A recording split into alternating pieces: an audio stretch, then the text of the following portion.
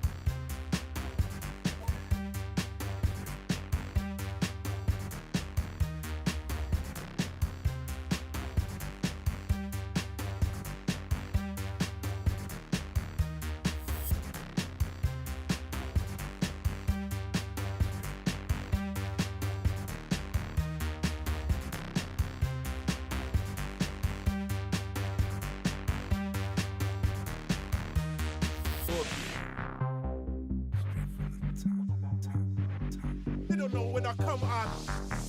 Bang.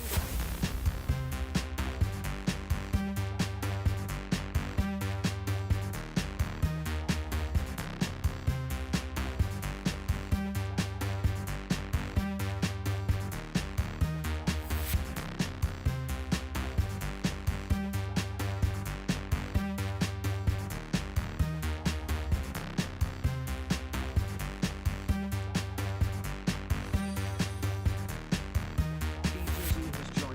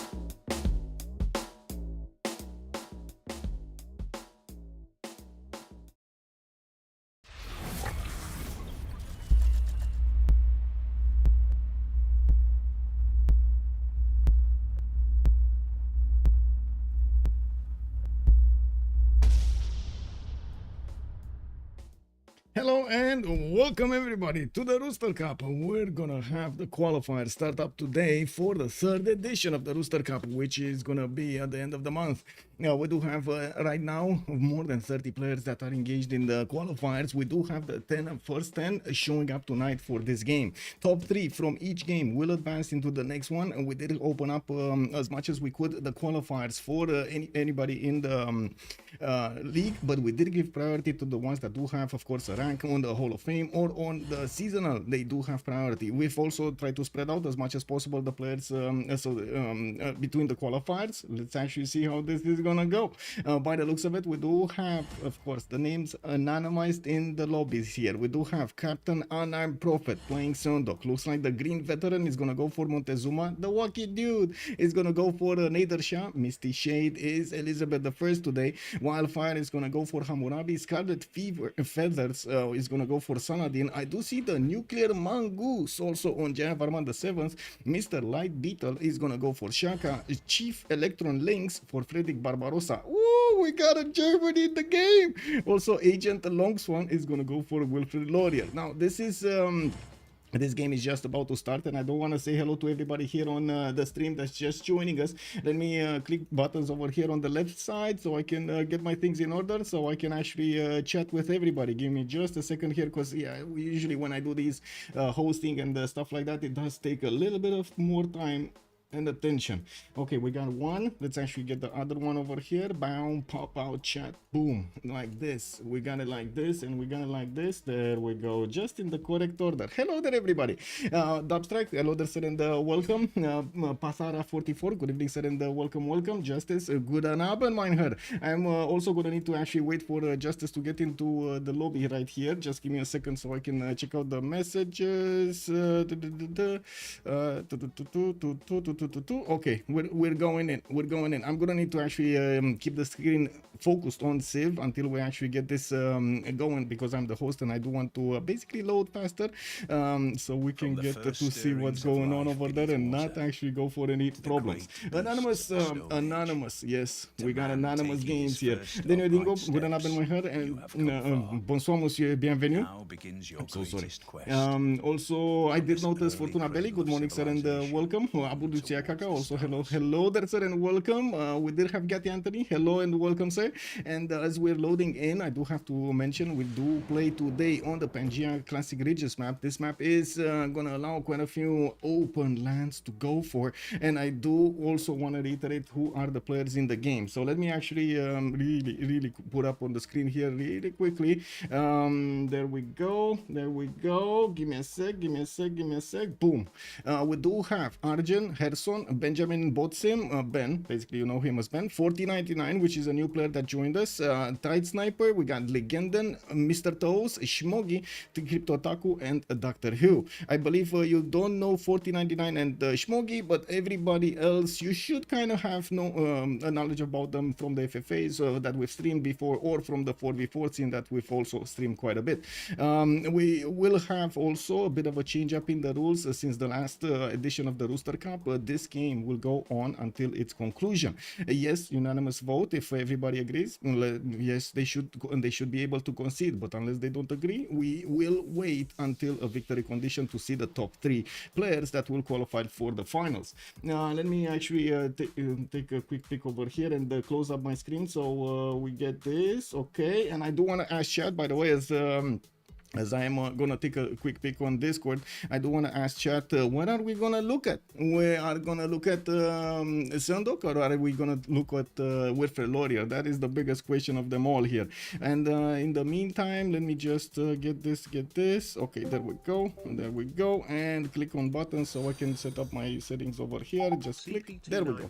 Okay, so oh, I totally forgot about this. Oh my god, thank you so much. Hey, TV, good evening, sir, and welcome. K Zuzu, and thank you so much for the follow, sir. And also Captain 9 Captain, Thank you so much for the follow, sir, and welcome. We go from the right to today. That is what is Bored Onion gonna tell us. Good evening, sir, and welcome. Let's actually go for the right one. That means Sundok is gonna be our choice today to start up looking at civs. We do have Gangju coming up today with scouting 3 turns. He will have the chocolate hills to the right side that he's gonna need to fight over with Chief Electron Links here.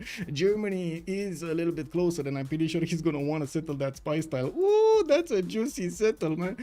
We do have Gangju also starting to expand his vision to the southwest. He has another wonder just for himself over here, Mount Kilimanjaro to the northwest, that could easily give him the plus the 4-foot tile and the 2 production there. And of course, from what I do see, he's gonna also have quite a few other cities here to play. So what I do notice, yes, he's gonna have actually quite an interesting zone in the capital. Let's actually see second city. That's also not a bad zone here. A lot of hills that he could use, and definitely over here he can place the zone here and boom, get 4 or 5 hills actually around it. So I would imagine he's not gonna be that unhappy with his spawn. Now the position might be a bit tricky. He's between London. He does have in the north Tamar, and I do see Germany in the southeast. So he's kind of surrounded by enemy players. We're gonna need to see who's he gonna make friends with. Of course, Barbzan, or in this mode, this is the FFA mode, the free-for-all mode, basically. Everybody's for themselves, and we do need them to actually gather enough Era score so they can get golden ages, right? That's actually quite a challenge in some of the games. Also, Hidan, hello there, sir, and welcome. Give me a second. Give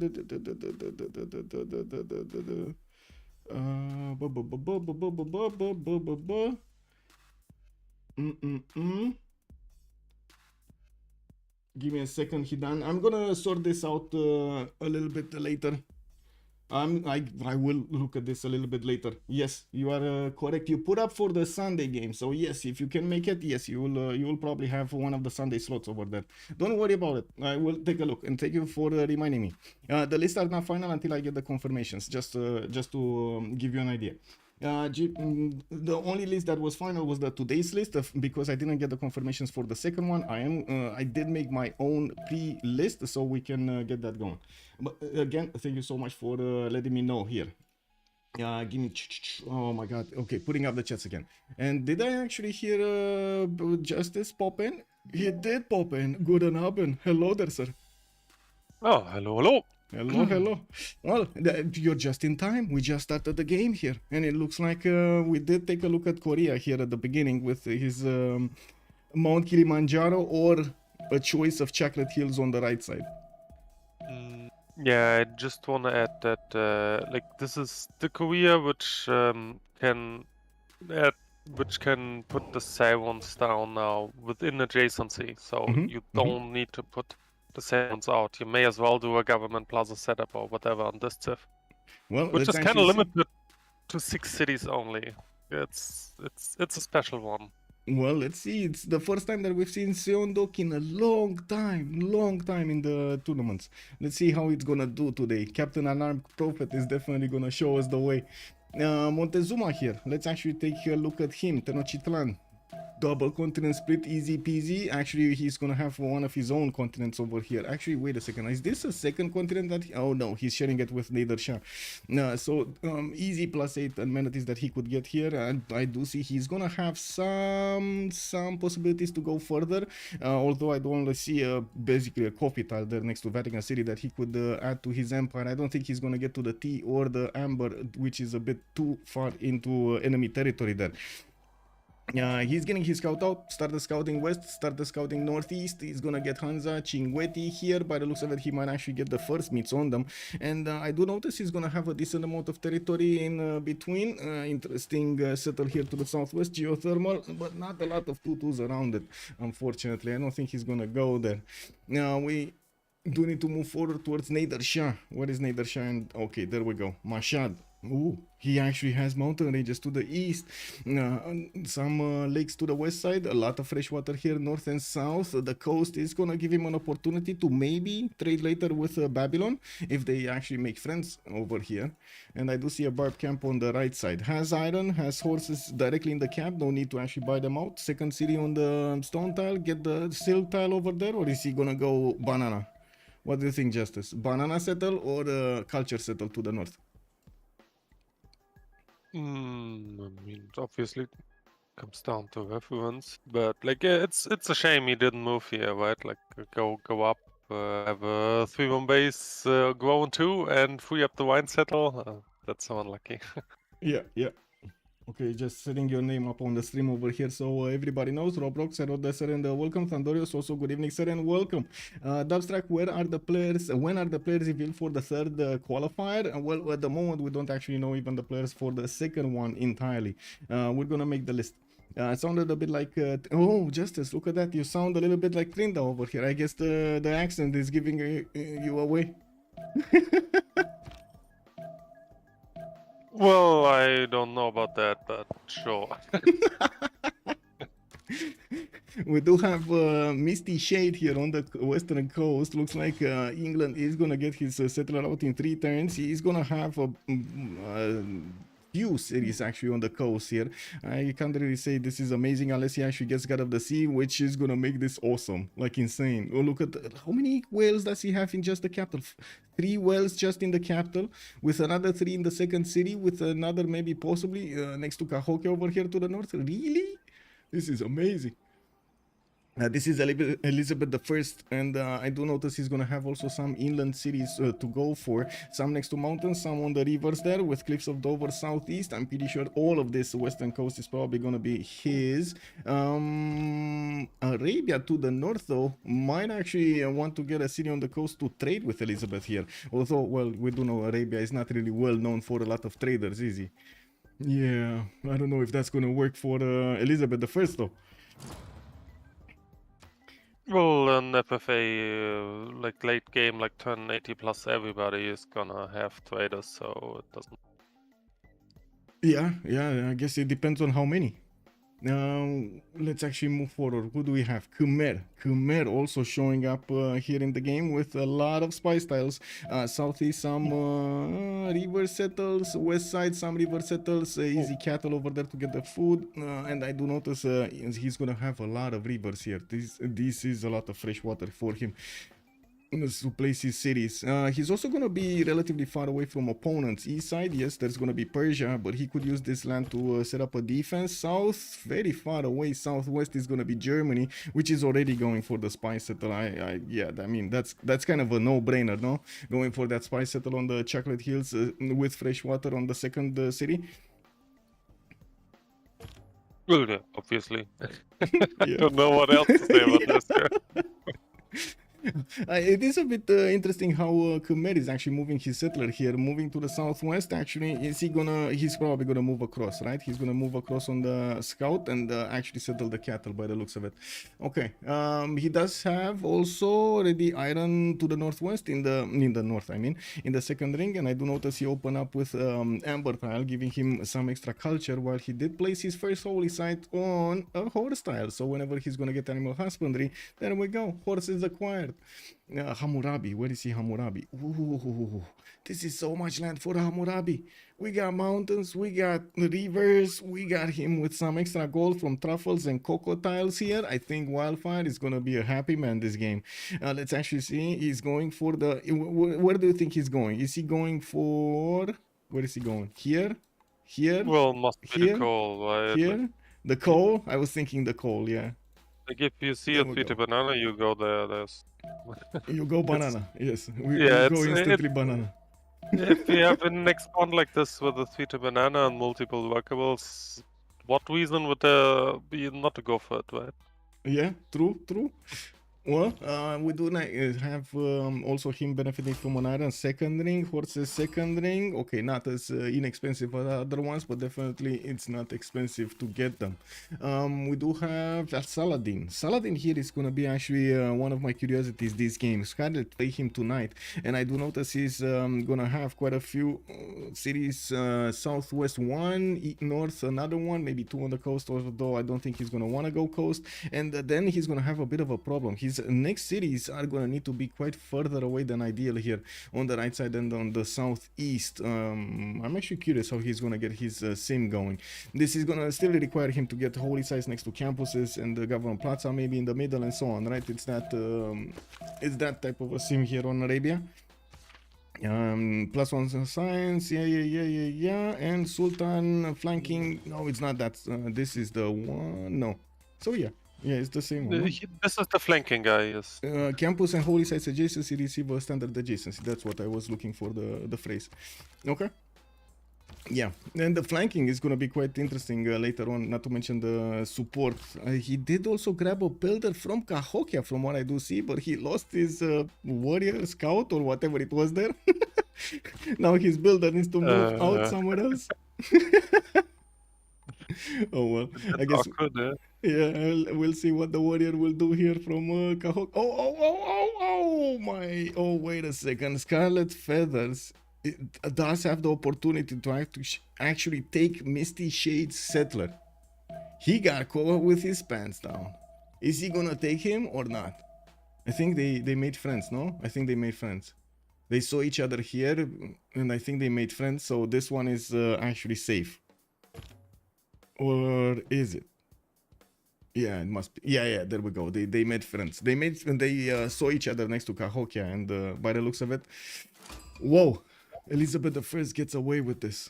Yeah, definitely gets away with this. Now, we do have to take a look also on Tamar, which is getting his second city towards the southeast, towards the Pantanal. And I do notice Gurihat got popped and the Green Veteran just got a relic. The Green Veteran here being Montezuma. So not only he actually has double. Yeah, yes. Oh, wait, is this, he got Stone Circle? Stone circles. He did get stone circles, yes, and he's working on his Stonehenge. 6 tends to finish. While we do have Mr. Lightbeetle here already starting to improve some of his quarries. They are expensive though. Third ring out from his capital to get those quarries down. Kutaisi just got settled. Second city west side already has an exploding volcano. Maybe this. Oh wait, this is another settler that was in trouble here. Arabia's going everywhere with his warriors. And units, he's seeing all the settlers that are naked. What is this?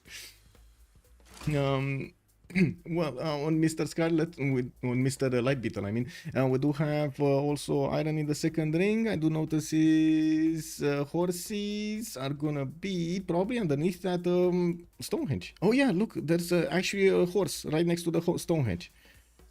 2 horses actually right next to the Stonehenge. Lol. Okay, well, that works. If it works, it works. Now, second city, though, is not going to have that much production. I gotta say, he's going to have a 2-1 base with 1 less point of production on the Pantanal. This is going to slow him down to even make a holy site here. Not really the best opener that you can get, and I'm actually a bit surprised about his choice to go for a monument from his second city, mostly because the Pantanal already gave him 2 extra points of culture and 2 extra points of science along with that tile, so I was expecting him to go holy site here. Now, what do you think, Justice? He should have gone holy site or no? I'm in general confused about the settle, to be honest. Okay. Like, I mean, Pantanal is nice and everything, but Mm-hmm. I don't know if it's really worth to wash it as a B2. Like, I definitely see a better settle, especially considering your stone circles, right?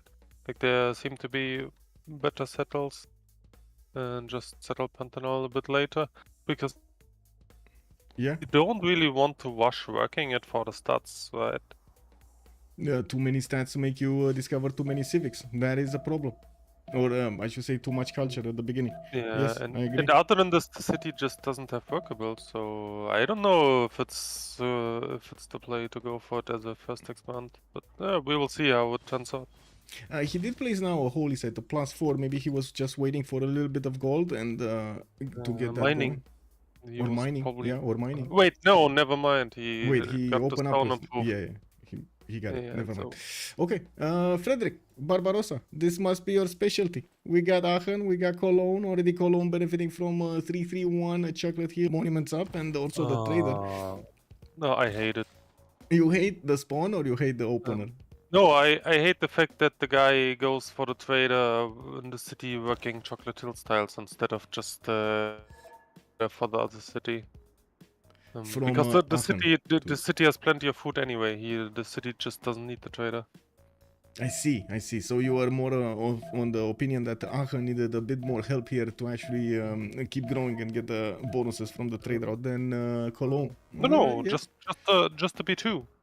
Just the just B3. wait until the wait until the B3. or I the see. B3. Yeah, like Yeah, the second expand. Like Yeah, this yeah, is yeah. where trader's supposed to go, in my opinion. But Yeah, makes I sense. mean, this I do also want to point out Chief Electron Links here did improve his rice style immediately. He does want to get the extra food going for Aachen to grow it quickly, and he's also going to need to work 1-3 tile that lacks points of food here.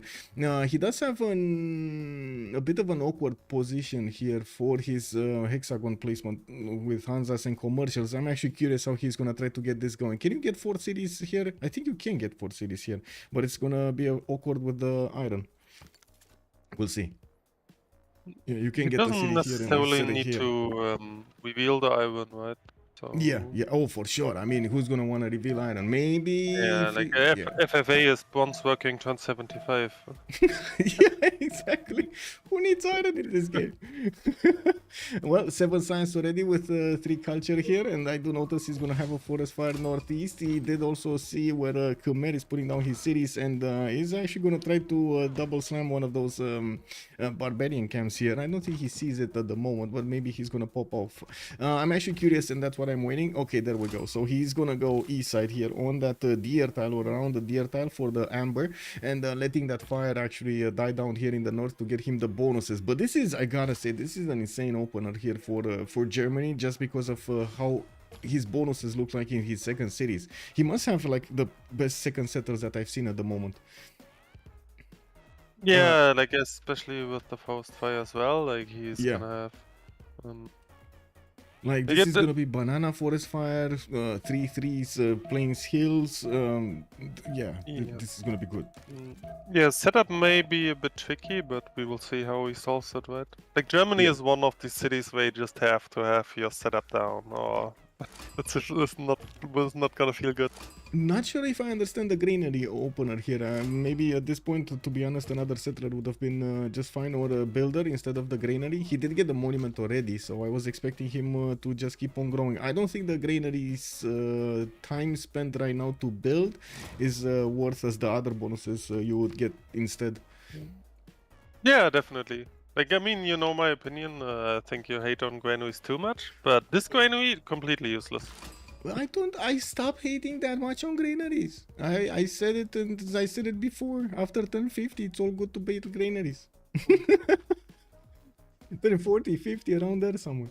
Anyway, let's see Wilfred Laurier, because this time around we're actually going to have a Canada player. We do have Agent Long Swan here with 3 Holy Sites opener. I do see he did start to get his deers out. Deers improved with the camps, but doesn't actually have any Pantheon yet. Already 3 deers improved. He's going to go for a 4th. He does have a 5th, and from what I do notice, he's going to have quite a bit of Tundra to settle on the east side here. This is going to be quite nice territory for him to get to settle. And since already Arabia does have a friendship with Elizabeth, he will have an opponent here. This is going to be something like a frenemy, kind of like a border in between them.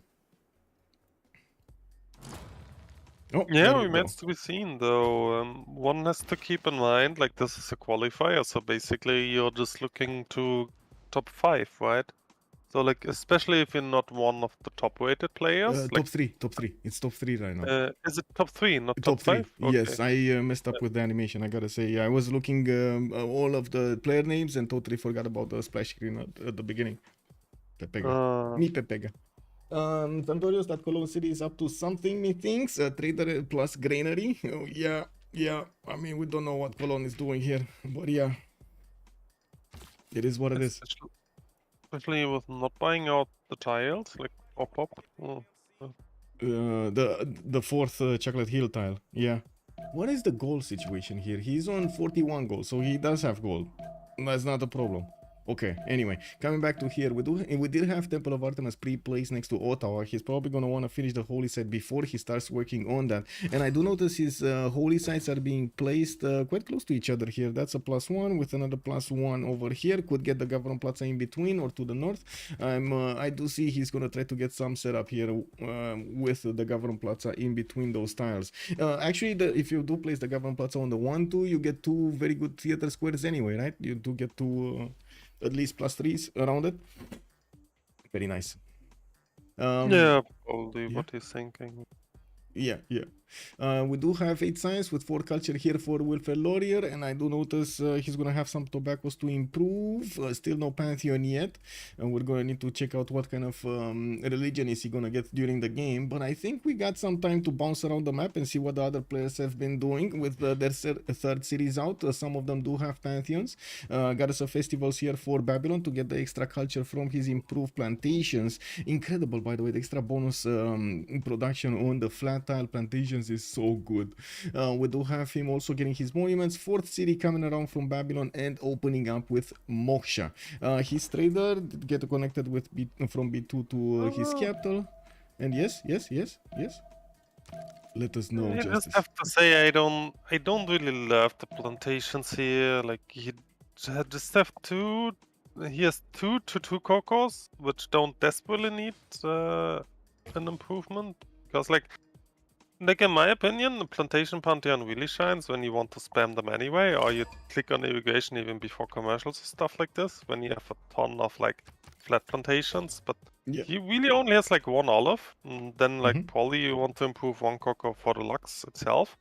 And then for a while there's not too much, so honestly it's not that much value. And especially if you look at it right now, it's no value at all because he doesn't have a single plantation, right? Yeah. At the moment is no value. I totally agree. He didn't improve his strategics either. We do have horses here that are not even bought in the capital. Iron not even discovered. And while he's getting his builders, I'm expecting him to start sending them there. I also see him opening up with commercials and of course with Moksha opener. We're gonna need to see if this extra culture from Moksha is gonna be nice or if he's gonna want to switch it with something else, combine it with something else.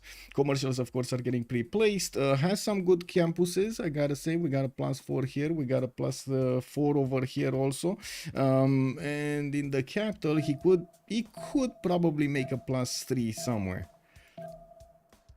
Oh, this on the stone tile, for example, +3. There we go, more commercials coming in. Let's see the other one. What is Aztec doing? Religious settlements. Also, commercial opener with Magnus in the capital. We do have him with settlers coming around from Azcapotzalco and Tenochtitlan. This is a very fast 5-city opener here from him. Not waiting to get the commercials out before he's actually getting the next settlers. Well, kind of like sometimes you do get this opportunity to do this, right?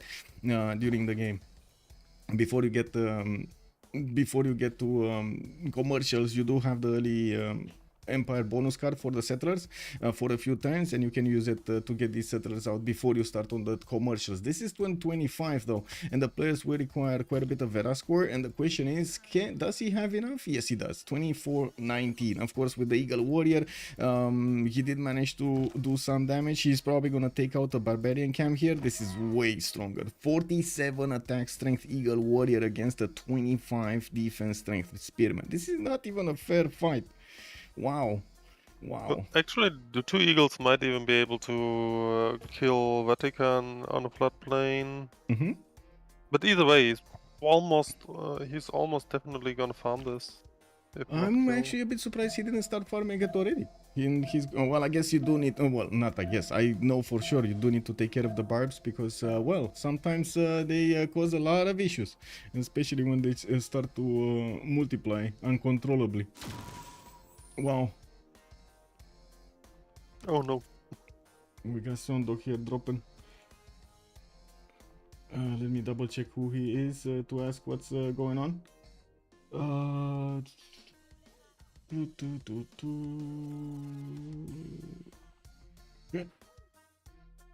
Yeah. I'm actually like, I mean, I don't know, like, I don't want to be disrespectful or anything, but I don't know half the lobby. Okay. Yeah, no worries. That's not. I mean, So it is what it is. That's why we're getting the how to say qualifiers like this. So we get to allow first of all as many as possible from the ones that do want to qualify, that want to register through the tournament, and we'll see who gets into the final. yeah, I just think it's quite an interesting mix of civs we got up here, right? Because like one can actually speculate that like if you are a very good player, you may just pick a more laid back civ, right? While when you are like not quote unquote in the top 3 just by being a favorite or something, you may be wanting to pick a more edgy civ and try to kill your neighbor or something like this. And I think this actually quite reflects on the civ specs we have here. There's some hyper simmers, which I'd like to call them, and then there's also some civs which kind of need to be aggressive to be useful. Which should actually be a make up for an entertaining match here. Yes, for sure.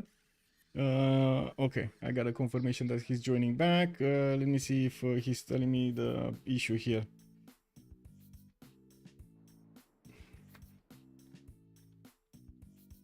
Okay, he's joining back.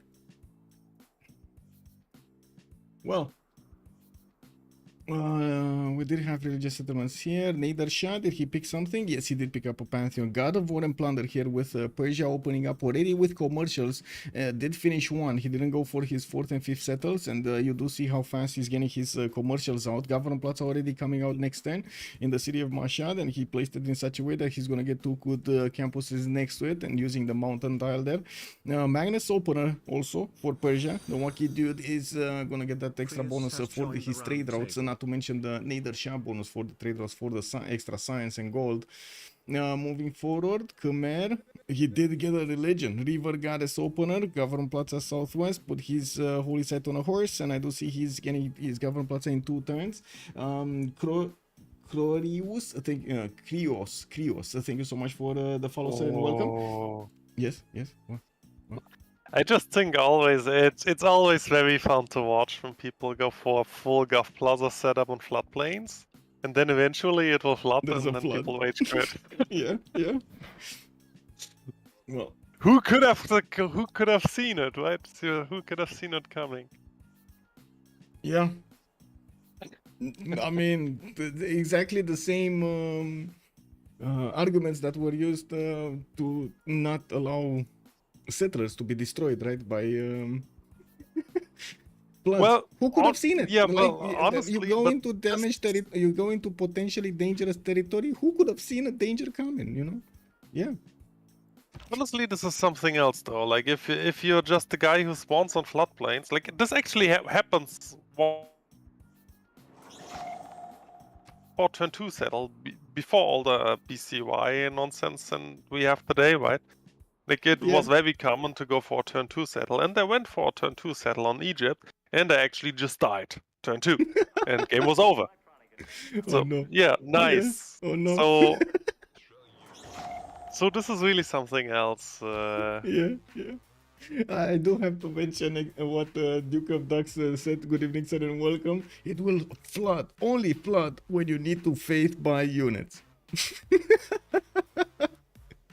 Yeah, I mean, that is probably the weirdest moment ever to get a flood going. Yeah, I totally agree with that. Ducks has joined the round table. Thank you so much for the follow, sir, and welcome.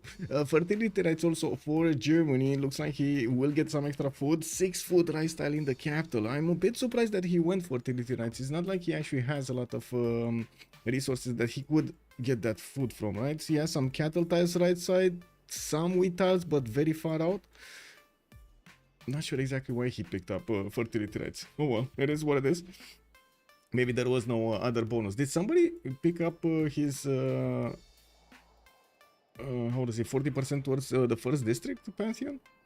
No, I don't see anybody. Patron. Yeah, city patron. Yeah, I'm very confused. Like, fertility rights, nobody on Korea. Like, also, Wonder on Nada Shah is also confusing to me as well. Like when city patron and religious settlements are both up, I'm very confused that these are not getting picked. Yeah, true. These are both very strong, very generic pantheons. So I do have to say that maybe it was one of those choices that he was looking at something else, or he had to think about something else, and when he actually clicked on the choose your pantheon screen, he just didn't have that many seconds to think and clicked on something really quickly. Sometimes it happens, no? Sometimes you just run out of seconds. This timer is extremely punishing, I gotta say. It's extremely quick, extremely quick. We did have also to take a look at the religion here of Khmer. What did he go for? So we got two religions. Khmer went for work ethic with tithe. He's gonna get his production from his shrines, his temples, not +6 on the prasats though. That would be quite nice. River Goddess will also give him the amenities here. Yes.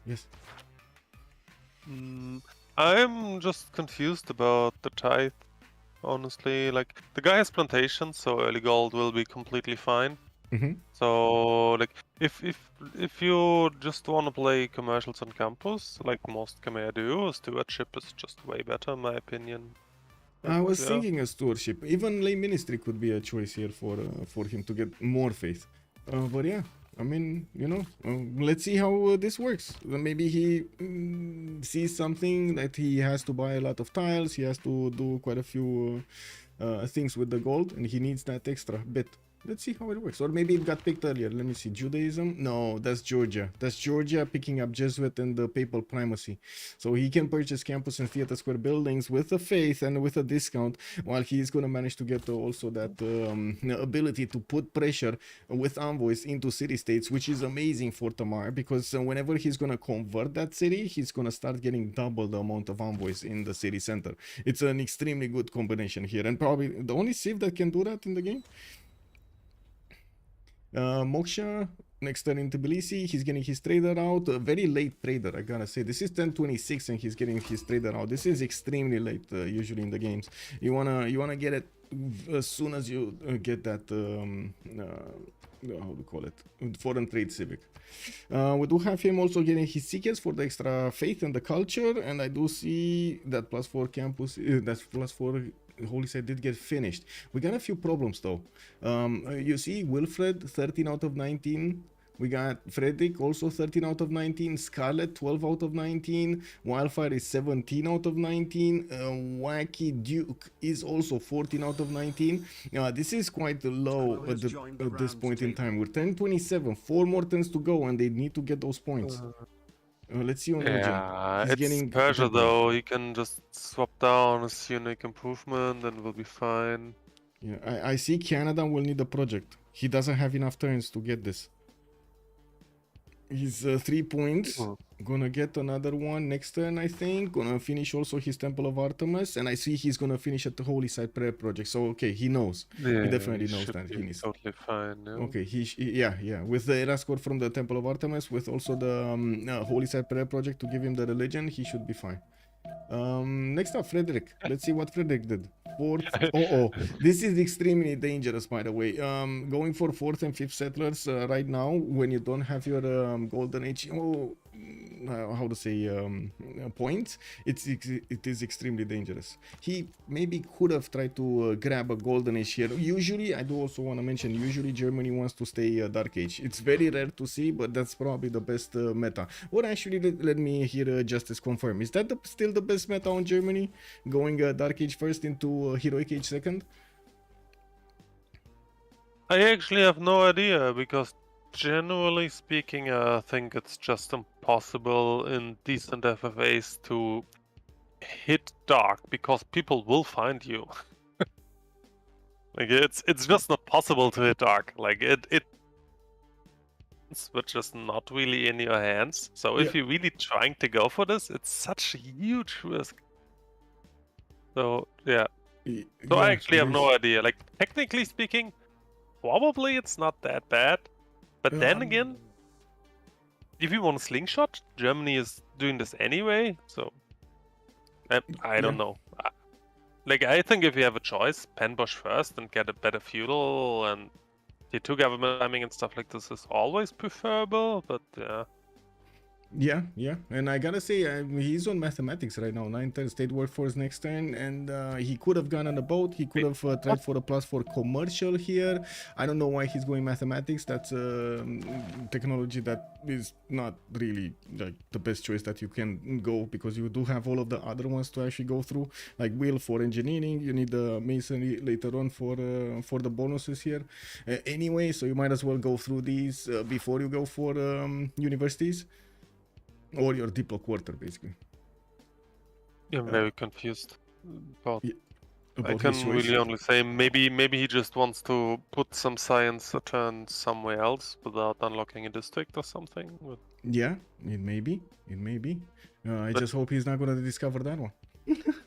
Yeah, well, going straight from mathematics is obviously ludicrous here. Like I have no other explanation for it. Let's see if the desync finished. I do notice this time he didn't desync, but if there will be if he desyncs again, we will re-lobby fresh on good turn. Okay, Duke of Ducks also, One Hot Gaming, yes it is. Also, thank you so much for the follow. DCR Mo, good evening sir and welcome. Monkey Wazaru, wait, but that's a +1 food bonus. That's that Pantheon scales so well with extra district Germany. Kek W, it's I'm sure.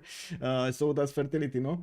Also 5-head the Pangea, Elizabeth Peak. I mean, to be honest, it does look like his territory here is gonna be interesting with his 4 cities set up on Cliffs of Dover and God of the Sea with so many of these resources. Just look at this territory here. This is incredible on England. We got a 5th, 6th settler coming around. He has the extra science and gold for the extra culture and gold on the south, and also a bit of city. Yeah, he just placed it down, so there's no there's no tab there. He's on 9 cents and 12 culture. Misty Shade is gonna be a happy panda. Yeah, we do have also Wilfred Laurier managing to get his religion. Next turn he's gonna get Temple of Artemis, and he already has 16 out of 19, so he should have it. Canada, Shrines and Temples, Lay Ministry. He's gonna go for the extra faith on the holy sites and extra culture on the square districts. While Arabia did go for Feed the World with pilgrimage here. Yeah, okay, he's still desyncing. We're lobbying on next, not this, next. Honestly, really think Canada got the short stick here, like especially if he wants to go for Holy City at the discount here, which it looks like he wants to. Like coal is so bad, honestly. Yeah. Oh no, granary. Where districts? That's the question I have. Where districts? Anyway. We do have Tamar here, 34. Looks like Agent did get it. Wilfred did get his golden age. Wildfire got his golden age. Scarlet got his golden age. Wacky Duke did get his golden. Everybody got his golden age except Frederick Barbarossa here. And we're 1 turn away from actually switching into the next era. We're gonna have a quick relobby here in the next turn, so we do fix the issues. With Stone's Age finished, Georgia is gonna go for his very late cover on Plaza 3 turns.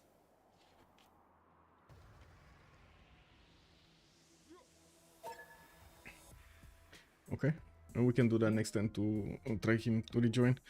We got some shrines here coming up also for the cities of Georgia, and well, let's actually take a look. How are they going in the point screen in the first era? So we got Khmer here with 100 points, 100 points, 4 cities strong, 100 points, 22 more points than Scarlet Feathers. Arabia second, we got Misty Shade coming up really quickly, really close by. Wacky Duke also 79, tied with Captain Anand Prophet. And I gotta say, you were saying about Sewans here that do have the ability right now to get next to each other, but look at him go. He's actually placing them with the most skills around them, getting also some commercials on the flat tiles next to those. And I do see his Government Plaza didn't actually have the opportunity to be placed next to those Sewans. Mostly, I'm pretty sure it's because of this rainforest problem. Let me actually allow here Captain Arna Prophet to... Wow. Okay, let's relobby if they want to. Thank you, vote. You're gonna relobby. Yeah, I mean, I said let's try that next, which meant basically let's try the him reconnecting next. But it's fine. We got the relobby going. Honestly, Khmer are probably pretty good this patch. Yeah, but not so much in the 4v4 scene. We haven't seen them shine in the 4v4 scene. Quite a bit of a different meta is developing there. Also, Ziggy, hello there, sir, and welcome. Is he friends with Korea? Who is friends with Korea? Looks like Babylon is in the best spot to win. The Beasley is also saying on the right side. Okay. Well, I do also want to say hello to everybody on YouTube that's joining us. Charlie Sharp, good evening, sir, and welcome. Also, Papas, good evening, sir, and welcome. I do need to take a look at my... yeah,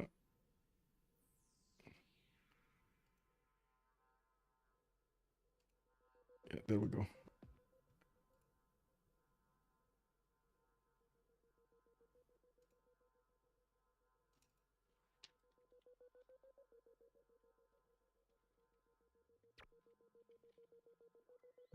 actually, I got a pretty strong opinion on the lights like of Khmer in Germany and like these hyper Civs, which I like to group them.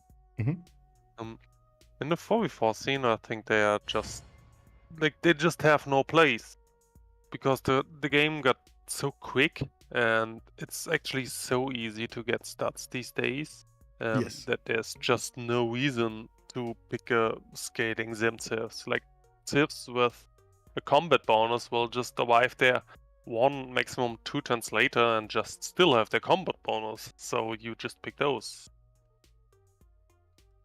It's really just a question of the game state, in my opinion. Like if you can hit whatever you need to push a guy with like Genghis turn 80, why would you pick Germany to hit it even later with then more production or whatever? But like there's just no reason to ever play a hyperscaler these days. Yeah. Like from a competitive standpoint, of course. Like if you're just having fun playing this and like an FFA, just go for it, right? But like from a competitive 4v4 standpoint, it doesn't make sense to pick those Civs. Even though there's technically nothing wrong with them, others just do their job better. To be honest, I am curious to see more and more Germany gameplay with Frederick Barbarossa, especially not Lincoln, because we've seen a lot of Lincoln lately, but we haven't really seen that much of Frederick Barbarossa. What can I say? I'm very, very excited to actually see if he's gonna manage to do something. I'm extremely worried right now he didn't actually get his any bit of setup going, like no commercials anywhere, no government plaza in between them. I'm actually very confused how he's opening up on Freddy Barbarossa, and he's gonna go normal age, not dark age.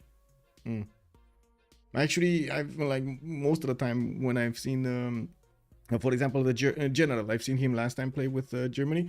He was even talking to everybody in the lobby to tell them please no, don't discover me, don't come next to me, and so on and so forth, just so he doesn't actually get the extra era score, so he can stay in the dark age. It is very important.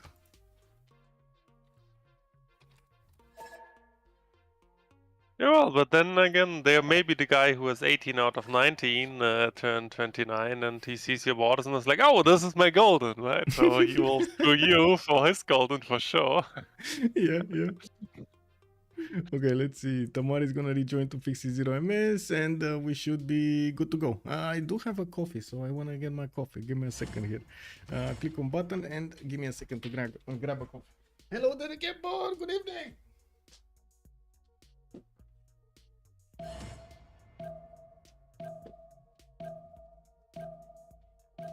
Totally forgot earlier that I put a coffee on the brewer, and I was like, oh yeah, I'm gonna get it, and then I had to respond and send so many messages in between to get everything going. From the first stirrings of life, yeah, it is what it is.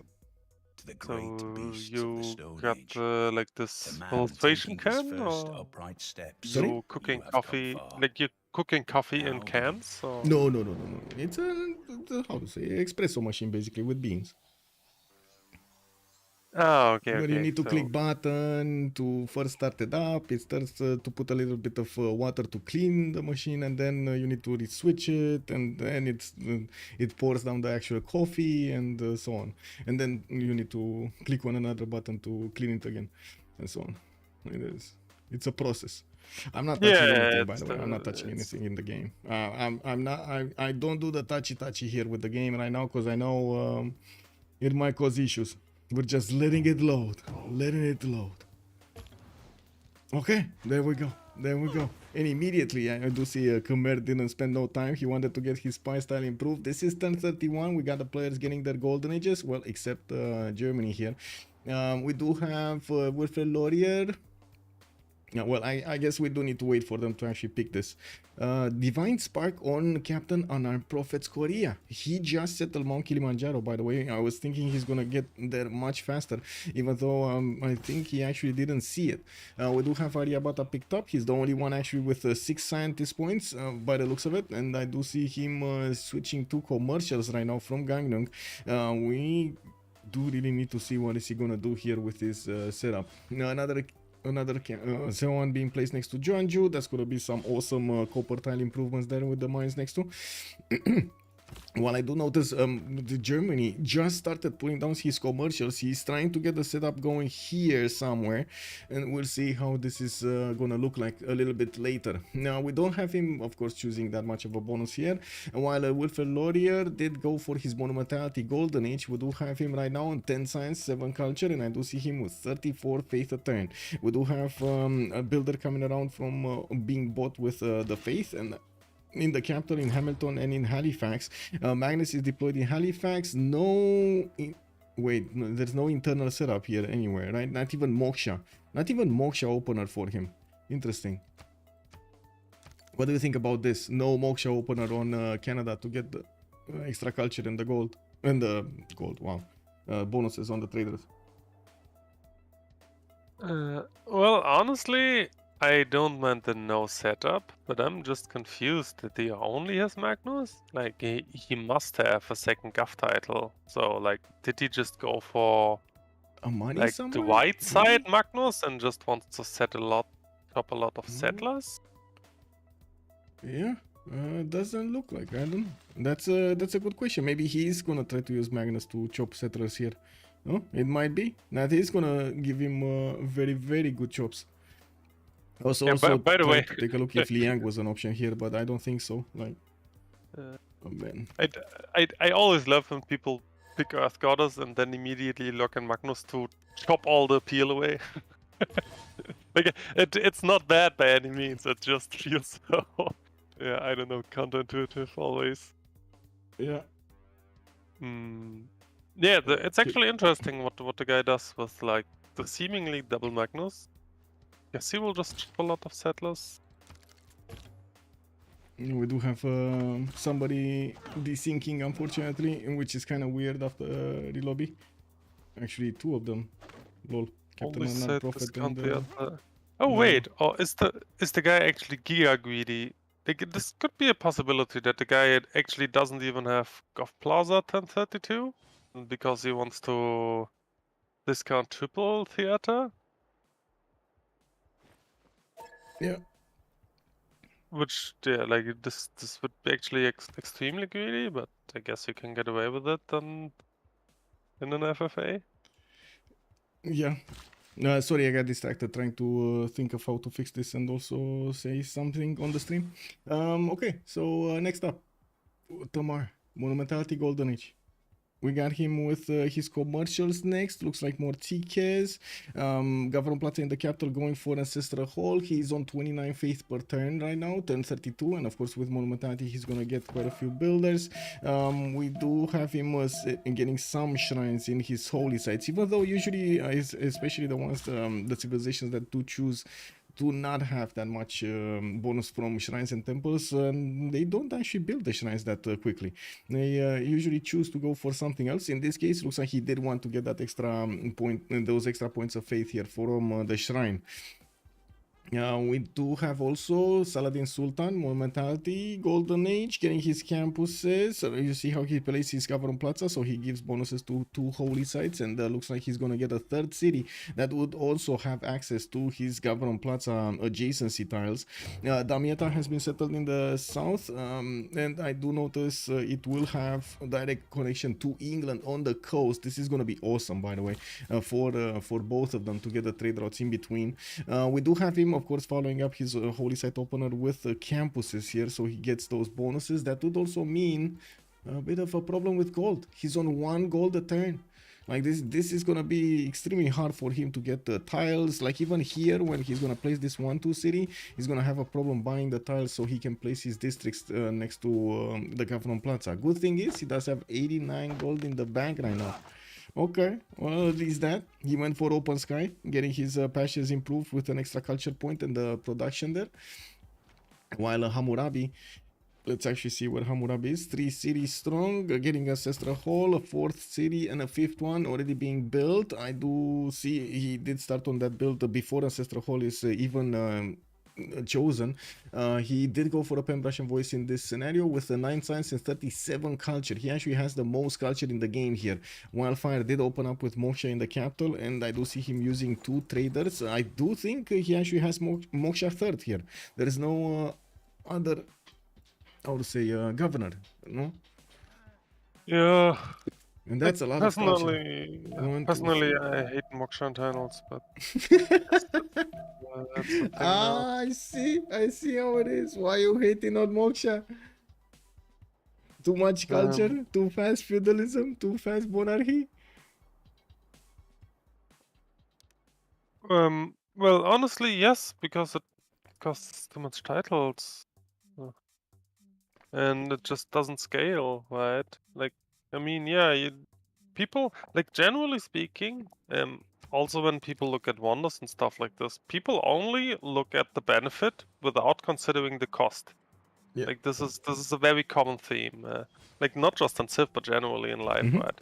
And I think I'm generally always more on the like calculation side, so this is always this is why I have my maybe different opinions from a lot of other people, I guess one could call that.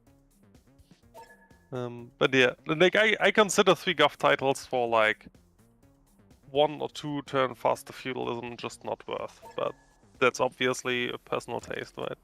Yeah. I do want to answer some questions here. General, good evening, sir. And also, if you want to join us, General, we're down in the casting channels. If you don't have access, I'm going to give you any time. Kulevik, also, hello there, sir. He went theater straight. Doesn't have a Government Plaza. Who are you talking about? Are you talking about, I don't know who. Is that Germany or something? He probably had... Definitely Canada. Canada. Okay. Yeah, okay. we were talking about like Holy Set triple theater discount, which is very old school build, and it's also tricky to achieve. Yeah. Also, General was saying that normally you go Holy Site into Discount Theater, into Discount Plaza for this build. He has 9 culture. Tricky thing is that he has to finish both discounted theaters in order to discount the 3rd theater, which he has to do before taking state workforce. And taking a look here, he's on political philosophy, so he did discover that one. State workforce. Oh well, it is what it is. Now we do have amphitheaters getting built from Canada, and we need to move forward to Khmer here. Actually, I'm gonna need to wait for the next turn to roll over so we can rejoin. Hanging Gardens has been built by Khmer, by the way, in Mahendra Parvata. We got some horses coming around. I would think Mohenjo-Daro is gonna be a target for those horses. That's a very close city state that he could take out a benefit from its, settle. Okay, Government Plaza. I also like the pretty quick horses, probably looking to kill Mohenjo. On Khmer. Yeah. Look at him. Yeah, it's a very solid play there. Okay, we're gonna relobby really quickly here. Good thing is the last relobby was fast, so hopefully this one is gonna be just as fast. Yeah. Oh, I just noticed Germany is just on archery this turn, which means, like, I don't know, did he actually finish mathematics for reasons? Yeah. Like, I don't know what the guy attacked. That's very confusing. He must be cooking something I don't understand yet. Yeah. Machiavelli, hello there, sir, and welcome. Man, there's 3 tournaments airing right now, and I want to watch them all, but I can't. Oh my god, man. Multiple screens, what can I say? Look at them all. Also, Project Cisco, hello there, sir, and welcome. Yeah, there are quite a few tournaments like ESL is going on right now. We got also Twitch making some announcements over there. I understand also there's a very good CPL Premier game. What was the COC against Freritos, if I'm not mistaken?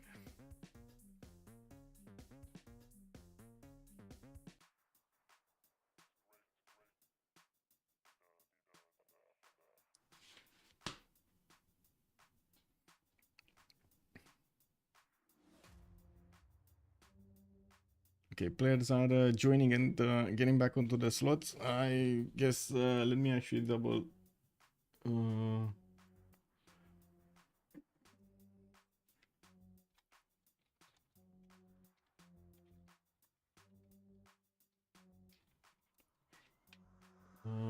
I don't know who was the other one. Who this in?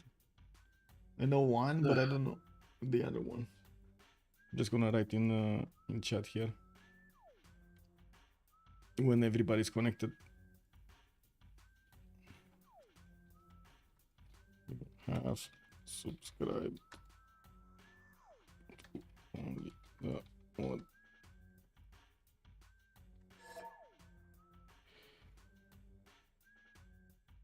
I'm just gonna copy paste this if necessary. So, how was the summertime, Justice, in the meantime? Tell us a few stories. Have you visited something? Have you seen something great? Have you had like a, I don't know, a very chill time somewhere at the countryside or something like that?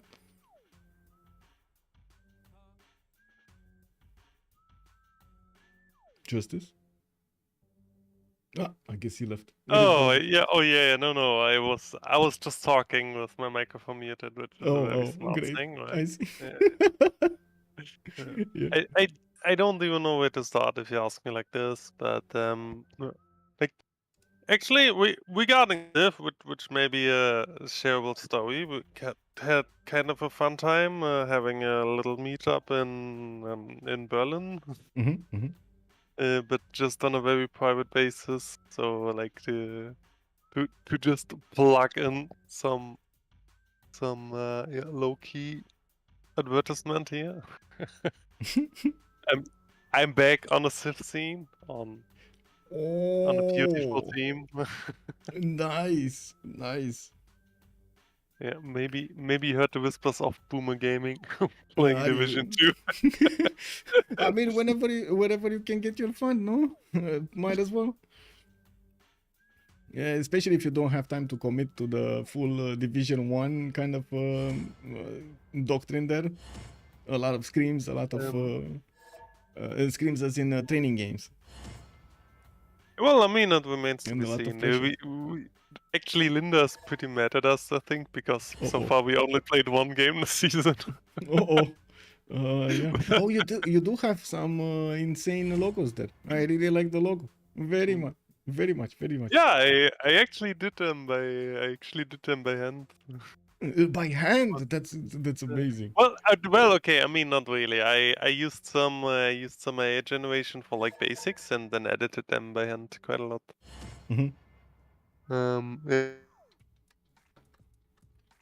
But yeah, I'm kind of proud of it. Yeah, so I'm glad you like it. So good. Let's see. Wait.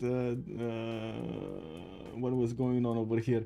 Navi smashed Eternal Fire in CS2. So cool. I loved it. I see. I didn't actually check out the Counter-Strike tournament, but I'm gonna check it out. You tracking goody hot stats and scouting lines. They're talking about General over here. The Cisco asking General. Nobody dare pick up more than 7 huts or you'll get. Yeah. I mean, I don't know. We'll see. Let's actually see how things are gonna go here. We do have the players readying up, and let's actually let them ready this up and not touch any buttons. I really hope this is gonna work. If not, we're gonna need to go into their mod list and so on. I did ask the two players if they did fix their mods or if there was an issue. Both said no issues. From the first stirrings of Actually, life you know, beneath one water, said no issues. The other one, great I did send a beasts of message in Stone the Age. lobby, so to man taking his first I'm assuming upright it steps, was no issue. you have come far. Athena is starting to be noisy though. Now begins No, not clicking buttons. Not clicking buttons. So out of this, what do you think Justice is going to be the player that will have quite a few advantages in the next part of the game? Or I should say top 3 advantages here.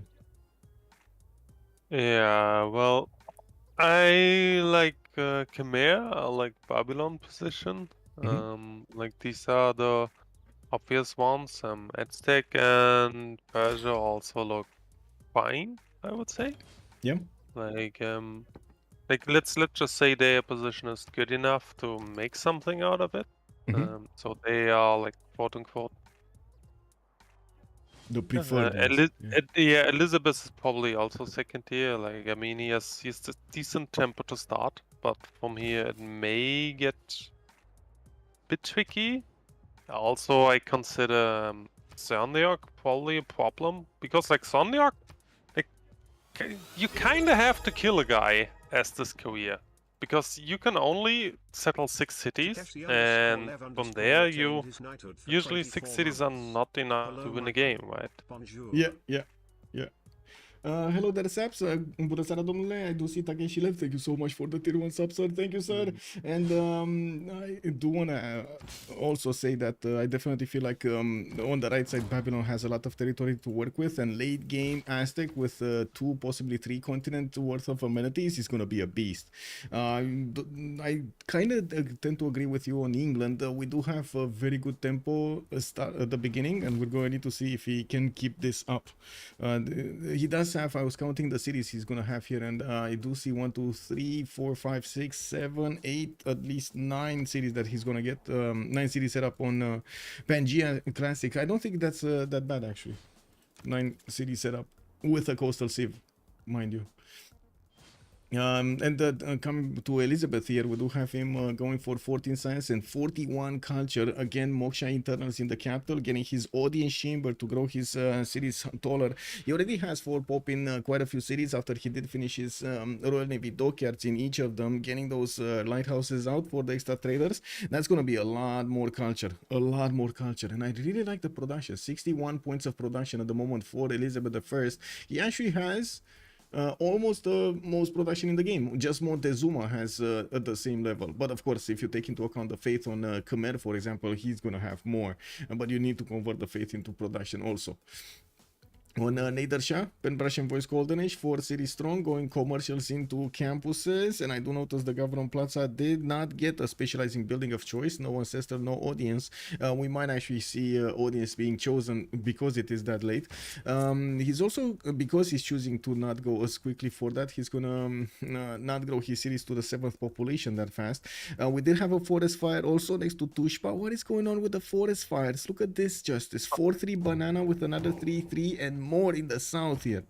What is this? Beautiful. Hamatana got placed towards Chinguetti. Yeah. We got more cities here. Yeah. Really skill, like Yeah. skilled players just spawn like this. Yeah, he knows how to spawn.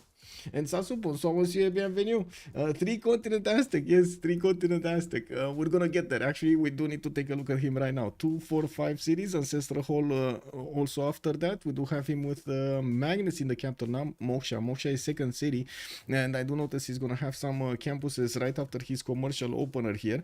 His Ancestral Hall is 3 turns from finishing, and I'm actually curious if he's gonna try to chop it out or not. We'll have a seal tile to improve here in between his cities. Already started getting some more amenities, and taking a look at his city of Vatican, he didn't actually get that many builders from it, did he? I don't think he did get that many builders. He's on 12 science and 26 culture, 36 points of gold per turn, and I do see he's on 61 points of production also with his 5 city setup here. His trade outs are also going to start coming out of the market cities. We do have Ishtapaluka finishing a market next turn, and I will give him an extra trader slot. Also in the merchant screen, I do see him on 3.4 points a turn, while Persia is already with God of War and Plunder on 10 points a turn. I'm pretty sure this is why Persia wanted to get this. Look at this. He actually got all of the merchants. He got the extra trader out Zankian, and he did get also Marcus Licinius Crassus. Those are the two from the beginning. No, third one actually got picked up by Babylon, which took away one of the extra bonus points of combat strength here from Aztec. This one, Coleus, would have given him one free copy of a luxury there. Anyway, it is what it is. Let's take a look. I don't know. Yeah. I'm always very outspoken against Swarm Plunder because the way how it usually goes is like the contested merchants get projected away, so the extra points per turn don't do anything for you. If you're not paying attention, yeah. But if you're paying attention, maybe you do one less project basically, so or something. Yeah, but then you have to project anyway. So I don't know, like other than you still giving need you to pay one attention more basically. That's why you're getting uncontested, mad. Why do I need to pay attention when I already got that? You know, it should be easy button. What is this? Yeah, that was easy. It's I mean, I just think there's not much use to it, but whatever. Like especially as being said, wait is against like a city patron or religious settlements or like even a situational pantheon, right? Yeah. Like I just think it's not worth ever. But maybe that's just me. I do see Germany did get his government Plaza, and I do see he's gonna have quite a few problems putting down his Hansas here. We do have him with quite a few actually places in between the government Plaza and his commercials. But I gotta say this took so long for him to get this going. 19 science and 19 culture, barely getting his commercials out. He does have some more traders, and I do see him with Magnus in the capital, Pingala second city in Cologne, while Canada's coming in from the north. Well, we do know that Canada is not gonna just declare war like that. Also Korea getting more settlers. We do have him with 2, 4, 6 cities already. While he's gonna get the 7th one from Gyeongju. We're probably gonna see one here to the southwest being placed down. I'd also notice he's coming very close to England, and taking a look at his friendships here, we do need to know who is he friends with. Penbrush and Voice Golden Age, 19 science, 34 culture. He's friends with Germany to the southeast, so he has an opponent in England, and he doesn't even know that England has a city so close to Jeonju. Look at this, so close to Jeonju. How are the friendships, by the way? One friendship, one ally. Germany? Yes, Korea with Germany, Montezuma. Let's actually see Montezuma here. It takes a little bit of time to actually see who is friends with whom in the top part of the screen. You're gonna see it. Oh, there we go. Hammurabi. He's friends with Hammurabi. He's probably not even gonna trade with Hammurabi. He's so far away. So far away. Well, this basically means Persia's friended with Khmer then. Let's see, Persia. Yeah, probably with Khmer. He's the closest one. Yeah. That also means he will need to scout out where Babylon is. He's close. And just look at this. Boom. Yeah, he goes past the mountains and boom, he's into Babylon territory. Babylon already has so many scouts in Nedershah's territory. The wacky dude here needs to do something about this. Is he gonna go blindly where no man has gone before into the face of a barbarian here? Is this a warlords he's building? Yeah, that is warlords. So it looks like this is gonna be a war setup for him. Wacky dude is going for the war setups. 22 science, 28 culture, 72 points of production here. And finally, we actually have no things. Yay! Yay! Yeah. Next up, what did we want? Friendship. Elizabeth is with Saladin, but there was some chatter, by the way, in the in-game chat. I did see they were talking about actually switching. Arabia was thinking of switching with Canada, the friendship that he has with Elizabeth I here. I'm actually curious if this happened. I clicked on button, but nothing happens. Elizabeth is still friends with Saladin. So who is Canada friends with? Canada must be with Tamar. The obvious one Tamar? left. Is he though? Is he though? Well, I do notice the opener here from Agent Long Swain getting his temples out. Also, an audience chamber from Ottawa. Got that guy from Plaza in between. And we do have a confirmation. Wait, there's no friendship here. Wilfred Laurier doesn't have a friend. So there must be somebody else that doesn't have a friend. If this happened. Georgia. Georgia doesn't have a friend? Yeah, I guess so. So why didn't they make friends? Maybe we caught them exactly when they send a friendship request and we don't see it, but they will have it. Yeah, I don't see anybody on Georgia either. We do have some awesome tiles here for Georgia to use. His 2-for-1 stone tiles is gonna give him a lot of production. 19.7 right now in the 4 pop city of Tbilisi. Kutaisi is only 14. He definitely needs to get these markets going for those extra traders, and he does have Moksha in the capital here. Well, city states, what do we have? First of all, no science city states in the game. We do have Kandy with Jerusalem, with the Cinguetti and Vatican City for the religious bonuses. Cardiff with Auckland are gonna have the industry bonus, and I gotta say I'm very curious if Auckland is gonna be smelled out by the Misty Shade. No, he doesn't know about it. He doesn't know about it. Auckland, Nanmadol, and Cardiff. Like, yes, this could be a dream game for, for the guy. For Elizabeth, yeah. Yeah, like all of these are prime. All of these are prime estate, and also not very contested. So yeah. I do see Bohemia Daro did get his holy side down, and we did have, of course, it being taken over by the Khmerian army. We do have also quite a few aqueducts being placed here by Khmer, going very quickly for his setup, while he's gonna go scouting in the south to see what's going on here. I'm pretty sure at some point they will smell weakness here on Frederick Barbarossa. So only 21 science and 23 culture. This is not gonna be easy for Frederick Barbarossa to actually get this going. Taking a look at what's going on in the city states, Lahore with Engazargamu and Kabul will come out for military bonuses. We got Antananarivo and Namadol for the culture. We did have also Mohenjo-Daro, but it got taken out. Hunza, Cahokia, and Muscat will be providing the gold bonuses in the game. Let's take a look here, because we did have Ancestral Hall finish. We got an array of builders also coming around. So 5th settle to the south, and by the looks of it, he's staying away from this northwestern settle. Interesting position. I'm actually curious how far into the south he's gonna go. He has so much territory to expand into. Not extremely good, but so much territory. Another 2 cities to the northeast, another at least 3 cities to the southwest, 1 to the west side here, and even Tanarivo to take a stab at in the north. I gotta say the sim over here on Sundok is starting to look quite nice. 24 science with 44 culture, 25 gold at 10, 72 production, getting to chop his libraries extremely quickly, getting more markets out for the traders, while he did use Moksha in the capital.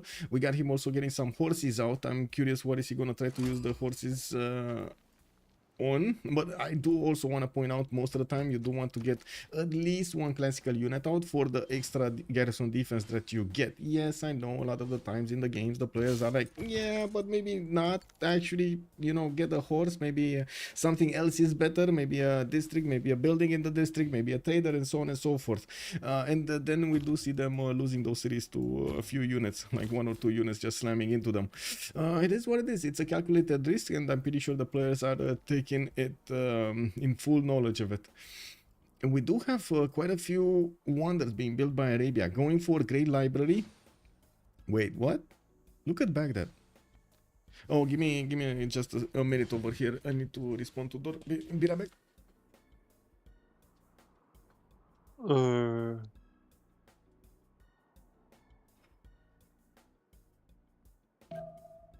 Okay, Baghdad is actually really confusing. I don't know the purpose of the city.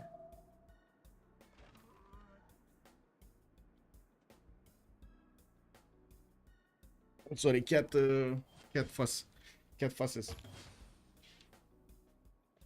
I'm back. Yeah. I was looking at Arabia's choices here, going for that great library in the city of Medina, and kind of stopped settling. He's on 5 cities right now. Gold per turn is negative, 24 science, 27 culture with 50 faith a turn, and he's more interested in getting wonders than expanding. What do you think are his plans in the next part? I don't know. The guy is feet, right? Yeah, feed the world. He's going tall. Yeah. So I'm actually confused. He's so afraid of the non-fresh settles. Like these like to the south of Cairo and like to the south and southeast. They're actually two decent settles which you can easily take. Full Yeah. non-fresh with feet. Yeah. Yeah. So I kind of dislike that he's not taking them. We did mention that problem, right? Southeast of his empire, he doesn't have that much fresh water, but I have to agree, Feed the World kind of fixes this issue. Although it's still slower than having the fresh water. It doesn't really like full fix the issue. It helps you mitigate it, I guess. It's a better term. Wall of Throne finishing up next turn here for Persia. We got the commercials going on, more cities. I do see also Aztec. We're sending some units, right? We're sending horses to Auckland. So it looks like Auckland is going to die to the 2 horses of Aztec. We do have an entertainment complex being built. And more campuses coming around. This is going to be a +3 in Texcoco. A builder has been taken away from Vatican City. There are 2 Eagle Warriors with level 1 promotions that did not choose to actually take the city altogether. He's going to take Auckland here on the right side, which to be honest, it's a much safer city to keep, even though Germany is probably going to have a problem with its neighbor here. I do have to point out, even with the slow start of Frederick, we do have 24 science, 25 culture, 94 points of production, and 104 food. That is quite a bit more than most of the players here in the lobby. Going for more granaries from Aachen and from Berlin, putting down his entertainment complex, and no Hanzas. 1040. Like, yeah, I mean, the guy take mathematics. Like, I don't know what to tell you. maybe it's infamous no Hansa Germany build. I don't know. We might see, but he has pop at least. Like he has district slots here, right? So why does Hammurabi have 500 gold? What is going on here? 500 gold in the bank. Why does he have 500 gold in the bank? Usually players don't want gold just lingering around unless they want to start upgrading units or something in the upcoming turns. Usually every kind of resource is being used to increase their capacity in some form or another, or increase their yields in some form or another, the results. He's on 72 gold a turn. I was expecting him to actually use this a little bit earlier. He does only have 68 points of production with 2, 4, 5 cities, a 6th one coming around going for the Niter settle there, and the 7th one going for the next to the Olives. Doesn't seem like he's going to be coastal, while he is continuing to get his markets and also putting down his Palgums. The Palgums will give him the extra food, if I'm not mistaken, on the tiles with fresh water. Yeah, there we go. He has extra food on the work improved tiles, and I do need to mention that improved tiles on next to the fresh water. On Montezuma, let's actually see what we have here. His Eagle Warriors are already getting the +5 luxury attack bonus. He improved quite a few resources. Got Marco Polo also. That's a second trader for extra capacity here. I do see Korea also did manage to recruit Hypatia, and we do have a few writers from Valmiki, from Wildfire and Canada. Agent Longswain getting those writers going in their respective amphitheaters. So where's your one plunder now, huh? Yeah. What is what was this, Mr. So Light you couldn't resist. Mr. Light Beetle. Who is Mr. Light Beetle? Elizabeth. No, that's Misty Shade. That's Tamar. Mr. Oh, look at this. Oh my. Hello. Yeah, hello. Friend now. Did they friend now? Are they still friendless? Let's see. Yeah, they did friend each other. Okay, there we go. So everybody is a friend with somebody in the game here. We got 19 science and 80 culture on Wilfred already. 14 and 30 on Tamar. While I do see, of course, he's following up his commercials with his markets and getting quite a few more cities. He's going to be on 1, 2, 3, 4, 5, 6 settles. While I would imagine he's going to get another one from Kutaisi. 63 faith a turn. It's decent, but not that amazing, especially especially if you take a look at Khmer here with 113. You can imagine that is quite different. And I do see where Colosseum is gonna finish. Angkor Wat is gonna build it in 4 turns. What is this production, man? Work ethic doing wonders. Work Already ethic, 40 yeah. 40 production capital. production cap. There you go, guys. Work ethic so useless. Didn't you say you were confused why he picked up work ethic, Justice? Look at that. He got No, it. no, no, He got no, it. no. No, definitely not. I am one of the very OG Khmer work ethic enjoyers. Like, I see, I don't quote me wrongly on this. Like, I was always a big fan on work ethic, especially on Khmer. Yeah, Like, I think yeah. on CPL for the longest time, work ethic was much more hated than it should have been. Like, it was Yeah, basically it was. never It picked. was. Yeah. Everybody was like, no, don't go for that. It's bad. Just pick something like, I don't know, choral music. Why would you pick Feed the World on any other Civ than Russia or Canada? Yeah, I know. I remember. Yeah. I remember. But Yeah. like, and I like actually I do remember you casted this game when I would like, I don't know, like 3 years ago on the German league where I originally brought out the work ethic lay ministry Khmer on Highlands, where I was declared insane for doing this. I know, but it was the play. It was the right play. Yeah. Yeah, I crushed the competition. It happens. I mean, this is why we love Civ so much, right? You have so many different choices, and the combination of them is so varied that at some point you gotta prove that you gotta prove the strategy. You know, it's not that easy to actually just write it down on paper and say it's working or not. It's not working. We do have also quite a bit of faith here banked up on Saladin, and I have the same question about him as the others. Why is he not spending this faith? 300 faith, maybe he's just getting feudalism. Yeah, he's keeping for feudalism. In 2 turns, he's gonna discover that civic, and I do see quite a few players actually are gonna discover or already discovered feudalism. Some that did already discover, like Khmer, are already going on the bottom 3 to get their monarchy going. And I do have to ask a big question here. Now with so much culture from Moksha internals, for example, and I know you don't like them, but with so much culture, is it viable to actually go merchant republic instead of monarchy?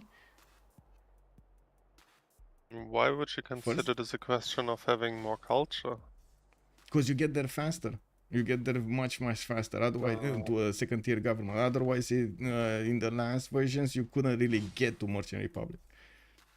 Oh, you mean just completely skipping? Like, honestly, I always did that in FFA. Like, I'd always ignore, like even if I go normal first, I don't care. Like, I just go for merchant. Like, monarchy. Yes. Okay, well, I'm still a monarchy kind of guy over there, but whoa, I just noticed barbarians did take one of the builders of Korea next to Mount Kilimanjaro. Man, those guys don't even have a home, and they actually took here the builder of Korea. He's gonna get it back though, right? Yeah, he's probably gonna get it back, or easy, because wait, if this scout moves here, he doesn't have movement, no? Anyway, we're actually gonna need to see how things are gonna develop. Usually sometimes the builder actually doesn't get escorted by the barb scout, and it just runs away wildly somewhere. Now I do see there's a horse being deployed from Gwangju. Maybe it will actually try to get as quickly as possible to grab the builder back. That's a 5 charge builder. It didn't get to improve anything, and it also pillaged the Seon. That's a nasty one. Yeah, with this builder also. Kick W, what a scout, man. What a scout. We do have more improvements, of course, coming out from every one of the players here. I do see Germany is gonna go for some insane setup here for Theater Square with the entertainment complex in between. He didn't even try to Still rush. no Hansas. 1047, still no Hansa. Still no Hansas. Yes, he's. I believe right now Chief Electron Lex is showing us a bit of a different way to play Germany, which I guess we're going to need to see if it's going to be on par. Kind of a hard beginning here with a normal age to actually catch up from. We'll see. If there is one Civ that can catch up, it's Germany. The question is he going to get that? Let's put it like this. I do remember a guy who only played like Holy Kanuni back in the day. And this was also definitely a different way to play it. It was just not good. Yeah, true. But And at the same time, we got on the other spectrum middle student, which knew exactly what to do and how to do it with any kind of civilization. He was doing exactly the same build order for the culture victory, and if you weren't next to him, he would just lose. well, yeah, on It the was that team, simple. of course, yeah. I do have to mention here we got the nuclear mongoose on Jayavarman the 7th. We do have him first of all finishing Colosseum, 48 science, 67 culture with 133 faith and 163 points of production. Khmer is going to the sky. We do have him also placing down quite a few aqueducts and getting those industrial zones next to. Oh my god.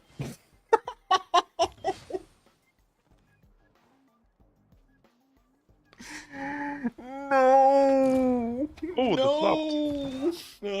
England is rich. Is that 200 gold per turn England? Kulwip, hello there, sir, and welcome. That is 200 gold per turn England. Oscar, hello there, sir, and welcome. And yeah, I gotta clip that, man. I gotta clip that. That's just insane. Oh man, where is Liang when you need it? Did it destroy anything here? Actually, it didn't do anything. I don't think so. No, it didn't do anything. Yeah, it just looks dramatic. It actually didn't do anything. Yeah. Also, Liang couldn't help that at all because it's obviously set up from like 3 different cities, so you can't put Liang in all of those.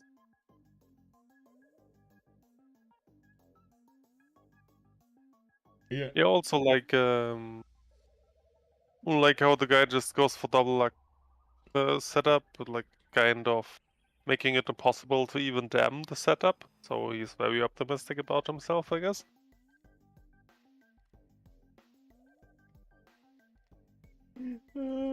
Okay. Magi Vasaro, hello there, sir. Civ6 Marco also, hello, sir. Good evening. Will there be a vote about who wins? Yeah, sure. Let's actually put up a vote about who wins. Let me ask Justice here to tell us a few stories about Canada. There we go. About Canada? Yeah. Stories about Canada? I mean, what do you think he's gonna do here? Well, I mean, by the looks, obviously, he just gets wonders, he gets theater squares, and then he will... Like, he is one of the guys who will have, like, 300 culture soon, then everybody is like, let's go and kill Canada, and he's like, no, you don't need to kill me, I'm not going for CV, right? And then eventually he will die. I see. So you, Like, you this think... this is how it usually goes for Canada and FFA, right? True. There will be a moment when Saladin will need to make a choice here. Is he gonna have what he needs though? Because right now there's quite a bit of a difference in culture. So I would imagine when Canada does have fascism, Saladin is basically playing with nationalism or something like that. I don't even know if Saladin will be the problem. Like, honestly, the way it shapes up right now, Yeah. like, if Georgia is not stepping it up soon, TM, I think Korea is just gonna go north and not stop. I see. I put the player list in the chat here. Arjun, Herson, Ben, 40, Tight Sniper, Legenden, Mr. Toes, Smogy, Cryptotaku, and Dr. Hugh are in the first qualifier. There are 2 more qualifiers, so there are another 20 players that are gonna play in the qualifiers to see if they actually get into the finals. Top 3 is going from each qualifier into the finals, while Trinda is waiting there on the throne to see who's going to challenge him. We're going to need to figure it out together. I do also want to mention here, Khmer is very close to in points with Elizabeth I. We got 28-8 to 8-5 here in between them. And by the looks of it, we do have a religion here also on England. He got the second to last religion, Zen meditation and stewardship. This is actually very good for England right here. The fish religion here. Getting that extra amenity is extremely helpful, and also getting the extra points of science on his campuses are going to be quite nice. Is going to be quite nice. Was living for most of his inspiration. Oh, what do we have here? We got 5 more turns until this. Elizabeth is on 63 science with 81 culture, 153 points of production. No industrial zones. He does have one. He does have one industrial zone here, but it's only 1 point of production, and I don't think he can get that much more. Like maybe another point from the mine, and that's gonna be it, right? He doesn't have more choices. I do see also he's using Cahokia mounts. These are gonna give him the extra amenities there in the city. Let me actually double check. That's a +6 happiness, Manchester City, with the bonus from happiness giving him all of that extra production and extra yields basically in the city center. Yeah, I love it. yeah. The karaoke amounts are, in my opinion, one of the most underused CS improvement there is. Very Like good. very good players use it, but it's still very uncommon to see them. So this kind of convinces me that Elizabeth's actually one of the better players here. We do have a call to take a look at Canada's religion. He's with choral music and lay ministry here, and I do have to point out he's getting his Mahabodhi temple in 2 turns from Hamilton. We'll see if he's gonna finish it though. Is anybody else building it? I don't think so, right? The only challenger would be Khmer or Arabia, and I don't see either of them building it, so he's gonna be safe to get it. I also am pretty sure we're gonna start seeing the players getting a bit of excited to get some units out to start getting the war going against their opponents. We're gonna have some idea about this. Oh my god. Lol. What?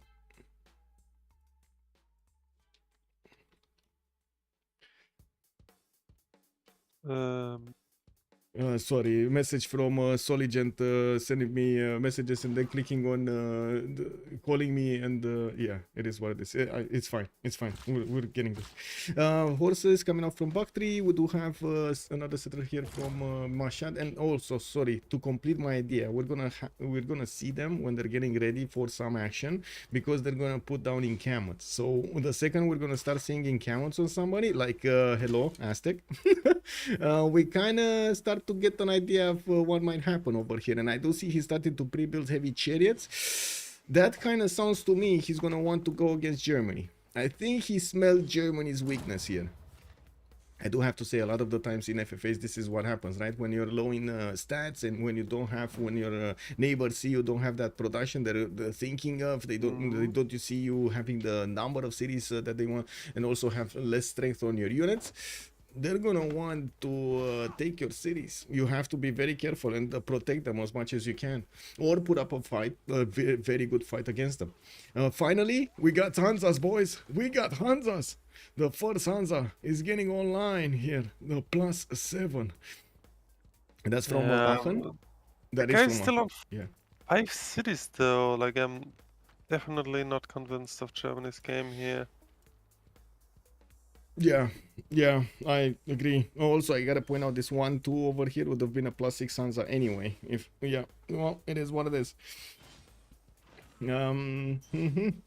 Well, getting some walls in Berlin. I do see he's plugging Victor in there. He did get audience chamber, so he's getting the extra food and amenity from each of these governors deployed in his cities.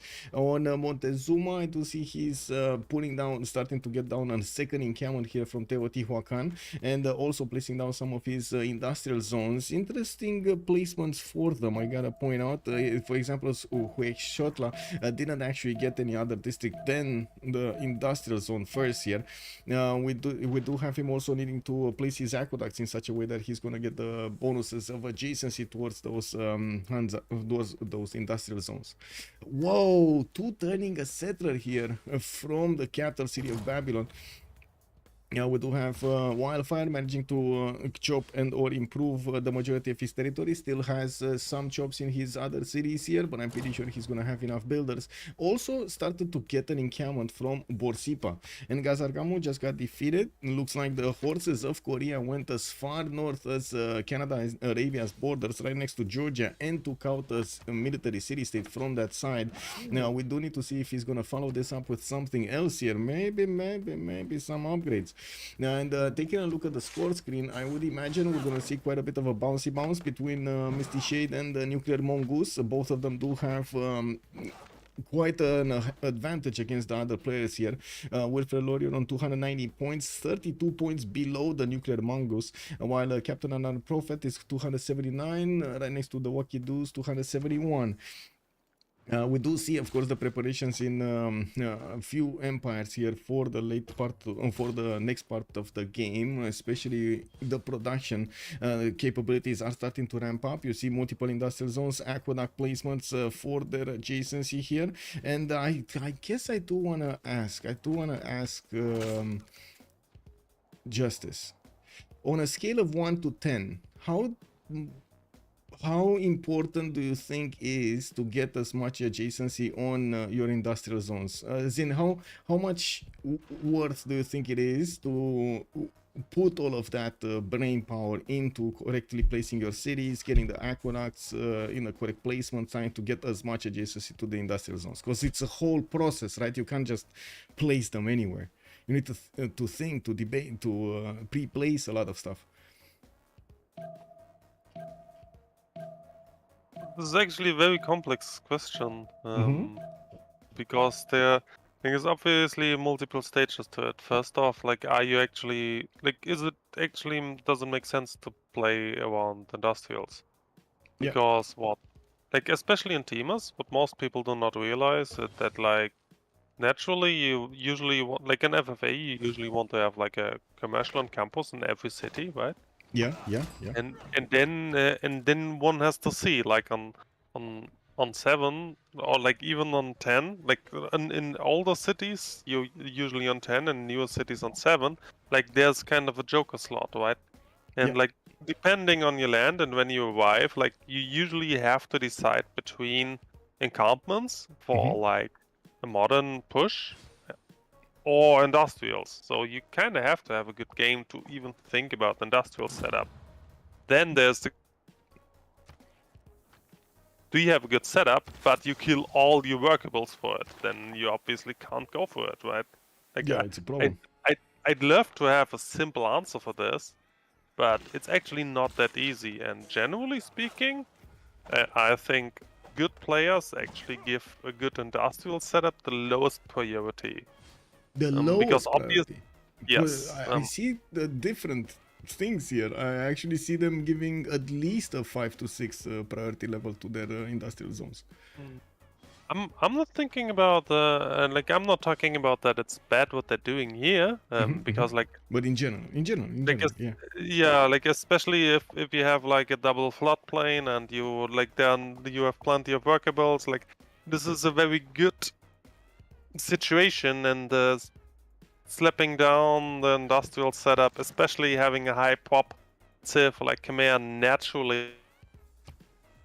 Yes, and when you get there, it's obviously very good. But it's not like you can always do that. It's kind of what I'm trying to stress out here, because people tend to go into one scheme and then always execute on this in every game. And like, at least in my opinion, the beauty of Civ is that you have to rethink in every game as new, right? Yeah, totally agree. To really get the a lot of the optimum out times, of it. a lot of the times that like differences between your spawns and civs that you play, that you're still gonna get some diversity in your game plan. You don't have the same build queue, you don't have the same districts built and so on, but it's very close, because you know it's kind of same principles on most civs. You shall not pick Jax. Hello there, sir, and thank you so much for the follow. Also, I have a few questions here that I need to answer. First of all, Shot Caller, good evening, sir. I did show Canada's religion. Second of all, I did see Saps. Bună seara, domnule, și bine ai venit. Good evening, sir, and welcome. I see, thanks. Talking about this is how FFA is played without knowing who's who forecasting. So I do have, it's not only forecasting, but also for the player. It's mostly for the players in the game, not for us, the casters. I do want to point out the players build up quite a bit of a history between them in the normal games, FFAs. And yes, egos sometimes spark. And unfortunately, that whole history is brought into the game in any upcoming game after that history is being made. That actually tends to bring quite a bit of baggage in the game with it, and not allowing the players, not giving the opportunity to the players to do what they need to be doing in the game, or what they should be doing in the game according to the game situation, and not because of the history, not taking into account the history they had with other players in the before game, in other games. 4v4 different a different setup. We did try quite a few times, like FFAs not having them anonymous and so on. This setup worked much better with the players, with also the viewers that do have something to laugh about over here, some of the names, and also how to say, how they make the decisions in the game according to everything else. Mercutio Flavius, hello there and welcome. Honestly, I was happy for Saladin getting first golden, but holy size Spanish is just not the way. I do have to point out, we do have the Golden Age coming up, and we do see Golden Age on Canada. Frederick is gonna get his golden, Tamar golden, Scarlet golden, Wildfire golden, Nuclear golden, Misty Shade golden, Wacky golden. I do see also Golden Age on Montezuma and Sundo golden Age. So across the board here, we did have all of the players in the lobby managing to get their second golden.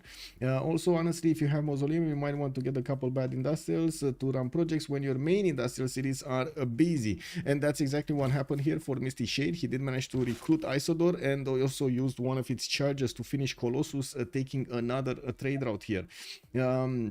You shall not pick checks. Hello there, sir. I've watched quite a lot of games on YouTube already, and thank you so much for watching. And of course, I do hope you enjoyed it. I really love your on-point commentary as well as the online culture in Civ in general. Thank you so much, sir. And of course, welcome to the community. I hope you're gonna have a lot of fun with us. I wonder, are there games played on standard speed ever? No, it takes way too long on standard speed. It's unfortunately, we tried it. We tried it at the beginning. We tried the normal speed. We tried switching from simultaneous to dynamic turn timers. It just doesn't work. Like dynamic turn timer, it took us not the turn, dynamic turns, not turn timer. It took us like what was it, 2 hours to get 15 turns going or something like that. Oh my god, no. It's just, it is what it is. Yeah.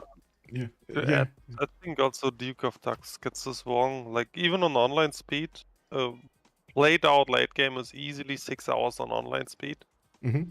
So yeah, so like it's not seen that regularly because usually people CC a lot. But like especially in these tournament games where it really gets into late game, it's easily 5. Yeah. So like a standard game would be kind of a full day, which is ludicrous, right? Like one cannot sit with that. We just, I mean, it would be a bit too hardcore for the players to do that. It's already an extreme effort, I gotta say. Try playing a game like this 5 hours or 6 hours almost every day against very, very good players. It's just gonna be an ongoing challenge and quite draining. But that's one of the things that the players really like about, in general, the community, and that's why they wanted to be here, because they do get challenged. They do get challenged all of the times by their peers. They do get challenged by new players in the league sometimes, and they have to like defend their brand and so on and so forth, which is very, very, very good. And when I say brand, I'm basically saying ego, but sure, okay. We got some workshops here in Gordian, Bactri, getting some universities out. I do see traders in Mashad, and yes, industrial zones galore here for Persia. He is gonna need to take out his Perides, not a problem though. It shouldn't be a problem to remove it there. And Diplo. Oh.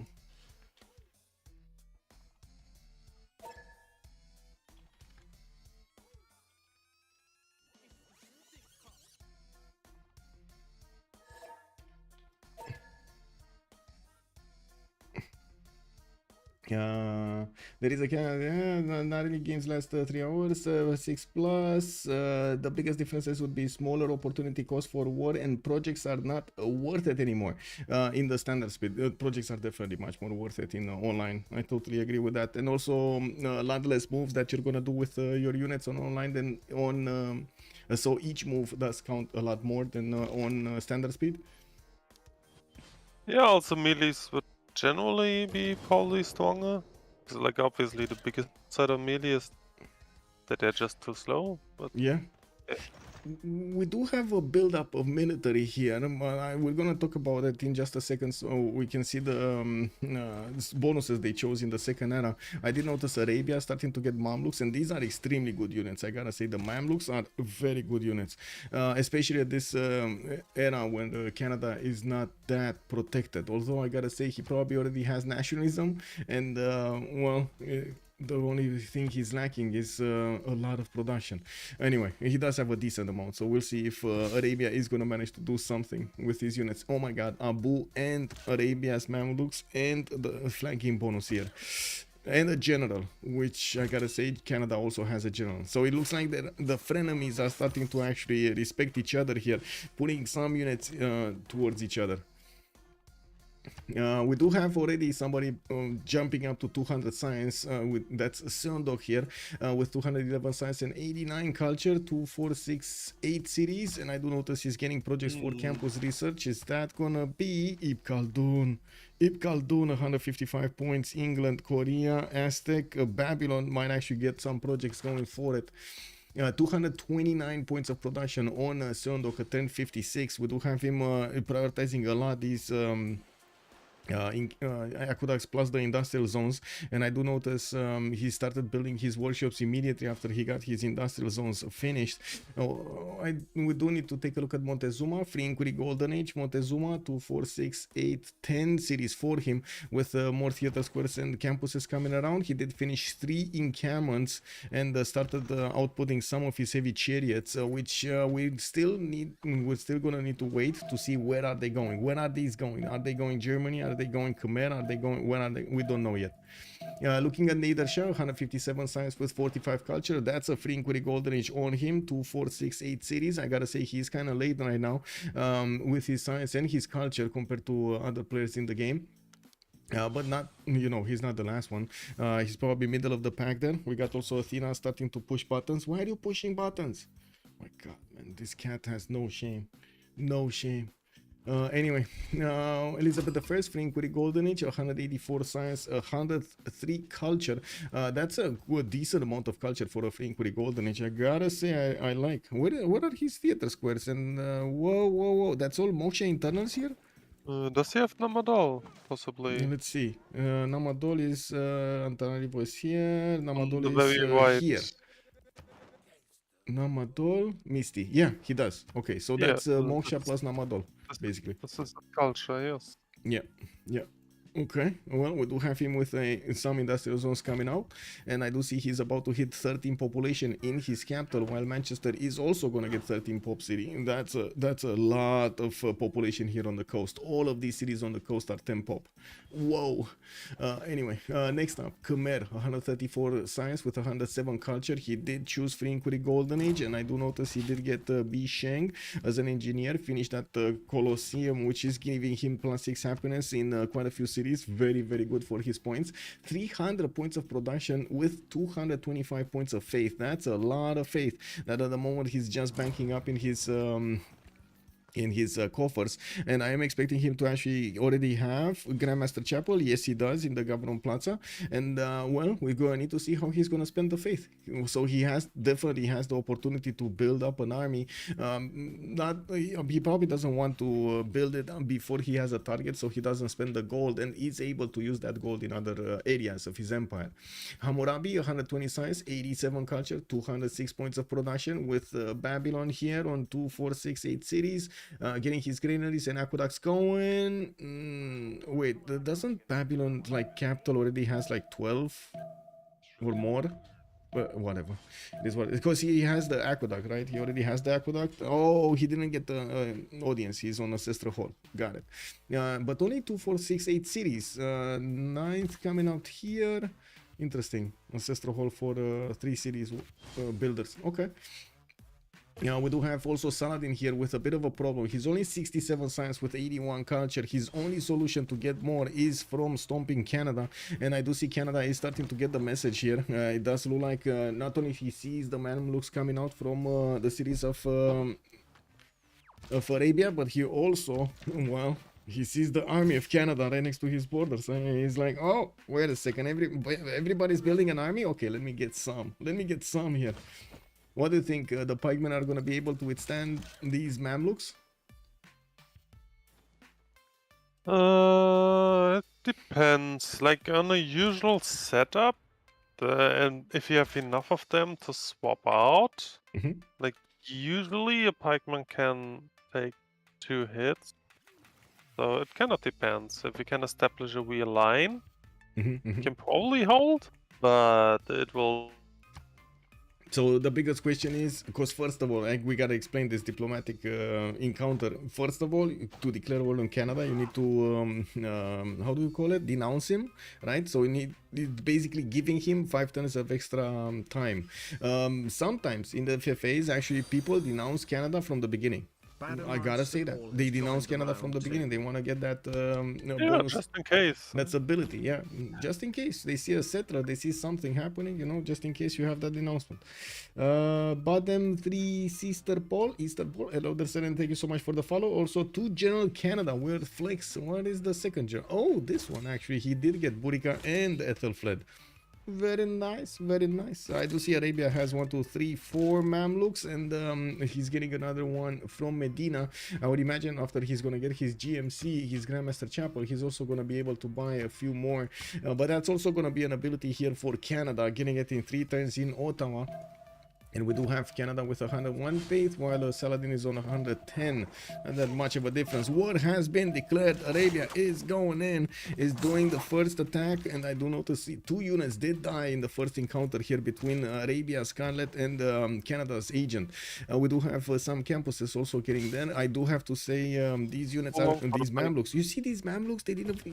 It looks like they didn't even take damage, man. Like, what is this? They didn't even take damage. They took a little bit of damage, but they can heal in between the turns. No, oh my god, man. Some incredible units.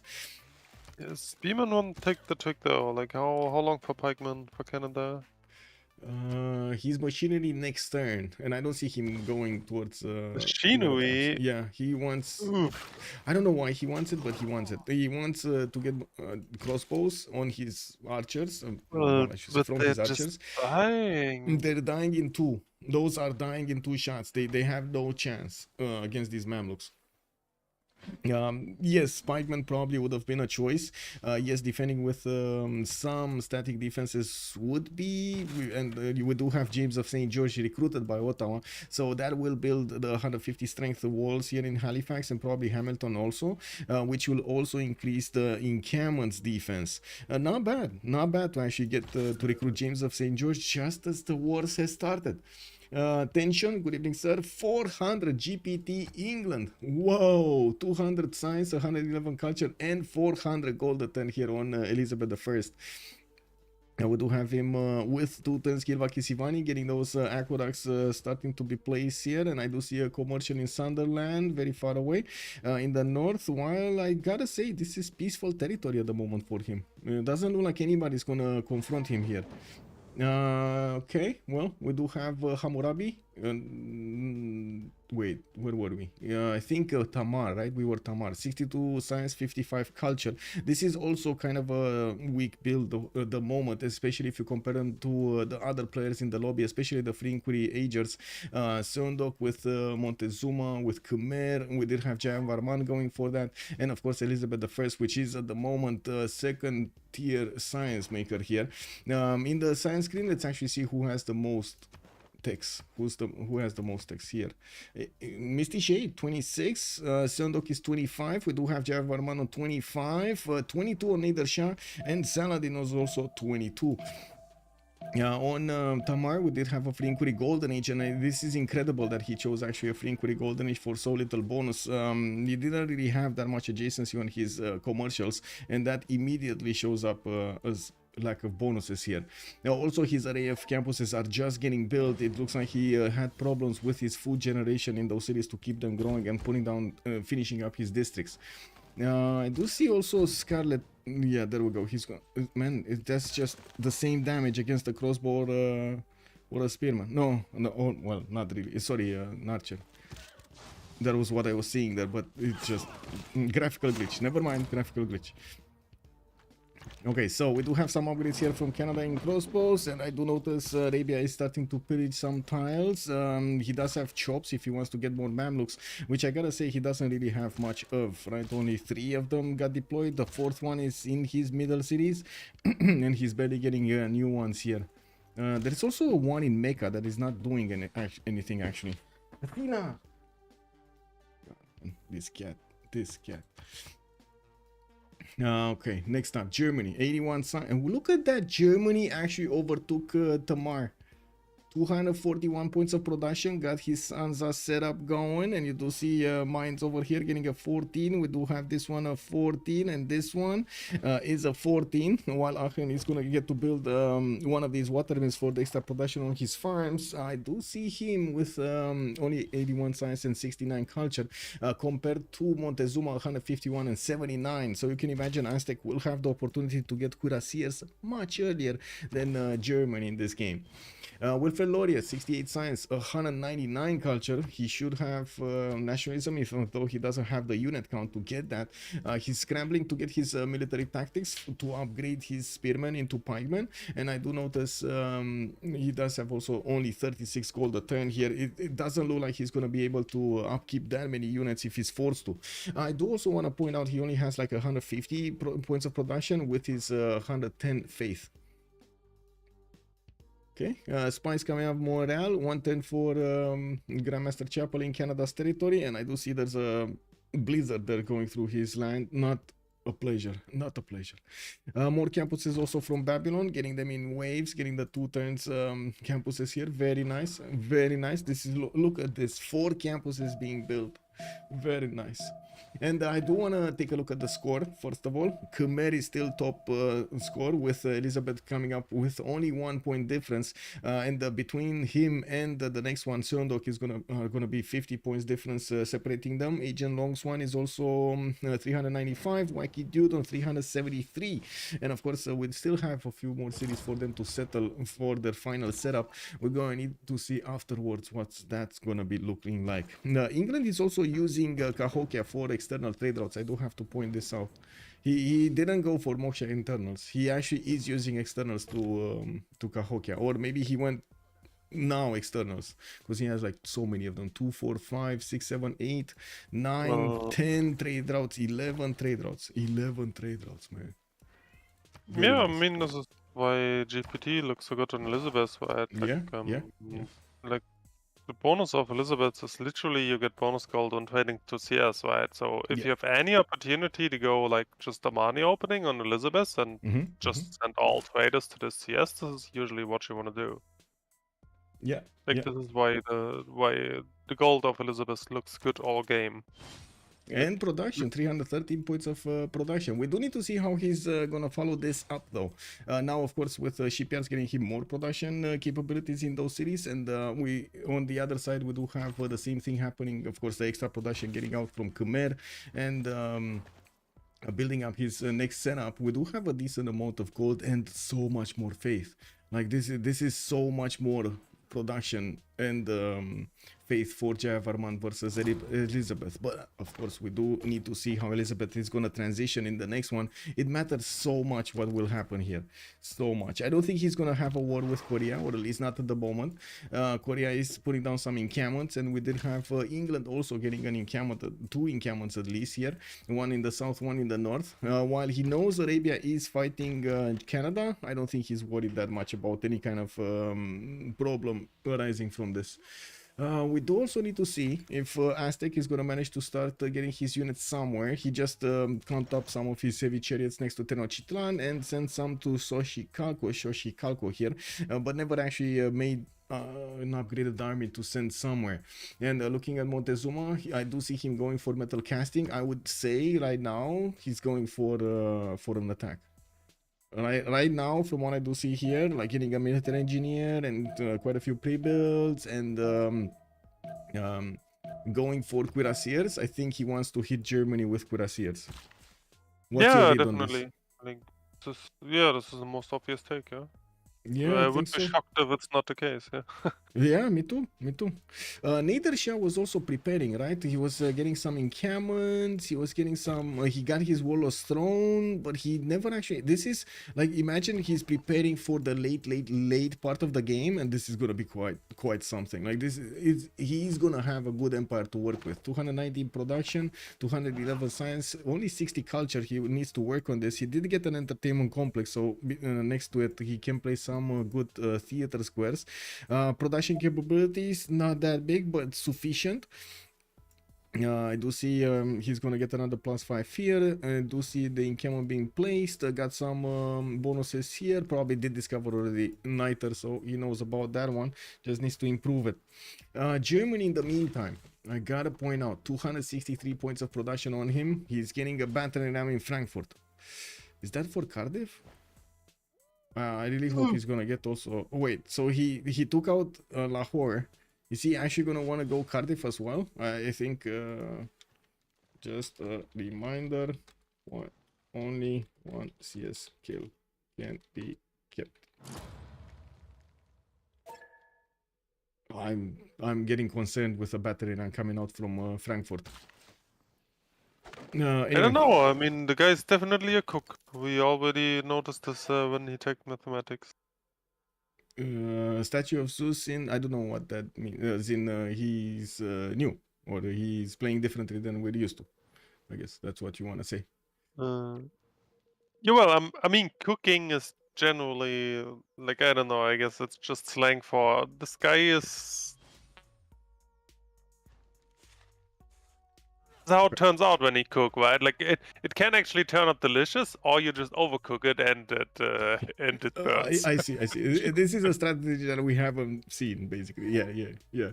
Let's see what's gonna happen. Right now, I gotta say he's very far behind other players. We got 21 technologies here on Frederick compared to Seondok 28, Elizabeth I 29, Khmer 28. Yeah, this is a bit of an issue.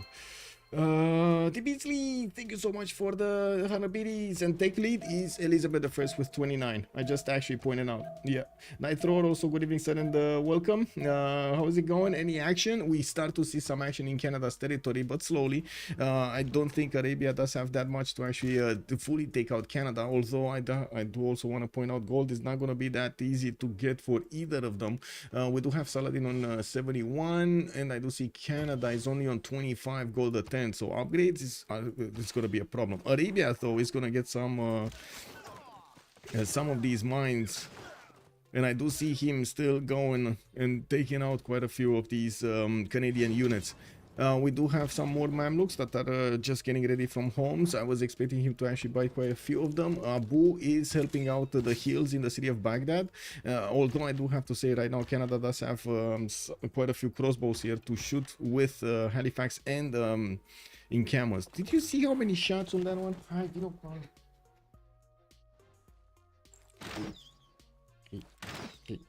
Hey. My cat is restless. I'm sorry. She wants to play. This is what it is. Playtime.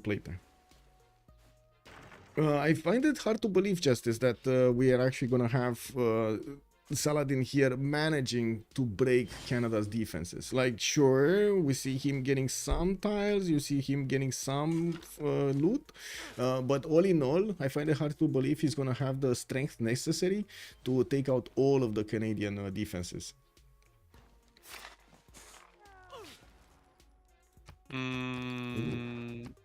Yeah, it remains to be seen. Like, he is definitely on the winning side here, but I also have my doubts that he will like push here. Yeah. We got a question. Tandorios, I did. F.A. Machiavelli, what's with the Arabia war on Canada?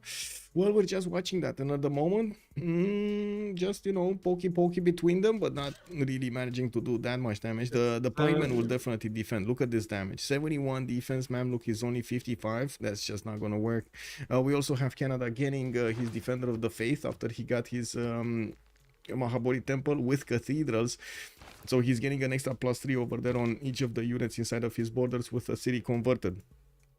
Is Yeah, Georgia up for anything, by the way? Georgia. I see a battle ram is going towards Very Batumi. quiet.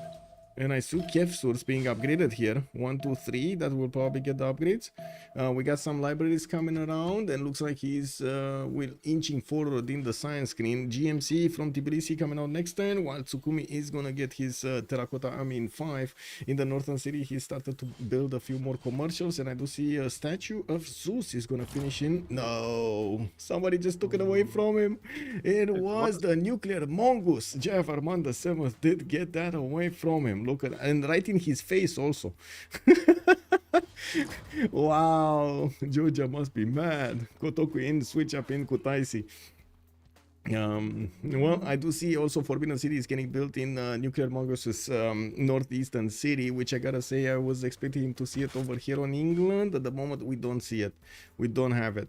More of these universities coming from England. He did also recruit Filippo Brunelleschi while he's finishing his shipyards. You do see he's on 379 points of production, but Khmer is just steaming ahead of him. 385 points and 300 points of faith with 200 points of gold. That is a very strong opener here from Khmer, or I should say mid-game from Khmer at this point. We also have another thing here on England. Doesn't really have anywhere to go anymore. Like maybe 2 more kind of bad cities that he can place to the southeast, and that's it. He's going to need to get his setup going just like this. What is the Korean North settle, by the way? Is there happening Korean anything? North settle. Korean North. This one, he got in Gazargamo with some horses. And also, he's so curious, he actually got a horse to take a look at the war against Canada, which at the moment, wait a second, is he actually going to lose Winnipeg? There's a trebuchet here, and I do see these Mamluks can do quite a bit of damage against the walls, but they do also have some juicy crossbows to take out there. It doesn't seem like the pikemen can counterattack into the Mamluks though. It's a bit of an issue. They can withstand a lot of damage from the Mamluks, but they can't really counterattack. Also, Antananarivo, it's interesting Khmer is going for higher science. Yeah, well, Antananarivo is here, and let's actually see who's the Sus. Wacky is the Sus. That would be Nader Shah. Nader Shah being right next to him, to the west side here. We got some spies coming around from Nader Shah. I do see Arena in Tushpa, and I do see some universities in Pasagarte, more encampments coming around with armories here in the north. Well, banks in Cologne, Aachen, Frankfurt getting an amphitheater in 2, and I do see, yeah, what? Guys going for banks. Banks. Yeah, he's been. I don't know. Yeah. I Where guess works? Germany I is mean, playing a different game. Definitely, but I gotta say he's catching up. Look at that, he's actually taking over Tamar here, and Arabia. You know, 127, 94, 296 points of production, slowly steaming ahead over there, over both of them. But Hammurabi is so far away though. Hammurabi 200 science and 82 culture. I gotta say this is incredible that he has so little, so few points.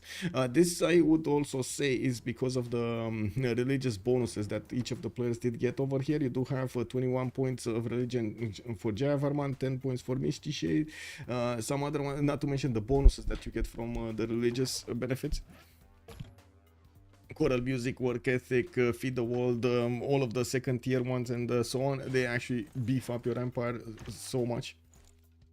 Okay, so it looks like Arabia did ramp up his aggression against Hamilton and against Winnipeg. He is doing quite a bit of damage here. He did plug in his Wars of Religion card, and I don't see if we do have it from Canada, because Athena really wants to stay in front of the screen here.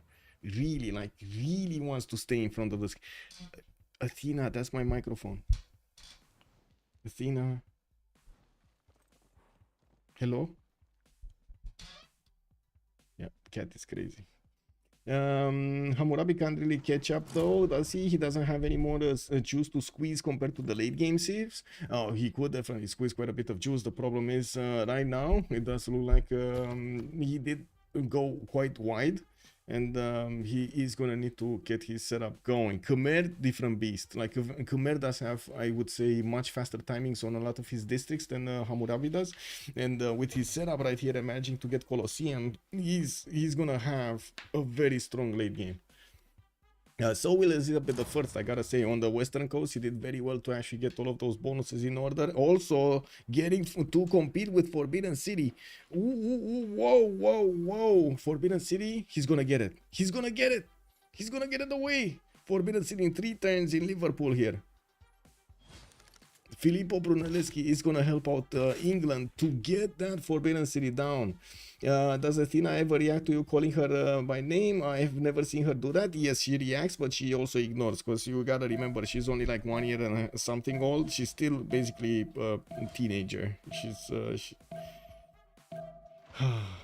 It is what it is. Does Khmer has slot order if no Brunelleschi? Khmer, I don't think he has slot order, but let me double check. We do have the Nuclear Mongoose. That's gonna be right below Misty Shade. So no, he doesn't have it. It's still Misty Shade. I'm actually quite curious. Is he gonna finish it now with Filippo? Because that should be enough production, right? It's 157 points of production. Or is he just... Yeah, there we go. He just finished it and took it away from Khmer. Very nice. Very nice. Very nice. Now, this is gonna give him that extra wildcard policy slot, which is gonna be so important to use. Also, baby has so many unimproved tiles. Baby. Who's the baby? Who's the baby? Did I not see something and he saw something? There's a baby in the game? I don't know. Oh, Babylon, yes. Did you look at chat, by the way? Korea and England want to swap. Basically, just leaving Arabia to the dead. Yeah, I can imagine why. So, what are you doing later? Yeah, so honestly, I think at this point, them are gonna get cleaned up at some point. Yeah. Like, I don't think any of these 3 players have any chance of getting top 3 here. Canada, you mean Canada with Cairo with Tamar, right? The northwest part of the map, basically. Yes, also Germany. Like, I think Germany is also out of the competition. I think we can say for sure these 4 are. Yeah, it kind of looks like there's going to be an attack here from Aztec, getting that army ready on his western border, with Trebuchet also coming in, the Spy coming out from Tenochtitlan, and I think he has a decent amount of attack, plus 9 Lakshir attack already on him. And Terracotta Army in 3 turns from Matsakapotzalco. Also, wasn't Terracotta Army getting built somewhere else? I think somebody else was getting Terracotta. Whoa, did I just see Madrasas? That's a very late Madrasa. Wow, yeah. That is very late. Yeah, this is the Madrasa is the replacement university, right, in the campuses, and it does give you quite a bit of faith. Usually you do want it. You do want to get it way before anything else in the game. It's such a big accelerator in your science generation. Yellow City has 1 turn on Terracotta. Yellow City. Oh, this one, Tsukumi. I was remembering this is somewhere. So Mr. Light Beetle is gonna get it with Terracotta Army. Okay. We also have him getting some heavy chariots, so I would imagine Ngazargamu is gonna be his choice of attack, maybe even going further into Korea's territory. It doesn't look like Korea has that many defenses, but with already industrialization, coal power plants are starting to get activated, and he's gonna get so much more production. Scientific theory also in 2 turns. I gotta say, right now Seondok is making a gamble. He's gonna try to go labs here, while he does have, of course, England next to him. We do need to see if anybody is gonna punish him for this. We do have Khmer sending some defensive units west side, and getting quite a few knights, working on Taj Mahal in Hariharalaya, while he's finishing up his prasats and working on industrial zone logistic projects. Who did manage to get the good scientists though? Korea got Isaac Newton and Korea got Ibn Khaldun. Both of them on Korea. Interesting, because it doesn't look like they actually give him that many points. And he got Leonardo da Vinci. Man, he got all 3 of them. All 3 good scientists. I hate the labs on Korea so much, to be honest. Yeah, I know what you mean. Flight coming out next turn. If you think this through further, like Babylon is probably out as well, because like he can only bop into Persia, and like I think they are pretty equal, right? So not too much can happen there. Like what are you gonna pass with? Tanks and bombers here. Yeah, so it's and that's gonna kill. 3 scores will be Elizabeth Crimea and Germany, and then like Korea kind of has to start pushing north and take these guys out to secure his spot. Yeah. I think, and I think that's very easy to realize. So I hate that he just keeps him in collapse. That is indeed the problem, and I do have to point out in most of the FFAs you have this choice, as in you're gonna need to make this choice in the mid game. You either go labs or you need to go steel. Some players like to get a little bit of like towards steel, trying to get to rifling, for example, and sit around there to be close to steel. And some players do like to go immediately for labs. Just click labs, no actions afterwards. Just click labs and get it done. It's very tricky because you expose yourself to exactly the mid to late game timing push of a possible Aztec, for example, that could hit you with tank cores, and you don't have even, you know, like your own tanks or even steel walls before that. It's quite a problem. It is quite a problem. He's actually doing flight, not labs. Like what? Yes, what did yes. you... He went scientific theory first, and then he went to flight. He switched to flight. So maybe he's gonna go flight. I don't know. Well, I mean, if he has railroads and bombers, that's fine, I guess. Yeah. Let's actually see if he's gonna keep on getting advanced flight after flight. Because flight without refining, it's basically like nothing, right? You can't do anything. And we did have a city raised. It looks like Scarlet Feather did manage to take down one of the cities of Canada, of Agent Longswan. While we do have some more trebuchets coming in, one of the encampments did get deleted. Now Halifax is exposed as well. So we will see the trebuchet walking up there. If he does have a general next to it, it looks like he doesn't, to manage to do some damage. In the north, some of the Mamluks are also getting to fight with the crossbows, and it looks like they did manage to pillage quite a few tiles here, and not only replenishing their health but also doing damage to Canada and taking back some yields there. Yeah, we do have to see if Arabia is gonna successfully push this. It looks like Canada's 200 culture is not really helping him out that much. Printing coming up in 5, conservation in 2, and it does seem like, of course, the take out the crossbows is going to be the name of the game here. Arabia definitely wants to take those units out to not allow them to counter-attack into his own units, and they're of course much juicier. Does Canada have GMC? Yes, both of them have, and they're not pillaged, neither of them, but they don't have that much faith. 111 versus 130, no, sorry, 146 versus 132. It's not much. How much is banked up though on Canada? 700, and he's not buying anything. Wow. Well, yeah. Why is he not buying pikemen? He's waiting for Mounties, obviously, in 2. Well, conservation in 2, huh? Yeah. Let's see if the Mounties is a good point. Actually, I didn't. I totally missed conservation in 2. Doesn't he need cabs? No, you don't. It's just the Mountie. You just buy the Mountie. It's fine. Yeah, like Mountie is gonna crush Mamluks, obviously. He may even be pushed back, actually. Like maybe remains to be seen. Let's see if the Mountie is gonna be strong enough. A Mountie core should be way stronger than any unit that Arabia has at the moment. Yes, Mountie is gonna crush whatever Arabia has here. And there we go. Aztec getting his cuirassiers. We do see some little bit of a sneak peek where Aztec is going because of the military engineers building the pathways towards Germany. And I do see Germany is reacting to what's going on. He saw on the right side what's happening here with this. So if you take a look at the fog of war. I don't think the guy is preparing on reacting, no. Oh my god. So yeah, I don't think. Yeah. Maybe he missed that, I don't know, because Knights are definitely not gonna cut it. He needs his industrialization. Mr. Light Beetle has declared war on Captain Unarmed. Light Beetle would be... wait. Mr. Light Beetle... that would be Tamar. Oh, wait a second. Engazargamu is being taken out? Yeah, Engazargamu is being taken out. So Korea and Tamar are not fighting. We do have some Georgian units also going towards Chanchon, while I do see Korea will have one knight to show up there on the northern border. He does also have Victor established. We do have a knight from spy in Gwangju from Elizabeth. Khmer is getting a spy in Jeonju, and I do see some coal power plants over here in the western cities of Korea getting out. The production should be more than enough to keep him up there. Now, and I do have to point out Elizabeth I did jump up to 655 points of production with 320 science here, one turning knights and getting his banks going from the inner cities. Potara Palace built in Leeds with the same Filippo Brunelleschi that got Forbidden City. And that's a very busy engineer there.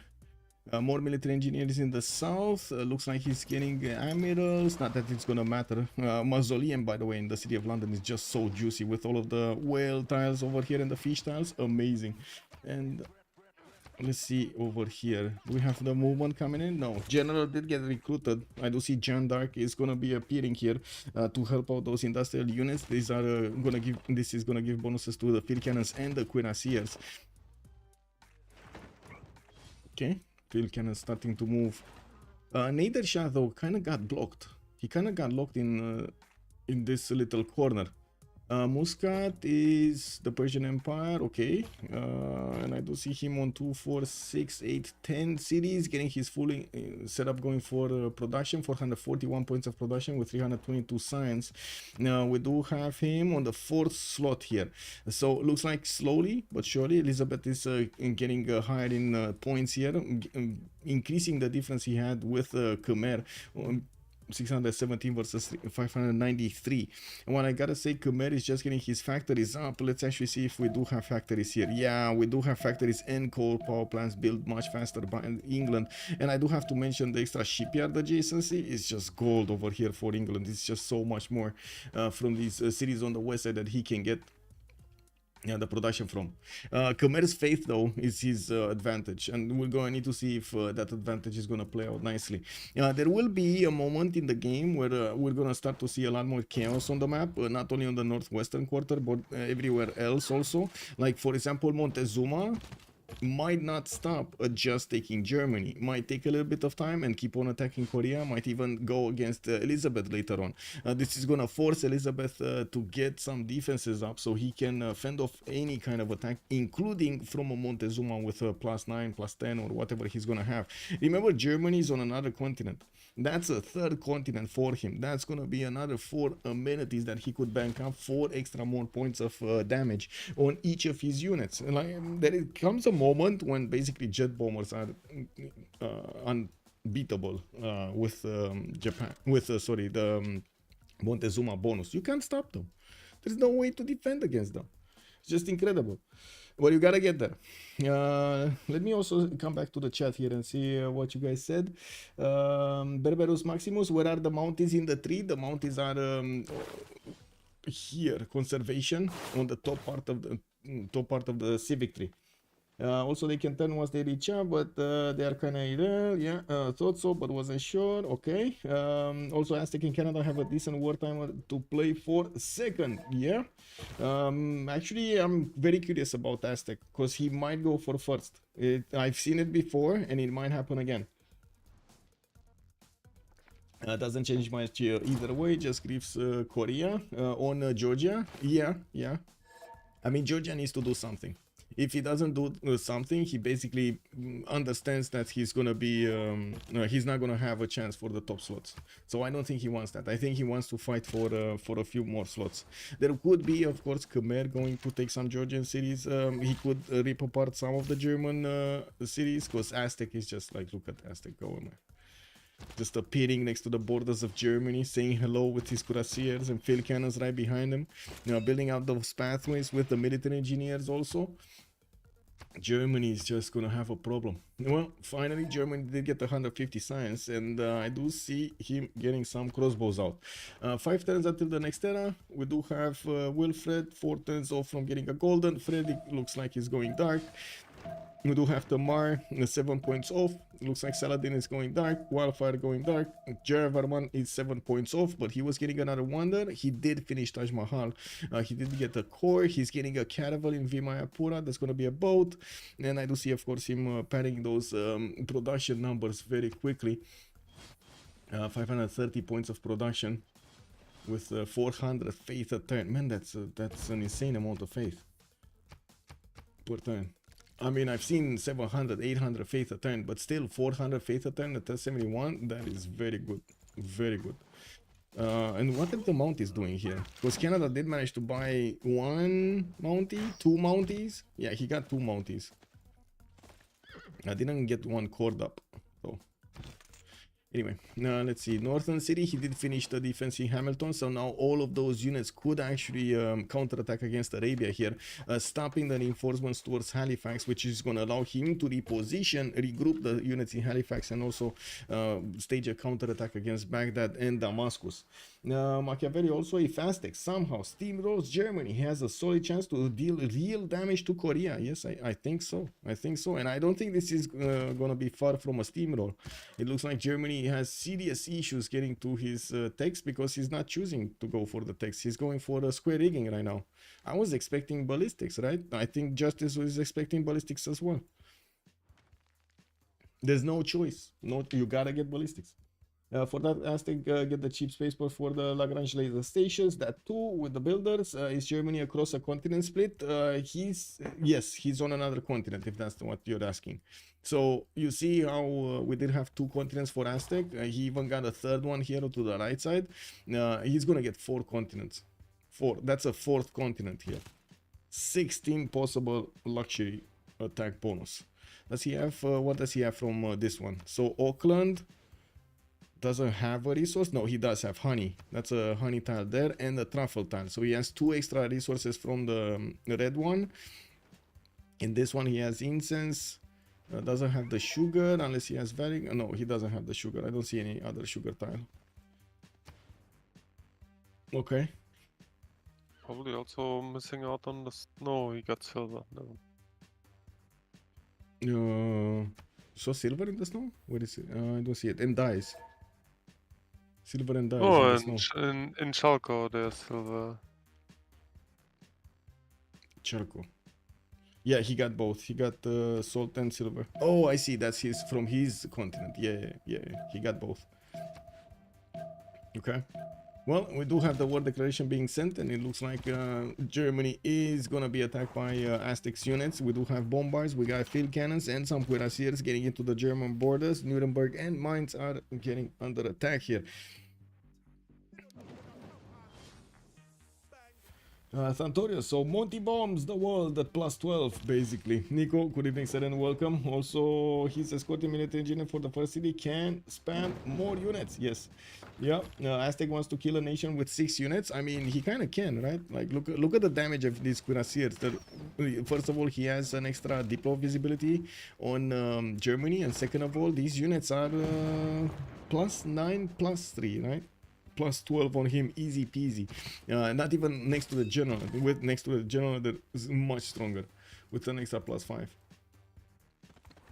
The city of Nuremberg is not going to hold for long. We do have the bombard that will be able to one-shot the walls here. It just moved into that forest and it lost its movement power. We do have Georgia also managing to get into the borders of Korea. Took Engazargamu from him, and it looks like they're chipping away at the Seondok bonuses. By the way, Seondok did manage to put down some aerodromes here. He's getting 3 aerodromes down, Casa de Constatación, which is gonna give him 1-2 cities worth of bonuses. And I do notice he did get that productions up, but I don't see him in the text going for something interesting. He's going gunpowder and nationalism here. Ooh, oh my God. Okay, you don't really care about the split bonus, you just want the gov titles. Yeah, true. I was just pointing out what he's not getting, but yeah, true. 3 gov titles are amazing, very, very strong. Looks like Georgia is not able to keep Engazargamu, and I do see the Mountie Corps are gonna start taking cities away from Arabia. They're two-shotting them quite easily, while we do have the Canadian crossbows also getting ready to attack the city of Baghdad. Also, Johnny Cashless, hello there, sir, and on YouTube. Alexi, good evening, sir, and welcome. Germany is playing 5 cities. Germany, yeah, basically. Like, okay, he got like 2 more, but that's still a 5-city gamer here. It's a bit, yeah, unfortunately, it is quite. It was a bit underwhelming here. What did happen? Very, very slow setup of the commercial. Everything got slowed out after the lack of commercials because of the traders, right? Usually you want to get the commercials not for the gold bonus or maybe some era square. You want to get them for the trade routes. You want to help your other cities grow much faster. That's how all of this meta did get formed. The other cities growing much faster allow you to unlock districts at the correct moment in time, to synchronize them with the district discounts, to everything else that you have to do over there in the cities, and it just gives you that tempo that you need. Unfortunately, in this case, he didn't get the commercials in time. He didn't get the markets because of not having the commercials, and then the cities did not grow fast enough, and so on. It was a snowball of a lot of problems. I think it depends on the city, not the wonder itself. Talking about some other wonder. What was the wonder? What was the wonder? Wait, Duck of They're Ducks is talking saying about Casa. about what? About Casa. Casa. They were, Casa de yeah, they were just, Contratación. I see. Yeah. yeah. Like Soldier was pretty much asking if it's about where Casa's built Oh, up I about see. the city center. I see. Yeah, I think it it's is the about city. the city center. It's Yeah, the city Mr. center. Machiavelli is right. Yeah. Yeah, it depends on the city. They can still make more though. There's no rush. No need to waste more production on news that you need until you finish important stuff. Okay, yeah, I guess so. First city of Germany has fallen. The northern one is also getting attacked. We just need the bombard to get in range and start attacking it. Dortmund is very easy to take over. I'm pretty sure Aztec can two-shot it with his cuirassiers. Now, while I do notice more units are being built, it looks like Aztec is gonna transition into Cavs next up. He did manage to get 1, 2, 3, 4, 5, 6 more units with 1 more bombard on the way as well. Germany did deploy a spy into Azcapotzalco, so he is trying to fend off that extra depot that he has, counter it over here. We'll see if that will allow him to succeed. Also, I do notice Khmer is starting to prophesize send his missionaries on the way towards the Korean cities so he can convert them. Well, I mean, why not? You know, it is what it is. Medina has been taken over. Baghdad is up next, and we do have it already being placed under siege. No walls coming up, but he does want to use his mounties to actually attack into that city center. And we do see also Damascus is exposed to the south. It kind of looks like Arabia is getting broken here by Canada, which, funnily enough, is going to put Canada back in the game. I don't know about that, but yeah. I mean, he's gonna be higher in points than both Hammurabi and Aztec for a while. We're gonna need to see how many points Aztec is getting from Germany. I would imagine there will be quite a few points here, but not really the best placements for industrial zones. We talked about it, right? It's this game is just about top 3. And so let's just assume that Elizabeth and Khmer just keep performing as they do, right? Yeah. Then we're just fighting for the next guy with the highest score. Because, like, honestly, I think it doesn't really matter what the guys up there do. Like, eventually they will just get cleaned up by the bigger guys. If necessary. So, yeah. I think the best place to look is A, what Aztec does, and B, what Korea does. And if eventually there's something happening between Babylon and Persia, like I feel like there shouldn't be much between them, but yeah, I mean, to be honest, Babylon should try to go to space or something over here, because culture he has no chance, and I don't think he can attack anybody. So that's the only play he has, is maybe go wider to get up more points and go to space. I don't think there's any other way. And that's kind of what he's doing, right? He's getting another city east side. He's already on 2, 4, 6, 8. He will be on 10 cities. Connecting his empire to Montezuma in the south. Could get the Reina connection city here to the west of Kurigalzu or something. It's actually fun how drunk the traders are. Like they go all over the place Yeah, between they're the two over it. civilizations, right? Like Yeah. one would think, okay, there's just one route every trader follows because that's the optimum, right? No, not these guys. I Like mean, one of everybody's them, like, you know, Justice, the fastest way is the known way, right? Basic. That's it. It is what it is. yeah, One trader knew one way and the one other one knew should the other. think so, yes, but these guys, no. Man, I gotta say, Germany actually ramped up its production of units and did manage to get a lot more units than we've seen him defend the first city. You know, it looks like Aztec will need to, well, first of all, he has the damage. That's not the problem, but we'll need to wait to get the new units on the front line to start chipping away at the cities here. I'll be surprised that he didn't deviate immediately to take Dortmund down. That seems to be so easy. I guess he got enchanted here by the units in Aachen. Also, never mind, I was looking at the wrong play. Oh, okay. Is Korea going for a monasticism play? No.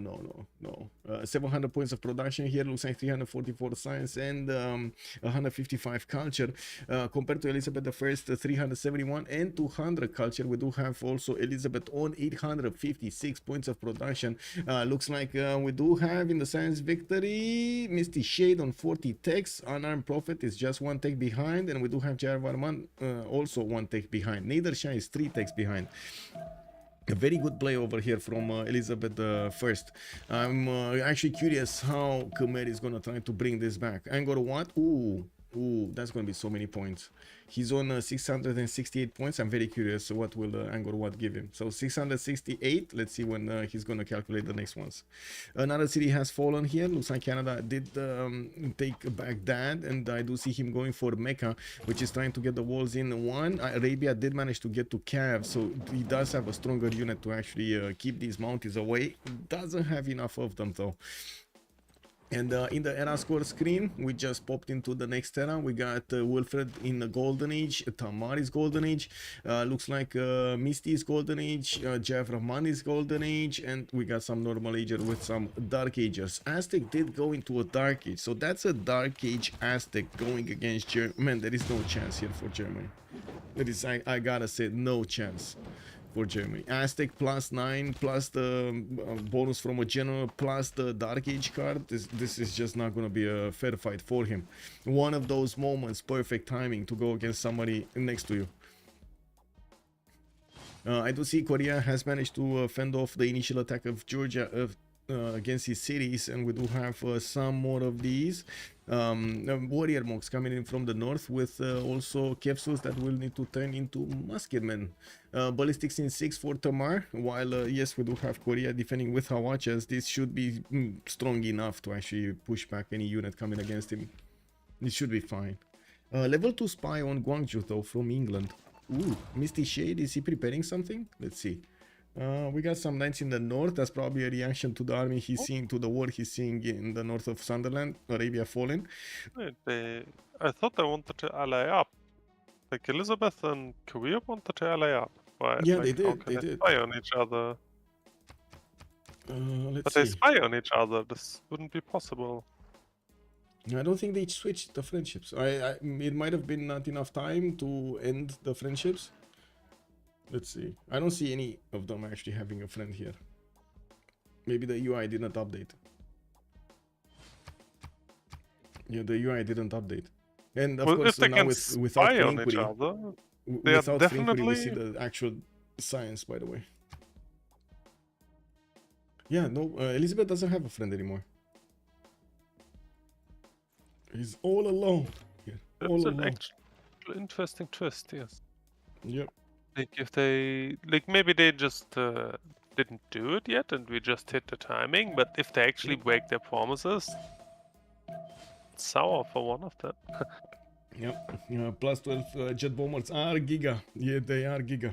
We're gonna have a quick pause here. I gotta say, for 2 minutes, I really need to go to the bathroom. I really need to. Let's get this going. Let's get this going. That doesn't matter. Let's get this, and that's fine. I'll be right back.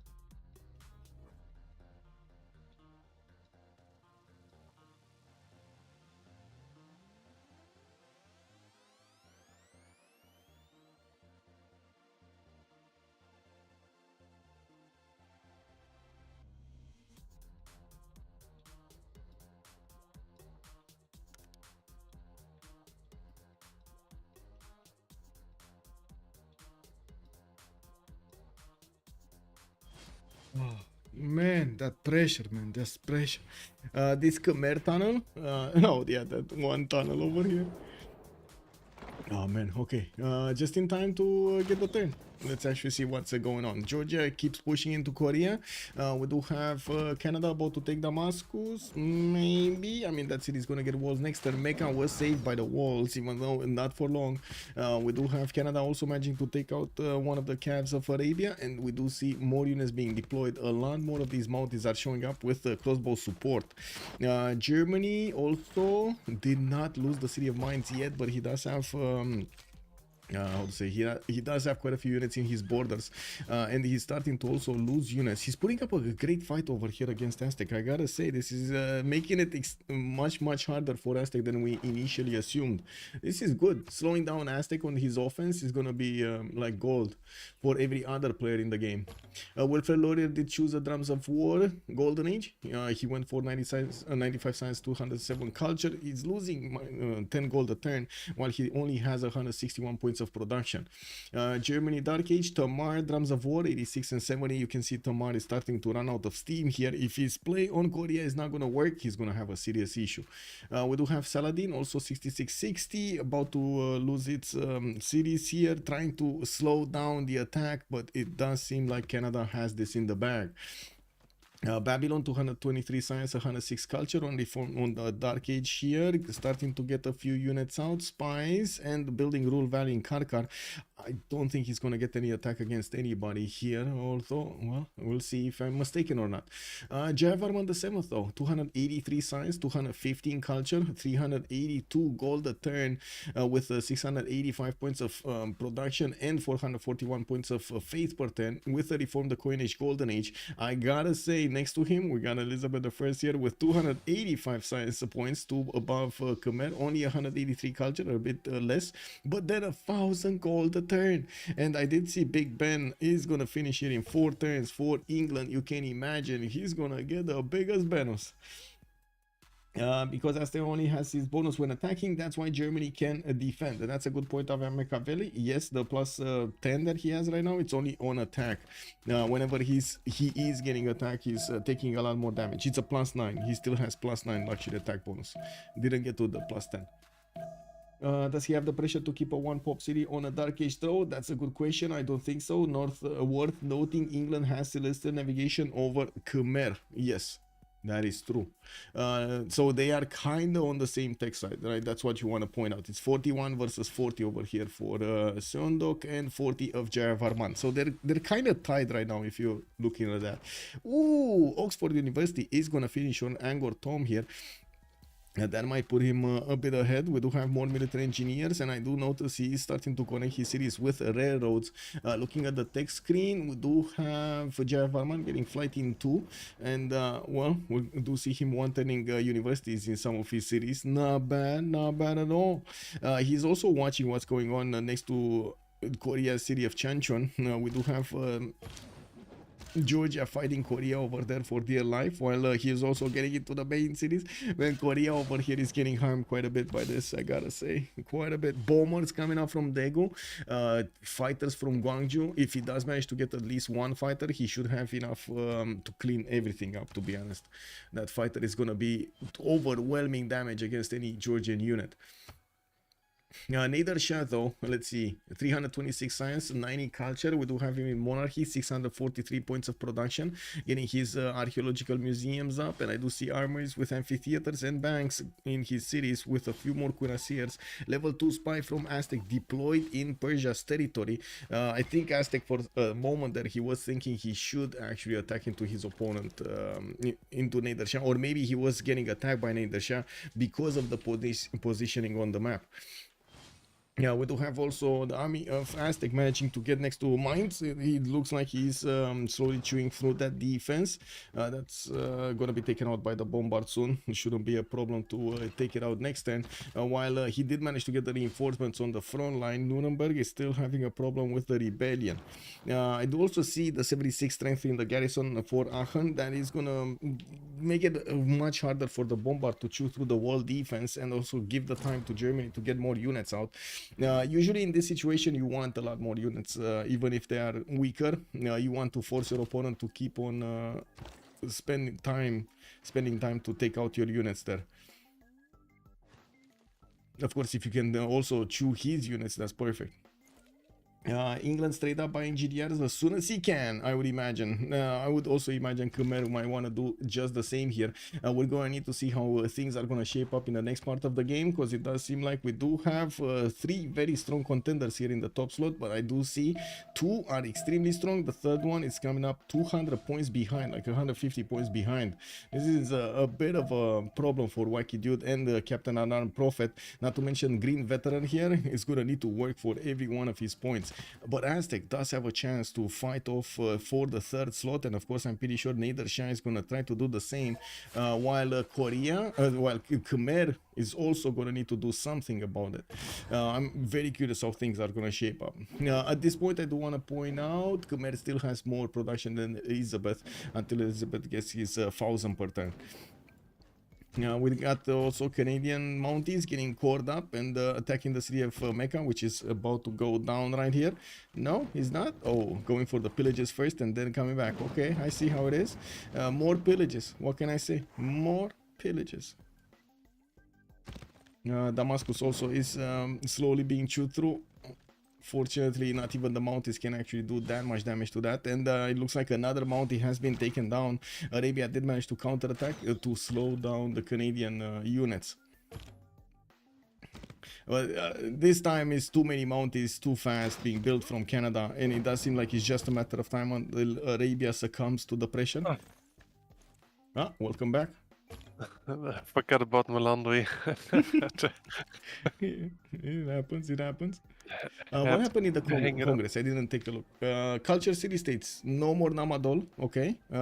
Theocracy getting a wildcard policy slot, and I got a Diplo, okay. Cool. We got sewers over here, sewers, and archaeological museums in Persia. Okay, well, that's going to be a lot more housing and amenities. Not Yes? a shabby production. One turning sewers everywhere, like these are 100, right? Yeah, they're very strong. Oh, Very cities, expensive, I mean. He's on 654 points of production on 2, 4, 6, 8, 10 cities. Not bad. Not bad. Not bad. Mashhad is 110. Bakhtri is... Hello? Oh my god, it doesn't tell me. Okay, 91. Yeah, they're about 100. Most of them. Well, some of them, because he has like Grey that doesn't have that many tiles to work. Tarsus is only 7 pop. Hermatana in the south also has the same problem with tiles. He needed to buy quite a few far away ones. But anyway. By the way, did actually no one go for Chichen-Itza this game? No. Extremely surprised. Oh, okay, Khmer's now, but honestly, Khmer is almost no value. Like, it would be extremely good in Babylon. There is some value. Come on, there is some value. He has, like, look at Mohenjo-Daro's tiles on the west side. These are never gonna be good unless you get Chichen-Itza for them, no? Well, oh yeah, of sure. course. I am just in shock tiles. that he can build it like for free turn 80. Yeah, Because they would have been just better. Way better Babylon would have had an incredibly good Chichen-Itza. He has so yeah, many rainforest tiles. this is what I was talking about. I was very, very surprised that he didn't I do go for it. notice there's a race for Rural Valley, and I see Khmer finishing it with Chichen-Itza coming up next turn. There was also Karkar building it, but it's 1 turn off. While I do see also Big Ben has finished, and look at Elizabeth. He's getting his army towards the north. Looks like he will want to deal some damage to whatever Canada picked up from Arabia here, or maybe just defend. Although this kind of looks like a more than a defensive army for me.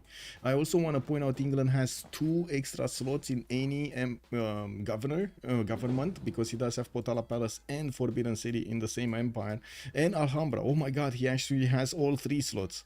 Whoa, let me actually see over here. Yeah, look at this government, man. No, This is nothing to basically see here. democracy. Merchant Republic looks like democracy. Look at this, man. Yeah, and the This is guy's so numbered good. all game as well for free, Yeah, so yeah, he probably will hit democracy soon. yeah. Let's see where he's at. Khmer did manage to get above him in points though. We got 77 versus 762, but then Niedershan is so far away behind just as Montezuma. I do have to point out Montezuma is starting to grab more cities here from Germany. It's just taking him a lot longer than expected. Now we're going to need to see another wave of units, which is at the moment not getting fast enough, and I do notice he's getting some military academies.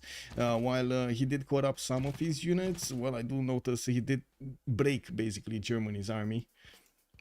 The capital is also gonna be soon taken down. There is a bombard here with I would say a promotion, needs to GTFO out of there. Other than that, looks like the capital is gonna fall, no? I think next time it should fall next time. Anyway, yeah, we do have Khmer finishing Chichen next turn and Rule Valley at the same time, while he's getting another settler from Hariharala in the north, one turning banks from multiple cities to get the extra gold, and we do have him on 245 science and 327 science and 245 for culture, with 400 gold per turn and 727 points of production. This is a beast of an empire here for Khmer. How is he gonna use it? That's gonna be a question. And there we go, war declaration. Actually, Misty Shade declared war on Arabia. Not on Canada yet, on Arabia. It's trying to scavenge some of the cities that are being taken. No, I'm a bit surprised we didn't see him take Damietta immediately, maybe with ironclads here, extending those units first there. Oh well, we'll see.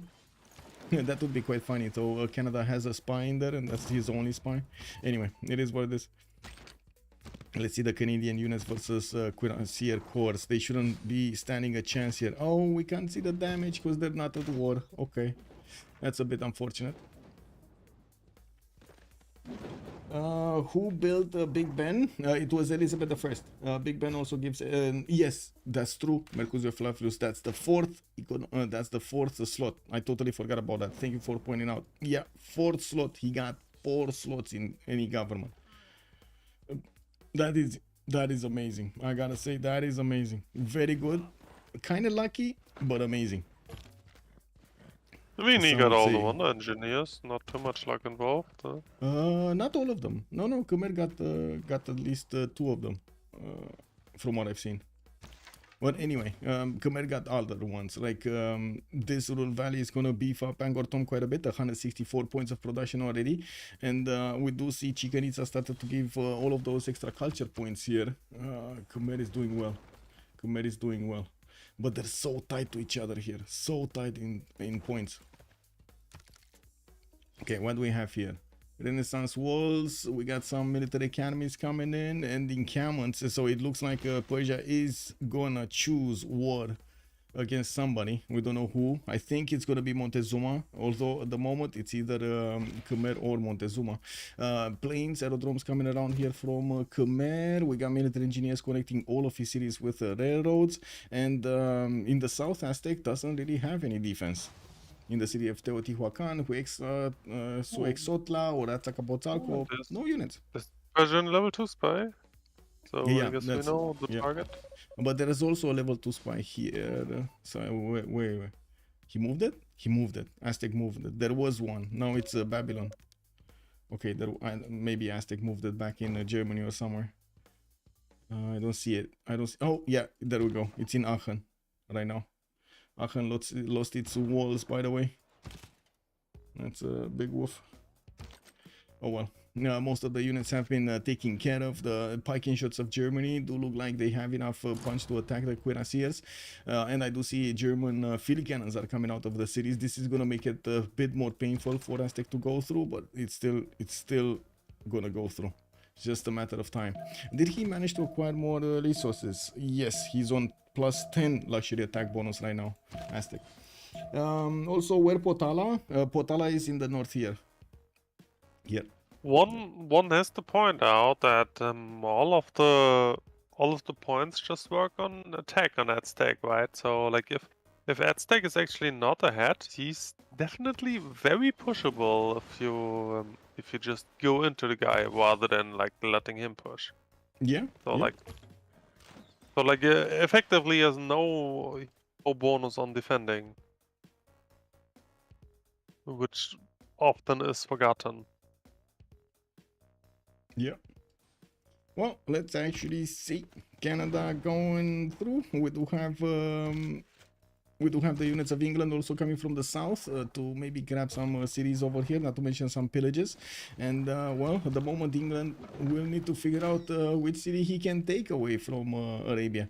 I'm pretty sure in the meantime he did actually denounce Canada. It's just a matter of time until he's actually gonna war him directly. We do have infantry corps being upgraded. Of course, he did get his replaceable parts over there going towards labs, and I do see he doesn't have steel, so yeah, that's yeah, he went top 3, he went 4 labs. Also, Jeff Armand the 7th is gonna get his replaceable parts, and I gotta see if we did have a switch around here. Yeah, right now they're tied. Khmer and Elizabeth are tied in text, 45-45, both of them. Khmer a little bit less science at the moment, and we do have Misty on 414 while Khmer is 370, and of course the goal portal is massive difference between them. I do want to double check if we did have Newton being picked, sorry, Einstein being picked up. Don't see him. John Spilsbury, the toys merchant, did get picked up by Nader Shah. I do have him also getting Adam Smith for the governor title. Dimitri Mendeleev by Babylon. Yeah, I don't see Einstein. No Einstein yet. No Einstein. Duck of Ducks also. And did anybody get Alhambra? Yeah, it's on Elizabeth. Elizabeth got all 4 of them. Nobody else went for them. Like Alhambra, he got it here. Big Ben, he got it here. And then we did see over here Potala Palace. And where was Forbidden City? In the capital, in Liverpool. Oh, no, that's not the capital. Sorry, London is the capital. In the second city, Liverpool. He got it. Very nice, very nice, very nice. We do have some planes coming around here from Korea, and it looks like he is cleaning up house in Georgia. Now he's gonna start to push him back with his planes and bombers, and it will be quite easy to take over the Georgian cities. The planes are cleaning up these units in one shot. It's just a matter of getting enough of them on the front line. Also, Agent Logs 1 asking, what's the deal here, Lizzie? What you doing, man? That would be Canada asking Lizzie, what is he doing while he is taking out his neighbor here? What is he doing next to? Well, definitely wants points. I think that's the answer. He wants points. Montezuma, by the way, did manage to jump to the 3rd slot over Wacky Duke. We do need to see Nader Shah react to this. There's no way he's going to give up on that 3rd slot. Now, we do have Aachen also taking over. Aztec did take over the capital city of Germany, while medieval walls are getting built from Cologne and Berlin. And we do need to see if these will be a significant slowdown for Aztec. Now, Aztec is going to get his steel in 2. He probably doesn't have refining. Refining, I think I said, yeah, refining for oil, right? For the upgrades on the oil. Let's see if he does have it. Huh? Army. How is the zero. melee engineer so damaged? Flood Aztec or melee explosion. Yeah, this one. I think a flood from somewhere or a volcanic explosion. That's what damages it. It's so weird when the civil units are damaged. Yeah, it does. When the traders go through the territory and they just die. Kick. Anyway, Cairo about to be taken down. Damietta is also gonna get the walls next turn. Looks like England does have the opportunity to attack into it with Sea Dog and a Caravel, but doesn't seem like he's gonna do enough damage. He did also bring a battleship and an ironclad. Wait, he can attack with the ironclad, no? What is it? Not enough. 1, 2, 3, 4, 5. Yeah, he does have enough to attack into the city center. It's just not enough damage.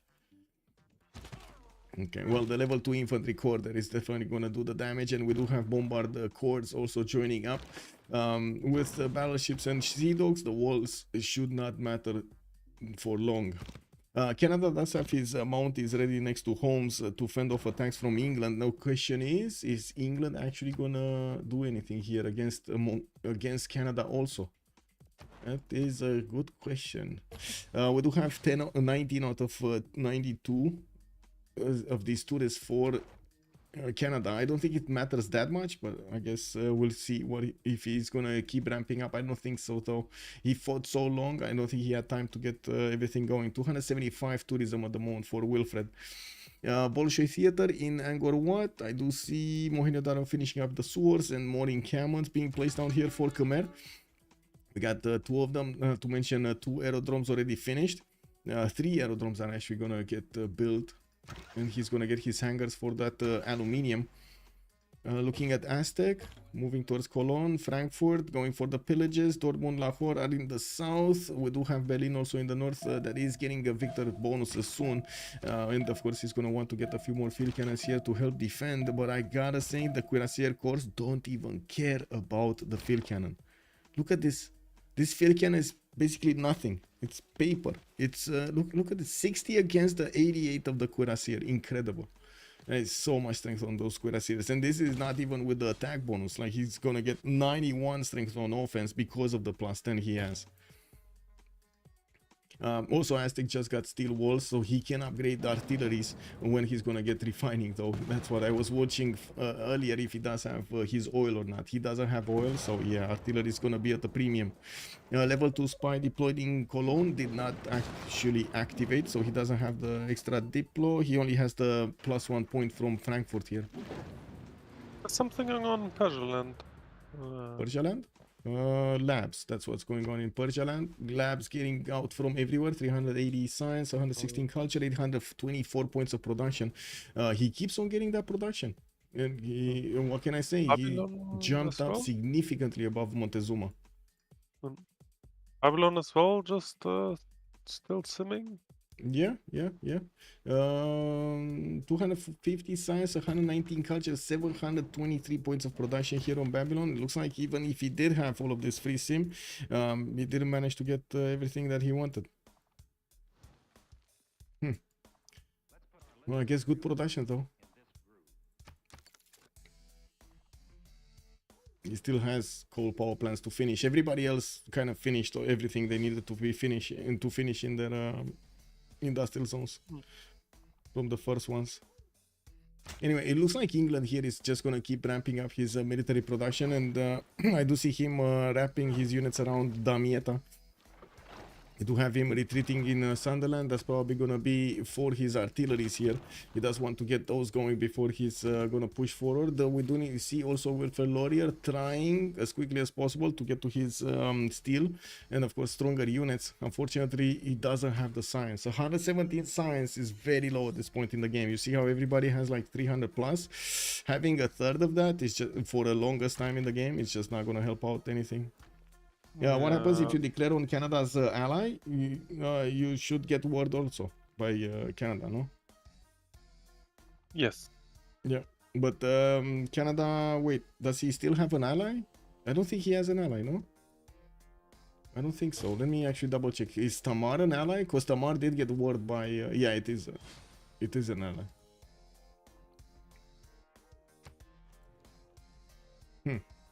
We'll see. We'll see if he actually gets that going or not. Korea with 2 fighters deployed in the north is tearing apart all of the armies of Georgia here, all of the units that are exposed to the plane hits, and also putting his own cuirassiers on the front line, getting the cav corps in the pillaging tiles, and in the meantime getting the bombers. These are just being repositioned towards the north so they can attack much easier from closer distances the Georgian cities.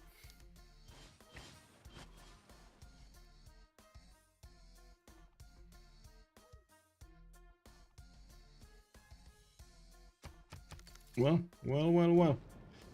Mounties, archaeologists in Canada started to put a few national parks. I gotta say the Mounties are very good next to national parks. They do get an extra +5 from being 5 tiles away, and another +5 from something else, but I don't remember what. I remember they needed to have them like very close, but I don't remember now exactly the conditions. What was it? Additional +5 when fighting within 4 tiles of an owned national park, and +5 when fighting within 4 tiles of a national park. Kick. Lol.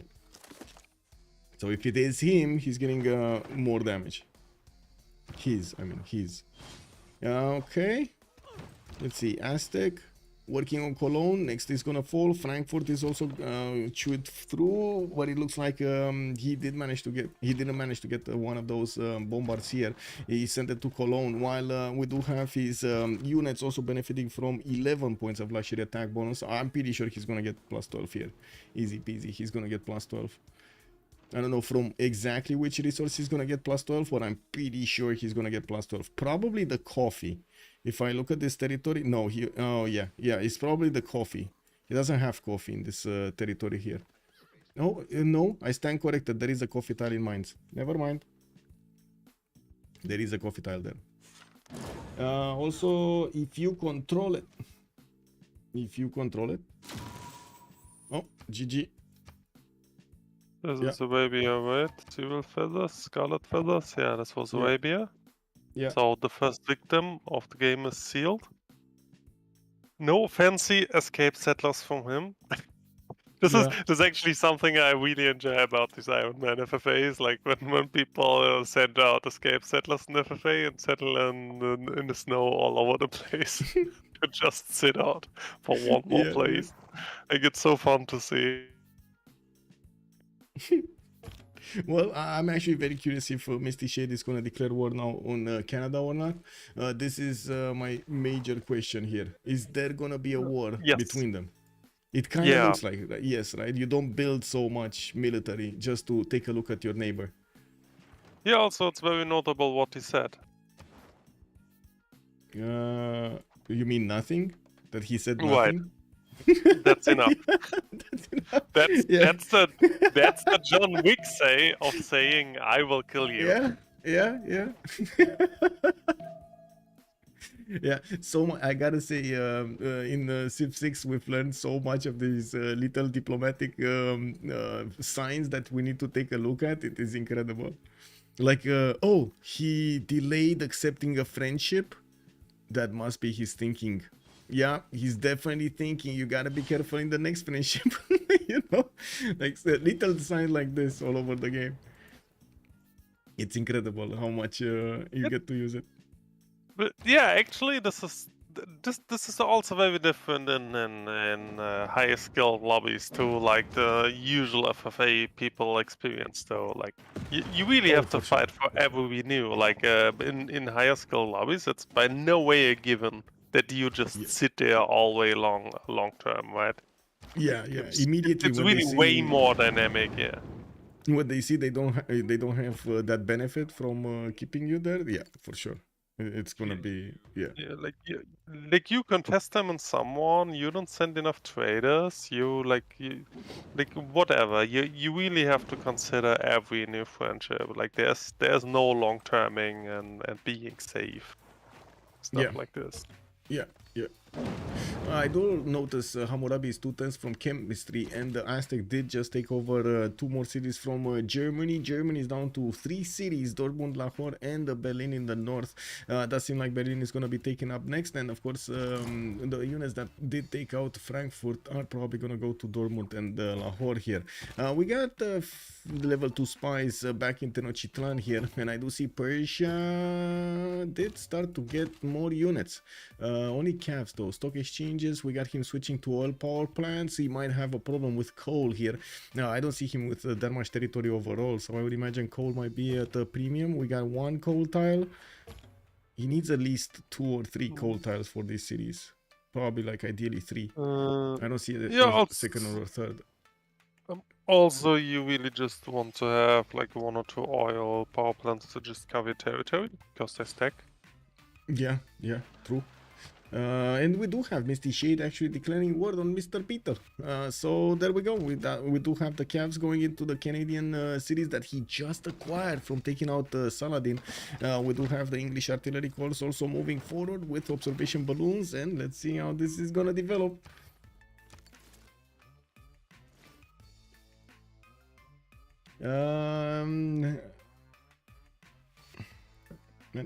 Lily, no spoilers, sir. No spoilers, because I need to do this, unfortunately. I need to time you out. Yes, you are not allowed to spoil, man. Canada is so behind in science. England is trying to take back America. England trying to take back America. Yes. Let's actually see if he's gonna take it back. Let's actually see if Canada here is gonna stand the test of time. It kind of looks like Wilfred Laurier is probably gonna fall to the English pressure. This is a lot of pressure. Still no steel walls, and of course, even with steel walls, the artillery would have chewed through them quite quickly. Looking at Korea, he's successfully taken out the Georgian cities, and he's also gonna grab a lot more points from that one. But I gotta say, this game is starting to be extremely interesting for the late part. You see how, for example, Montezuma caught up in the points to Khmer and Elizabeth I. They were so far away. Now they're starting to be on the same numbers at least. With Nader Shah also needing to do the same thing. We do have Korea getting the opportunity of ripping apart the cities of Tamar and getting himself those points also. Also, no way to deal with 3-range artillery for Canada on so little science. Yeah, I'm pretty sure it's gonna be extreme. Also, Mami Wu, good evening, sir. England is also going to spike in science above all once she gets labs. Well, chemistry next turn. Let's actually see what's going to happen with the labs, but I do have to agree, 367 science is definitely going to require more. We do have Jaravan with 500 science, and I gotta say he's not finishing all of his research labs at the moment. He didn't finish all of his research labs at the moment. Getting his aerodromes up and starting to build biplanes from them. We do have some more encampments also being placed here around his cities. I did notice Bolshoi Theater is going to finish in Angkor Wat, and of course we're going to need to see if he will manage to get the next golden age. Yes, he will. He's already there. 166 out of 167. So is Elizabeth, though. Only 2 points separating him from getting his golden age. Who did? Yeah, it was Saladin first, and probably Germany is going to come up next. I do not, Machiavelli. I do not. Also, England betrayed Saladin. Kinda. Although. No, I would like. I mean, it like wasn't really a personally. choice. I would say in this case, Saladin wouldn't have benefited anyway from having a friendship. Neither would Elizabeth benefit anyway from having a friendship over here with Saladin, and he was dying. What was he about to do?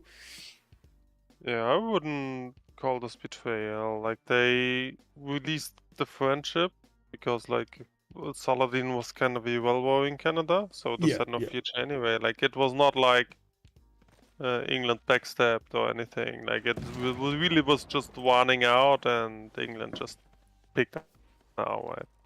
Yeah, what I do have to say, England starting to fight here might be a bit detrimental later on, because he's starting to put a lot of production into his cuirassiers and kind of stop putting production in, into military units, kind of stop putting production into his sim.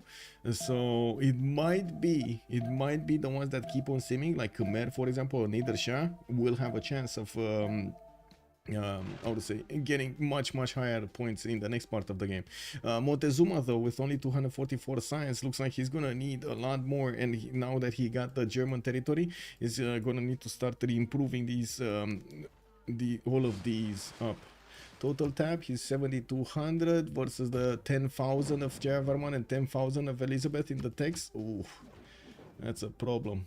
I do see Elizabeth and Javarman are tied right there in the technologies. 49-49. Okay, Dortmund is getting attacked. Bombard moving in. It does have the button for artilleries, but he's choosing not to. And I do notice Aztec is trying to get his units back to get them healed up. Whoa, that bombard, did he just move? Is this a... Oh, this is a heal. That's why he couldn't shoot kick. Oh well, it happens. And Gazarkam also has been defeated? Oh yeah, Korea got it back. Just as a general question, neither Persia nor Babylon do have harbors. Like, they are close to the coast, but none of them are really... Yeah, they don't have harbors.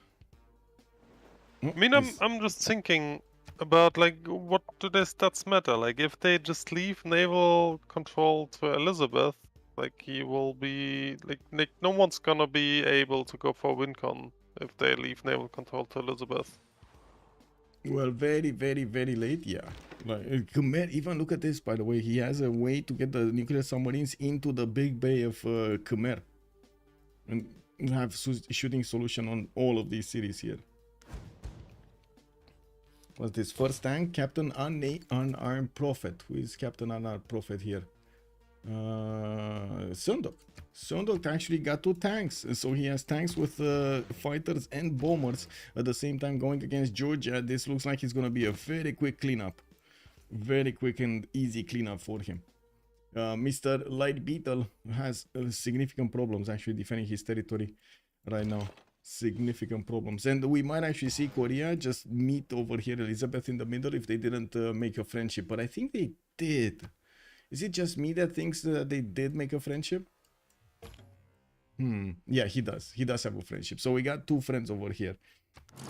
If Aztec is gonna choose to keep on going with his tank wars and maybe some more units against Korea, we will see him also declare war on Elizabeth, which will probably redirect the attention of Elizabeth to the east as well as to the north. And I gotta say, these are a lot of units that are getting deployed in the north here from Elizabeth I with 542 science and 240 culture, 1053 points of production. Looks like England is cleaning up all of the cities of Canada acquired from Saladin, and will probably keep on going to take the main cities of Canada also. We do have Canada actually getting his major setup with national parks everywhere. Oh my god, look how many national parks he is getting everywhere. Not gonna help him though. There's not enough tourism and not quick enough to get to victory condition. 447 tourism, 27 out of 118 points of tourists. Not enough. Is the qualifier points over multiple games or a cutoff? It's basically top 3 from each qualifier will go into the finals, and then we do have Trinda coming in as the 10th player, as the defender of the previous title, basically for Rooster Cup second. Yes. Actually, if Khmer just keeps sitting there and simming, I don't know if it is really in his interest. Like, let's just assume that Korea kills Georgia peacefully, like without intervention, and Elizabeth just eats up Canada, right? Yeah. Then these 2 probably top score. And then it's actually between Khmer and Aztec to get to 3rd place. Chat was not here. Duke was suggesting that it might be that England is trying to secure a second for WinCon. I think he could have had a win card of his own with space if he really wanted to. There wasn't really anybody putting pressure on him, and Montezuma to get to him would need to chew through Korea, which immediately Elizabeth would get wind of. Right? He would have had significant time to prepare. Well, yeah, also, like, this is different than other games. Like, no one's gonna care about WinCon at all. Yeah, honestly, they like just like want other the top than 3. like going other than like going to bed, there's no reason to go for WinCon. You just need to be top 3. Like, Yeah. there's no benefit getting first. Well, over there is a benefit in the sense that the game is still reported, and we did have Ben, for example, telling us last time, and that's why we changed the rules to let them play until conclusion of the game or CC, because they do want, when the game is reported, they do want the points from the game, you know, in the normal ranking, basically, not only. Yeah, well, okay. If does this count into the season? It's counting to the just season, all yeah. time, Yeah, it's counting to the season. Yeah, well, okay. Okay, and we got some more planes, a lot of biplanes actually coming around from Khmer, and I do notice Elizabeth did jump up to 600 science, probably finished quite a few of his labs here, and now he's working on his sewers, and I do notice he's on +3 happiness. We do have him with 800 gold per turn, and yeah, look at that, 244 culture. Do have to take a look here, and I'm still very curious how Khmer is gonna approach the next part of the game. Looking at what he's doing with his encampments, I would imagine what is gonna be on the table, and it's probably gonna be helicopters with helicopter armies with jet bombers and fighters, by the looks of it. Or is it just me thinking of this?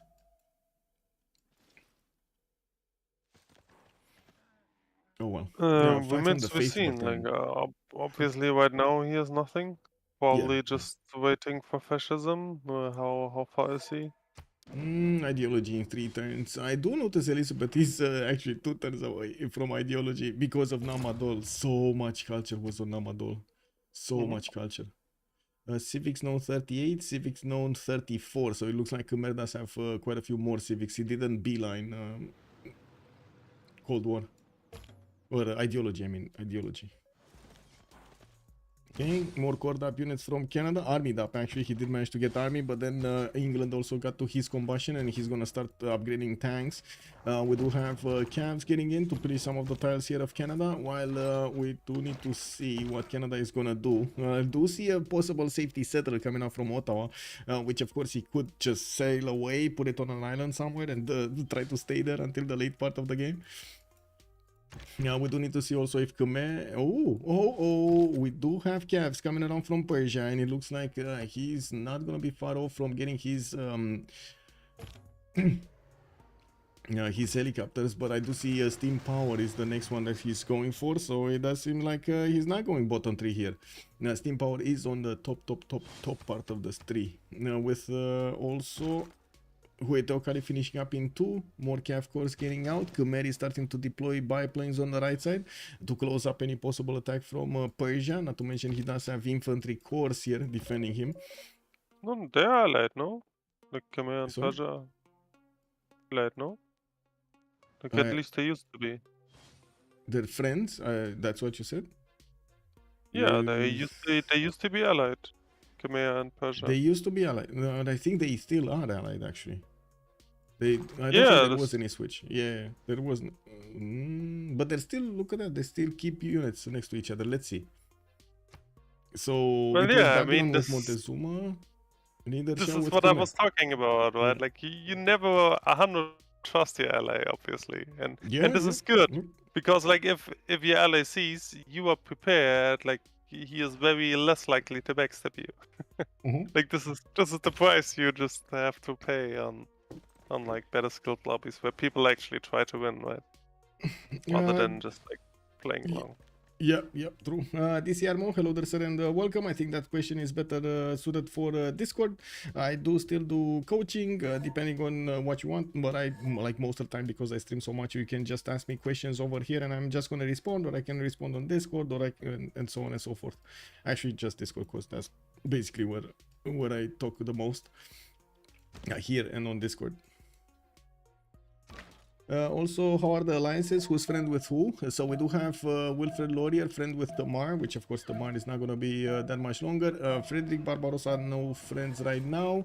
Hammurabi is friends with Montezuma. Khmer is friends with Persia, and then Korea is friends with Elizabeth I. So we're going to need to see what Montezuma is going to choose to do here. First of all, he's doing the cleanup crew on Germany. And the cleanup on aisle 5, we do have him managing to get significantly more points than the Wacky Dude, 854, while the Nuclear Mongoose is on 927. Wacky Dude is 723. And of course, we do see more units coming around. And I do notice his military engineers have actually moved northeast to get those initial railroads. I'm very curious, where is he? Wait, is he actually wanting to backstab Babylon here? No, wait, that's not the backstab. That's actually his opponent, right?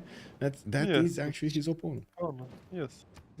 By the way, we just talked about it. They talking about it in the chat as well, right? Like between Persia and Khmer. Wacky Duke, Nuclear Mongoose. Because they say units, and like you have to be suspicious if the guy is actually. Then depending on the answer, you're gonna get more suspicious or less suspicious. Yeah, and then if it actually gets renewed, you can move away and do something else with the unit, but you have to be ready for the guy to actually not renew. Yeah. Rest in peace, Canada and Georgia. And Germany. Germany not gonna be here for long here, unfortunately. Man, I really wanted to see one of those German sims, to see it compared to Elizabeth, compared to Khmer, compared to Babylon and so on. Really wanted to see that going. Oh well, I guess in another game. Maybe we're gonna see it in the next qualifiers. Looks like England gonna take Windsor with his navy and slowly moving towards the main cities here, the core cities of Canada. He did spend quite a bit of gold to upgrade his units and move them then on the front line, not to mention a lot of his uses of the military engineers to get the roads, the railroads. We do have him still finishing up his labs, and I do notice his 635 science versus the Javaman's 561. But so does Nader Shah have 554. We still don't have him actually choosing a direction, if he's going southwest or east side, and I have no idea what this is. This an explosion in the... You see this, guys? Do you see this? What's happening here? Wow. Lol. There's some form of something happening over there in the coal power plant. How many Hanzas Germany built? Like probably, I don't know, 4 of them or something. But very late. We were asking for Hanzas. We were definitely asking for Hanzas. The shocking thing is the guy actually took mathematics for reasons I don't understand and doesn't even have a Diplo quarter. Now it's Aztec land, so it would have been destroyed. I do have to mention we did have quite a serious amount of relatively unexperienced players in the lobby, and when I say unexperienced players, they're like sub 500 hours. But then it's good. I mean, it's good to have them because it's a qualifier. It's good to have them so they get the experience, so they do know where they stand and they do know how where they need to work on the next games. I believe it is a very good experience if you can take it, because again the mental is quite punishing, right?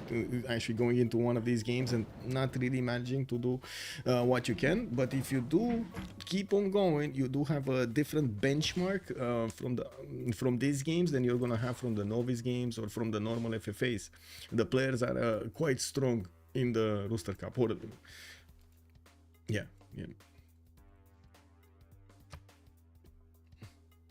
Yeah, well, okay. That at least explains why I didn't know half of them. Yeah. I mean, to be honest, it is what it is. We did have the request of increasing to 3 qualifiers instead of 2 qualifiers because we did have like 48 initial players going for this. So you can imagine only 30 from them can actually get into the qualifiers. There was quite a bit of how do you call it? Demand. Okay, there we go. Demand for the slots. So yeah, we'll see. I don't think it's healthy to go more than 3 qualifiers though. I don't think we should do that. What I can say, more players should actually get their ranking. Ranking going on the seasonal, so we can have a better benchmark, a better ladder. Because right now I'm trying to make the list, but there are so many players that don't have rankings. So yeah, it is what it is. We'll see.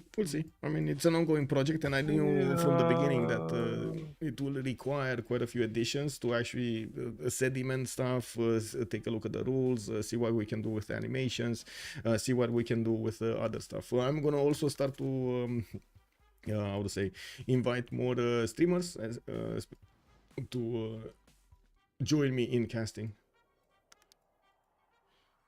Well, I guess I got 2 comments. Well, first off, is like the thing with unexperienced players is most of the time they can't really rate themselves because like obviously they're unexperienced players, so they don't know what it actually takes to be a good player. So that's the thing. So they may very well over-evaluate themselves, right? And For be sure. like, yeah, sure, I can hang in with the top dogs, and then they just get swept, right?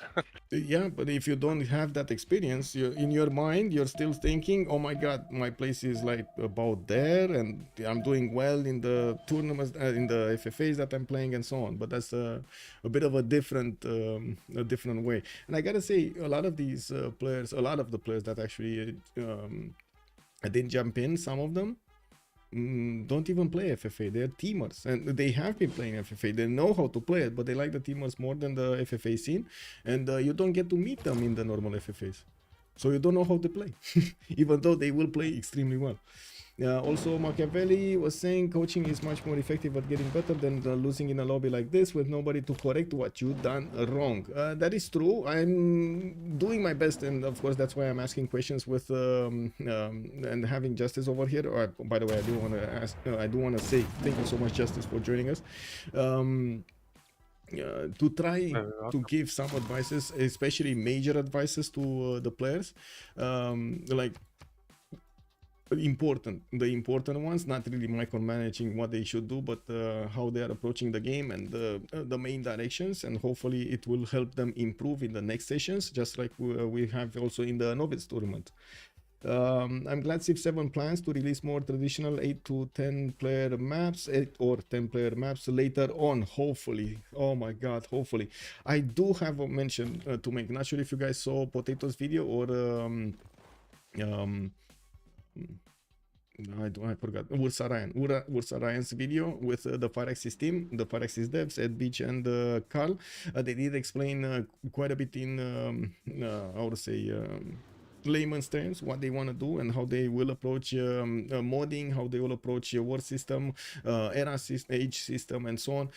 And quite a few things have been revealed in the video. If you want to check it out, make sure you actually take a look, because it's very, very, very, very interesting.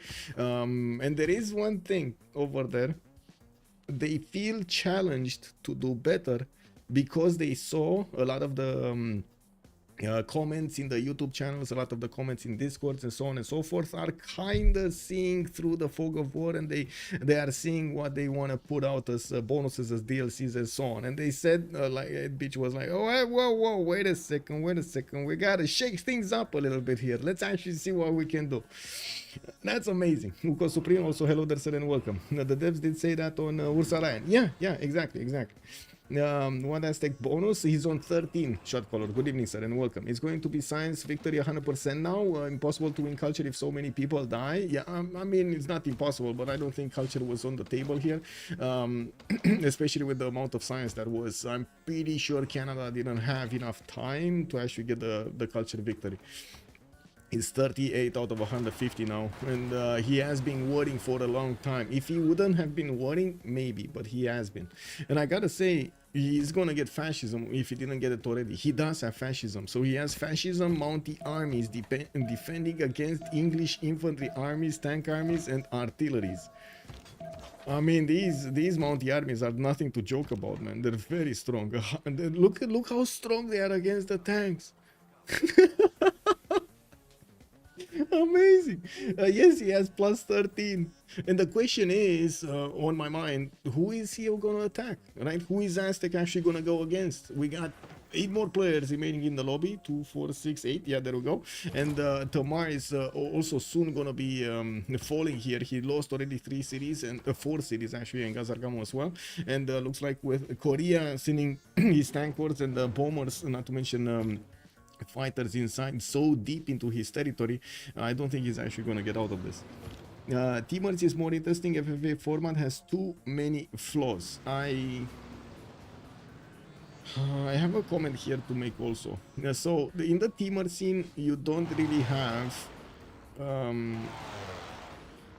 so okay, we're watching an Ironman, but I'm talking about the normal FFAs. In the normal teamers, you don't really have the time to try out stuff. In the normal teamers, a lot of the times you're going to be pressured by your team to win. You're going to be pressured by your team to actually get the good strategies going and so on. In FFAs though, you have a bit more leeway. Your neighbors might not attack you that much. You're gonna have 2 allies. You can actually create a safe space, and so on and so forth. It's a totally different way of playing Civ than in teamers, when always you're going to need to pay attention. You're on the front line, you're going to need to get units and so on. Koshak, hello there, sir, and welcome. Yes, so we got red continent here, we got the white continent, which is only his, and we got the blue continent and another purple one on the right side. He didn't go that deep in the purple one, so only managed to get like one, this honey tile, and truffle, actually 2 amenities from this one.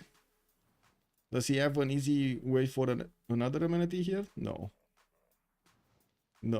I don't see. Probably the other amenities are much deeper in. Yeah, the cocoa tiles over here are gonna be deeper in Babylon's territory, so he can't get there. Yes, but in FFA you need to support all you need yourself. That's also true. That is also true. I gotta say that is quite punishing actually in FFAs. And I gotta say, Khmer is out for a blast here. He's coming out with quite a few helicopter armies to the south that he's just upgrading and finishing his banks, getting war department in 2 turns. That means he did discover fascism and probably, of course, switch to it. We do need to see if the actual target is going to be Aztec or is going to be somebody else. I don't think, I mean, he could be Korea here to the west side. I think Korea would be a much better target for him than Aztec, wouldn't it? But oh well, I guess we'll see. Aztec production, which is looking 954 points of production. Looks like Montezuma does have his production capabilities high, but that's also because of how many cities he has. You got to take into account all of those cities do eat your amenities, do eat a lot of resources here, not to mention time, but they do give you the opportunity to build new stuff. Armies, districts, wonders, projects, and so on and so forth. Yes, Lancer. Yes, you're correct. You do need to do a lot more for yourself than in Teamers. We also have a few more turns, 2 more turns until the switch of the era, and I do notice Canada is going to get his golden. We do have Tamar going dark. Wildfire is 1 point away from getting his heroic age. Jeff Raman the 7th did get golden. Elizabeth did probably get golden because he was on golden earlier. We do have Nader Shah 115 out of 107, Montezuma 123 out of 116 got his golden age, and then Sundok is just at the level of getting his golden age. I do have to say England here is taking his good old time to actually take out Canada, and it does seem like he's gonna need to do a lot more if he actually wants to break the Canadian defenses. We do have fighters coming around. We do have probably bombers following this up, and of course with his what is it, 1,000 gold per turn, he should be able to buy whatever he needs on the front line right there. He's also not in a hurry to kill anything there, though. Like, he can just keep moving slowly while setting up for whatever he wants, right? Yeah, Like, he's in first place right now, like, the other guys need to make a play. Like, basically, Canada is just, like, standing squad to take for him, so no rush. yeah. Well, let's see how things evolve here, because it starts to look quite interesting. I'm actually very curious if Khmer is going to attack Aztec, mostly because I'm curious what Aztec is going to do next, rather than anything else. Definitely feels like he's not going to have enough damage to hold on to dear life here against his northern neighbor, Khmer. Nader Shah, he got 1 machine gun core, observation balloons coming up. It looks like he is also thinking about warring somebody. Bombers on the right side in Parsa, in Mashhad, and we do have him getting his broadcast centers. Khmer is 3 turns out from getting his jet bombers. Stealth Tech is coming out in 3, and Korea looks like he's slowly finishing off Georgia. I'm very surprised how Khmer did not challenge actually Korea here instead of challenging Aztec. Maybe he wants to get closer to the west, although, well, we'll see.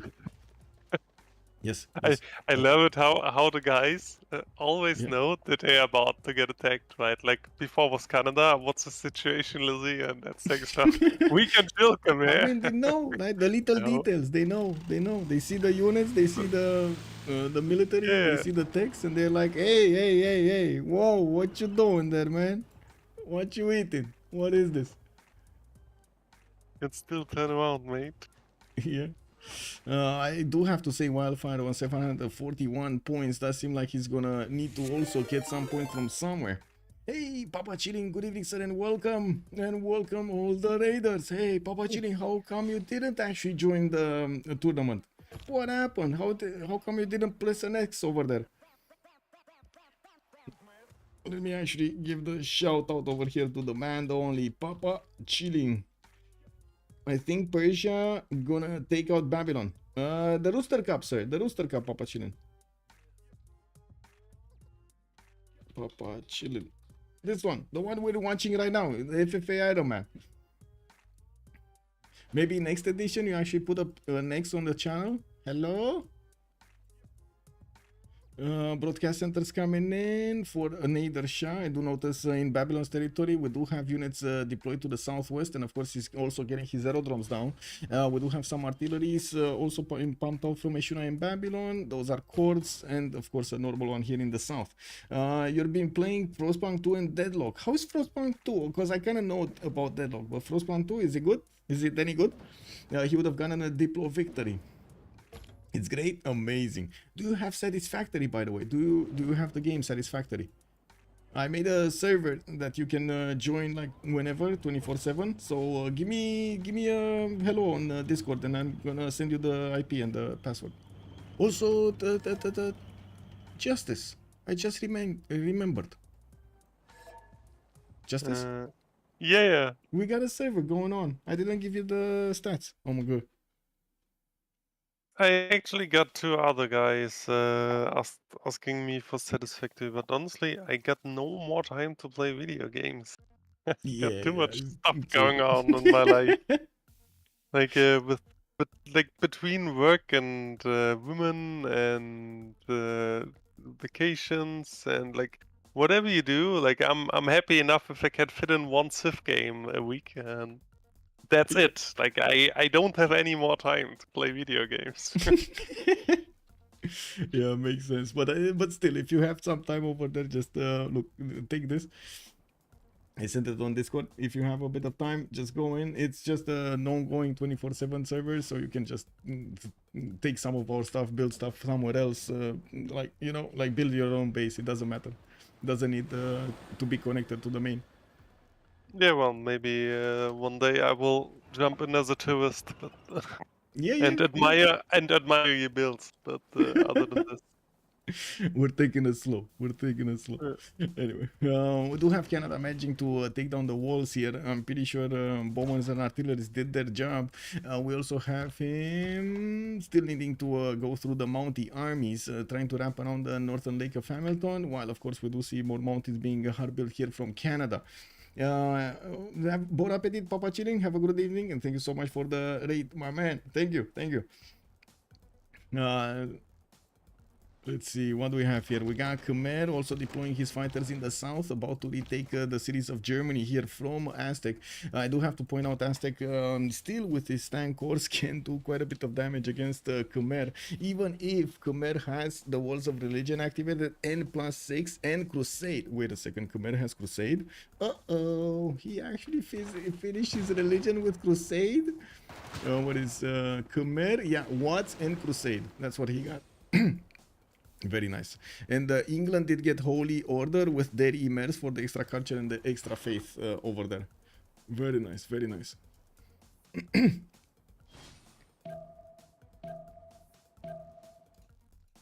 look, it is like England evangelization is really completely meaningless. But England what? the evangelized traits are completely meaningless, obviously. Yeah, not that many holy sites to make use of them. We're gonna have a pause for 2 minutes, and we're coming back. Let me double check the points. Yeah, it's fine. Okay. Be right back. 2 minutes.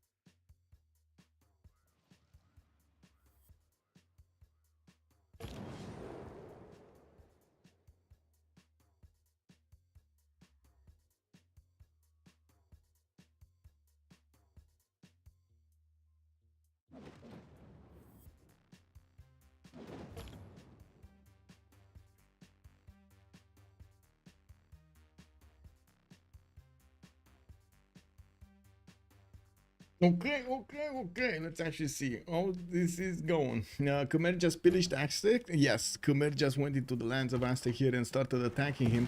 Declared war on the poor nation of Aztec. We do have him with war departments. Whenever he takes out the unit, he also does that. Takes well, get some heals back. He's in 2 arms, so he's gonna get an extra +10 against the cities, which is very useful at this point in time. Wilfred Laurier is also getting 2 arms, but also he's kind of starting to break here.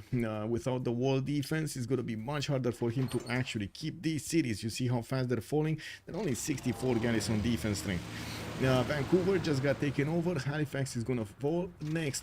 And while we do need to see what's going on here with jet bombers coming in, it looks like we will have a path being carved out through this Aztec territory.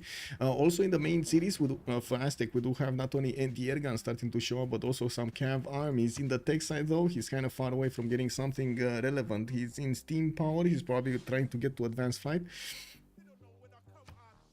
and getting mass media. Helicopter armies are gonna start pillaging his territory though, and this is gonna eat into his production very much, but so is Montezuma benefiting from 1100 points of production. Khmer is 1000, and he does have the 473 points of faith also on his side.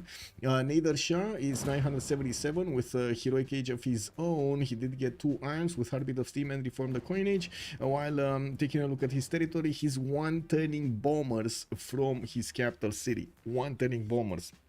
He's gonna have 3 bombers here, and initially we were thinking it's gonna be Babylon that's gonna be taken out, but we might actually see Aztec being ripped apart by the 2 allies, by both Khmer and Nader Shah here.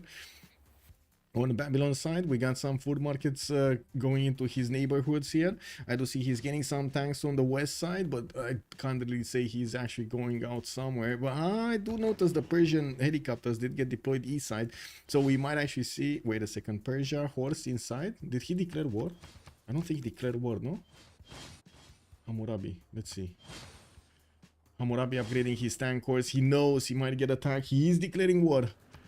Wacky Dude declare war on the Wildfire here. Now we do have Wildfire, of course, Hammurabi. Wacky Dude is Nader Shah. He's going into the city of Tutul and will probably break. Mr. Light Beetle.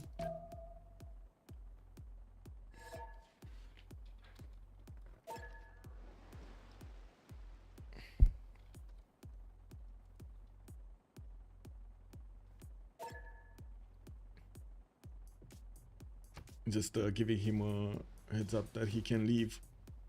Tamar got broken in half over here by Korea with his fighters and of course the tanks and the bombers. Only 3 cities remaining. But yeah, no way to get the bombers out. Canada did manage to get all of the half part of the map. Aztec the south, it looks like Nader Shah is gonna force his way into the cities of Babylon to take these this eastern side, while Khmer is gonna want to take down Aztec. Korea is gonna be left alone for a while here, and it looks like on the west side we're gonna have Korea also managing to have the majority of the land in between him and Elizabeth, between Khmer and Elizabeth. Oh, wait. Wildfire is Hammurabi. What is going on? Whoa. Whoa. Casually getting out of the game like this. Give me a second.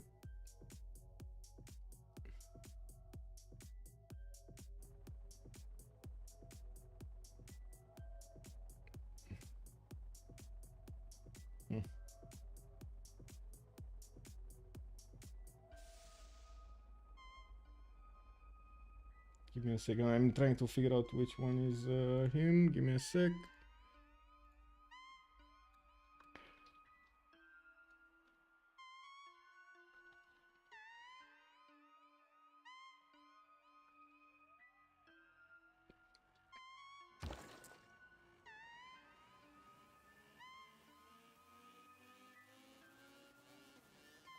Okay. Bombers time. Yeah. Interesting dynamic here. Who will end up in the top 3? Yes. Okay. We do have Wildfire joining back, and I do see Agent Long Swan actually asking for Irel. Well, it is bottom 2. What can I say? Actually, it's really interesting because, like, assuming that Khmer is just gonna like win Aztec game here, like it's been Khmer, Yeah. Elizabeth, and Korea, right? And like, I mean, Babylon probably has not much saying, and also Persia has not much saying, but like, these two guys also have kind of no reason to plus any CC, right? So may they ally eventually turn against them then? Like, yeah, if Aztec is getting evolved, Babylon doesn't have ally anymore. Actually interesting what's gonna happen on the right side of the map here. What I'm trying to say, I guess. Because like, especially when Persia will minus CCs, I don't know if Khmer is too happy about it. Oh, for sure. To be honest, in that score right now, we got Montezuma, Khmer, and Elizabeth, right? Korea doesn't seem like he's gonna get a few more cities, but not that many points. Wildfire is fighting Nader Shah. It will take a while until Nader Shah is gonna get his higher points. And Jayafaman the 7 is working on taking out Montezuma. Now Montezuma has so many points, right? It's gonna fall though. Like, I think it's inevitable. Yeah, it seems like Aztec is gonna fall. Yes, we got nukes coming up in 6. I would imagine we're gonna see space projects coming out from England. I did see the first spaceport earlier being placed down. We got 2, 4, 5 of them coming out, and yes, I do see one in London is beginning built in 5 turns. Has a shot over there. That's a 180 production city. Sheffield is gonna be 109. Bristol is 241 production city. That's probably where he does have Magnus vertical integration, and also quite a few traders from Korea going into that city center. How long is the turn now? Quite long. Also, Necrotic, hello there, ma'am, and good evening. Did you visit the base? It's about 3 minutes late game. Yeah. Well, we do have an infinite turn right now because one dropped and it's an infinite turn. Anyway, Persia's bombers are chewing through the cities of Babylon quite quickly, even though those are steel walls. We do have Nader Shah next turn getting jet bombers and also mobilization coming out in 3 turns. We do have him with quite a few units being sent to the front line, but I gotta say, so does Babylon have his own units here. He doesn't have fighters though, and the spies looks like they are equaling each other. I didn't see who got the extra diplomatic visibility spy, but I'm gonna check right now. So first of all, England got Einstein, very powerful here for him. We do have Persia getting Cho. Wait, he got Khmer? Where? Khmer got the visibility. Oh, I see. Mary Catherine got that. I see it now. Very nice. So where is Khmer on the Diplo? Let's see. He's +9 plus Crusade. He has more damage against Aztec than Aztec has on him from his amenities. Well, and Khmer bonus works both ways. Yeah, and the Khmer bonus, yeah, that's significantly more damage than what Aztec has. Amazing how Khmer over here banked up on okay. Does only winner matter for this game? It's top 3. It doesn't matter which placement unless you count the ranking, as in the ranking in the normal ranking, but they need to be top 3 to go into the finals. Also, Kuwait, Korea gonna be shield to England versus Khmer for the science victory. Kinda looks like it. Yeah, I'm kind of feeling the same thing, and I'm very surprised Khmer actually didn't attack Korea. I think he was much more afraid of Aztec, late game Aztec, than he was about Korea late game. Because to be honest, Korea late game right now, I mean, he does have 645 science, but the culture is atrocious.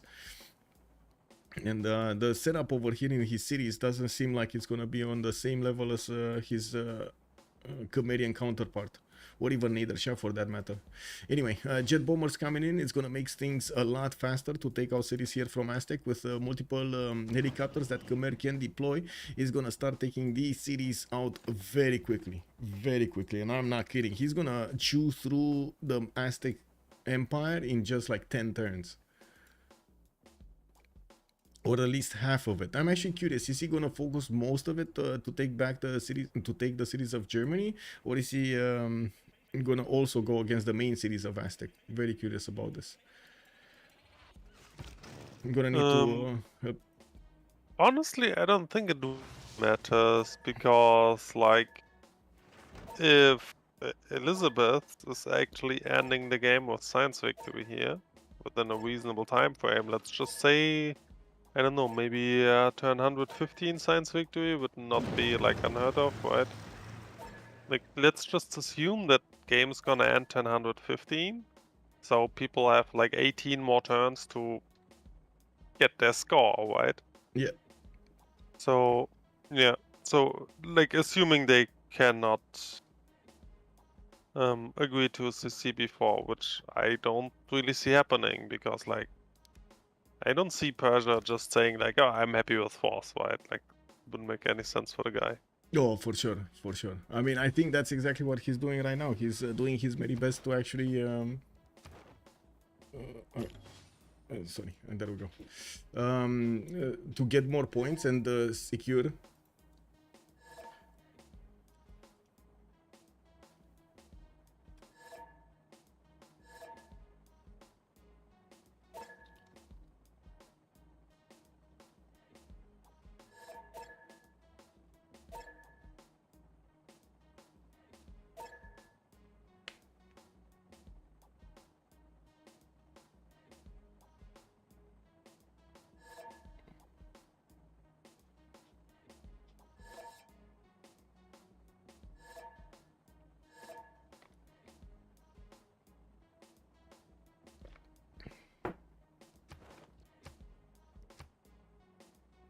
Is it actually Ironman setting Yes. on the qualifiers? Okay. Yeah, yeah. Everything is Ironman until the finals. They play on the same rules, also with the fires.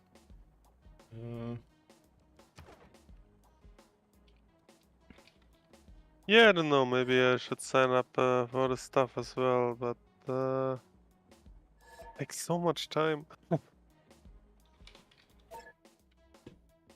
Yes. I got 1, 2, 3, 4. 4. And we're like, how many players are still in the game? 1, 2, 3, 4, 5, 6, 7.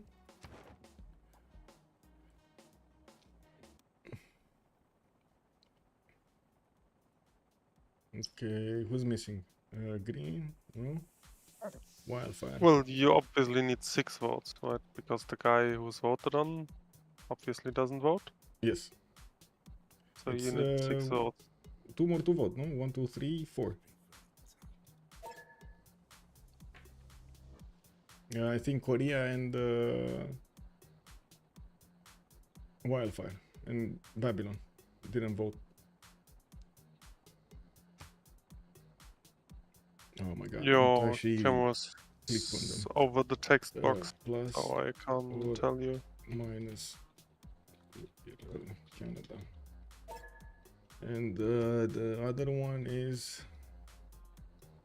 sorry, just trying to get this done. Captain, no?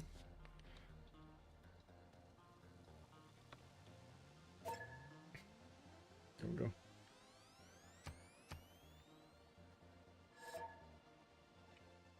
Oh. Okay. Actually, Wildfire openly plus, right? Yeah. No, that was his plus that he is coming into the game. He was desyncing, so he plused without knowing the chat and everything for coming back into the game. Or at least that's how I understood it. That's why I didn't react to it and asked him for a specific plus. Well, we do have the first city of Babylon also being taken out here. Doctor Who is trying to defend himself against the Persian invasion with helicopter corps and jet bombers and fighters coming in. Looks like Babylon is going to have quite a fight on his hands. Also, looks like Canada is starting to break after, of course, he did get derailed out of this game. We do have Montreal, Ottawa on the chopping block here. England is trying to get in and secure the kill. We do have also TPDC defending against the planes of Korea, which are, well, eating his cities up very, very quickly here. Bombers of, okay, another city has fallen of the former Germany here from Aztec, got taken over. Cologne is under attack, 111 points city, but I think this is just the turn he got his jet bombers, no? So he's gonna start upgrading them rather than attacking with them. Okay, does he even have that many? This is a jet bomber. Okay, he has one. Doesn't have that many. He's getting another one here. Actually, he has another one in Indrapura also that he needs to deploy to the south. I think he just upgraded that from a bomber into a jet bomber. Spaceports also, by the way. 240 production city Bristol. It looks like space is gonna be an option, a clear option for Elizabeth I to finish the game with a victory condition. 1258 points right now on the score screen, while Khmer is second on 1087, and the third screen we do have Montezuma 937, and then Korea with 893. Wacky Dude is definitely trying to eat through Wildfire's territory to gain more points, and he's also going to be protected by Khmer in the next part of the game. We might see like a big war in the next part, like in the next 20 turns here, if they don't unanimously agree to CC or something. It's gonna be East versus West kind of war, because it kind of looks like Nader Shah is gonna get to chew through Babylon's defenses and quite quickly, just as Khmer is gonna get to chew through the cities of Montezuma. So we're gonna have two very big nations on the right side, with only Korea holding the fort in between them, and I'm pretty sure we're gonna have Khmerian GDRs much faster than Korean GDRs, or at least that's my impression of it. Honestly, I don't think it's gonna happen, because at this point Elizabeth would send GDRs to defend Korea. Yeah. England, Khmer and Aztec. Yeah, top 3 small soldiers. Thanks so much for the answer there. Thank you. So actually the real question is, can Persia get bigger than Korea in score here? Is the question to see, I guess. I think he will, because these cities of Babylon are much higher in pop, and they're much better developed than whatever Korea is grabbing from Georgia. Like, just look at the population, 7, 7, and 9. And then you have here 14, 14, 13, and so on.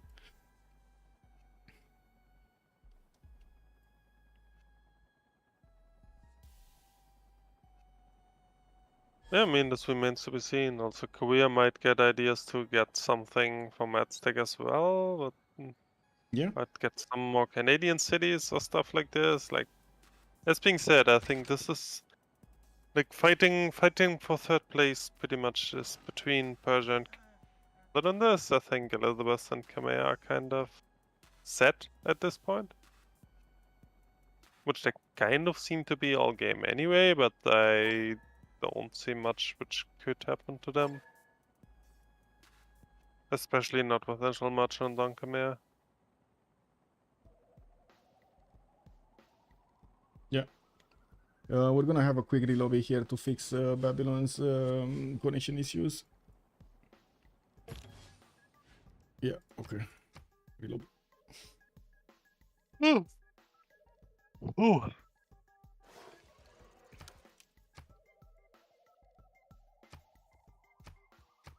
Turn 99.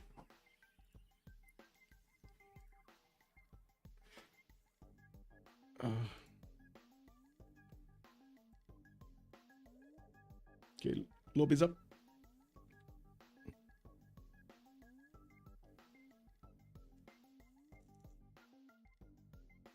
Ooh, I just realized, okay, this is obviously the proof that the bottom slots always lose, right?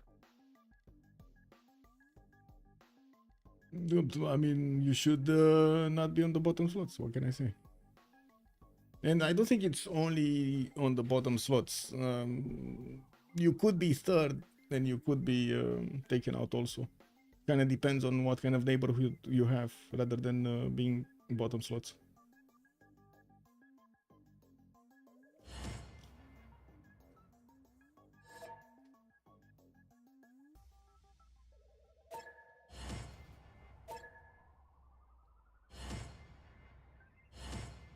Tamar is no more, Canada is no more, okay. Okay, well, it looks like no problem with 0MS, nobody's rejoining. Okay, let's go.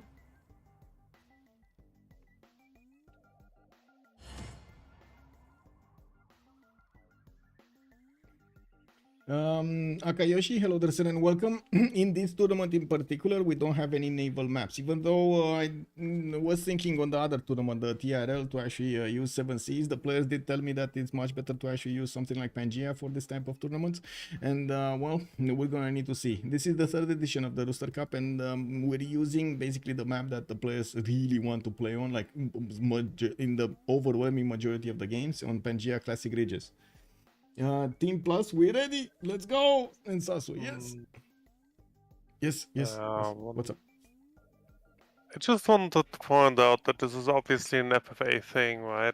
Like, Pangea Classic is traditionally gives like the most fair distributed spawns, quote unquote, while like maps like Tilted, for example, got very popular lately. Like these maps which are not necessarily fair, but usually are balanced out in between the teams, right? Because like on 4v4 you only have like 2 parties, and even though like one guy may have a much better spawn than the other guy, like between the 4 guys within a team, it's kind of fair, right? But like while in FFA this would be like horrendously unfair.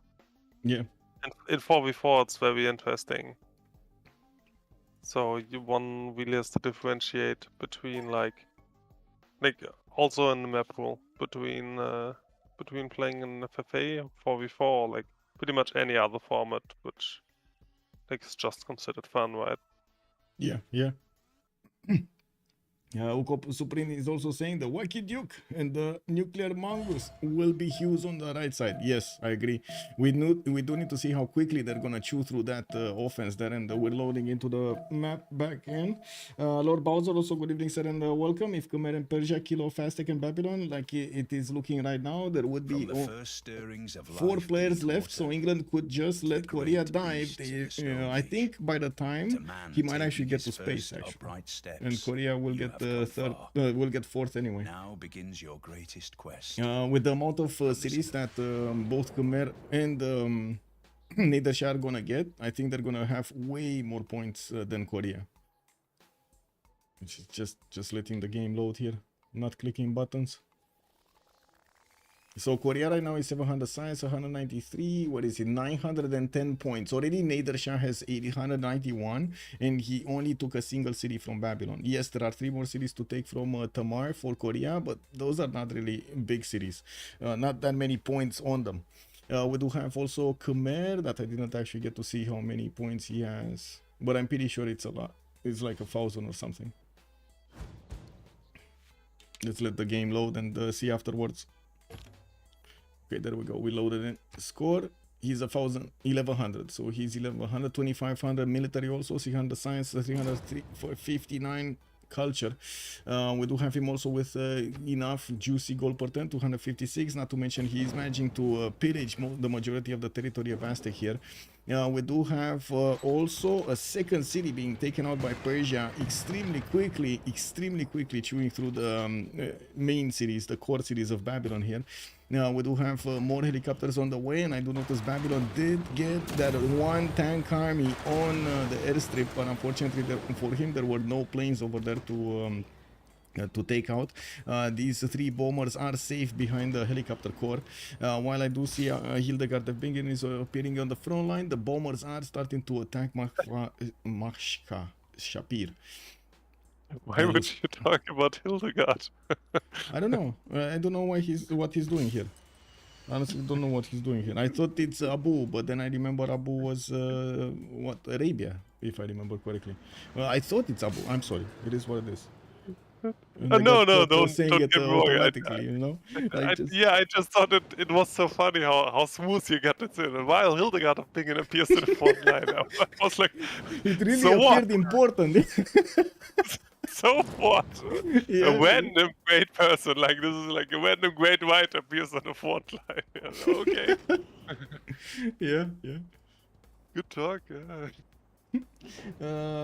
Let's see. We do have some more jet bombers coming in from Persia, allowing him to increase his attacks on his opponent. You can see how much damage he's doing, not only to the cities but also to units of Babylon. His helicopter armies are clearly superior than the Babylonian tank corps. We do have modern armor armies coming in, but I do have to make a mention here. Unfortunately, modern armors are a bit too expensive for their punch at the tank timing. You can't really rush them. It doesn't give you anything. Because of two things: first, their production, and also how much you pay GPD per turn. And the second thing, very important, oh my god, very important, is the lack of a general. To get to the late game generals, you actually need to get a general for modern armor armies. You need the information era, if I'm not mistaken, no? So this is atomic era, and this is information era. Most of the time the players will have these, like the modern era generals, and yes, some of these, but very late you do get access to the information era, and they're extremely expensive. Like right now we do have modern and atomic. They didn't even get revealed to pick them up. Samori Ture is the next one, and he's already 840 points. You can imagine this is going to be extremely expensive. I do also see Sergey is the next engineer, and I gotta say, England, oh my god, he doesn't have enough. Can he do enough projects? He might have enough how to say, enough save space here to do it, but I don't think he cares. We actually took the guy with like plus 20% production. Yeah, Did I see this right? Yeah. Good ally. Yeah, I don't think he had enough points. I don't think England had enough points because he already picked Shah Jahan. Right? He already picked this one up, and then he picked. And then the other one got picked. Robert Goddard. I don't think he had enough points for it. So yeah, it is what it is. Could have just passed it. Is this eventually I buy Amundsen Scott for the flex angle? I don't know. We'll see. Yes, some of these. It has to be, right? Yeah, for the memes. You gotta do it for the memes. Anyway, we got nukes coming up in 4 from Bradford, and yes, quite a few spaceports are gonna finish in the next 4 to 5 turns and launch Earth satellite. The first space project is also on the way. Looks like the Misty Shade is gonna manage to get moon landing, and then Mars colony without that many issues. He does have a decent amount of science to actually go through all of the necessary tech tree. While we do need to see what's gonna happen on the other side of the planet. What will decide actually the top 3? Korea right now, by the way, it's 4th. So already Korea is 4th. Will the wacky dude get more? He's probably gonna get more than both. I think top 3 will probably look like Elizabeth, Khmer, and Nader Shah, to be honest.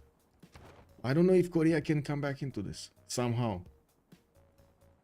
Because, I mean, sure, he got some points from attacking Tamar. He got some cities. Although I don't think he has the same empire strength as his neighbors. Maybe it's just me. We'll see. Definitely the damage is gonna be way different than Khmer, right? With Crusade on Khmer, with the extra Diplo, very good. Also fascism. I don't think Korea has fascism. No, Merchant Republic, and he's getting ideology in 2. He's probably like 6 turns out from getting fascism. Okay, what's going on here? Nuremberg got taken out. Cologne got taken out. What is this? How did Cologne get so far away tiles? You see this? Yeah. Those are like 1, 2, 3, 4, 5 tiles away, 5 rings out. Anyway. Yeah, Khmer did need to upgrade his jet bomber, so it took a little bit of time off. 3 turns for my Hatta project. We got jet fighters coming out and more aerodromes being placed in the north with the jet bombers getting out of his main core cities. I mean, this is what you get if you build theater squares in a city instead of a Hansa, right? Like you get the precious fifthing tile. Yeah, the suspicious 5 ring out tile that you're never gonna get to use. Oh my god. Oh no. Everybody desynced? What's going on? Why do I have the impression they only had the 4 mods instead of the all 9 that we do have? I'm gonna pause to let them kick resync. I'm pretty sure they didn't get the full mod list. Oh well, it is what it is.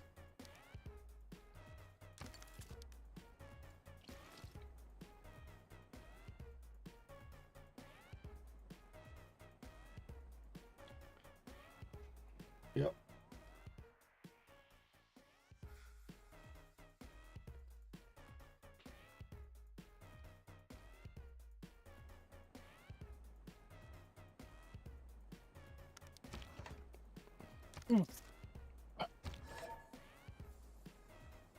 I'm afraid if they...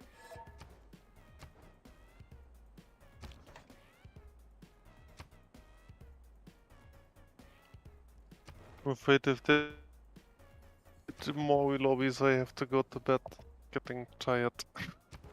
Yeah, I mean, to be honest, it kind of looks like at some point we're gonna have a CC.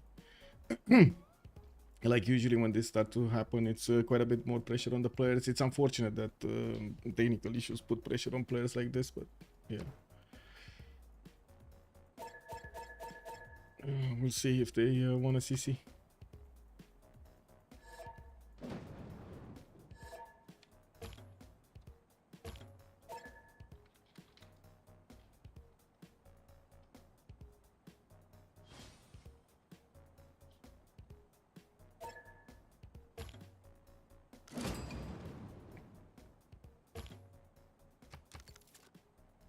Let's see if anybody minuses. I think Nedershaw will minus this. I think he really wants above Korea. So we got 1 minus. Oh, 1 plus, sorry. Yeah, another plus. What? CC fourth. Oh, I mean, can't really help you there.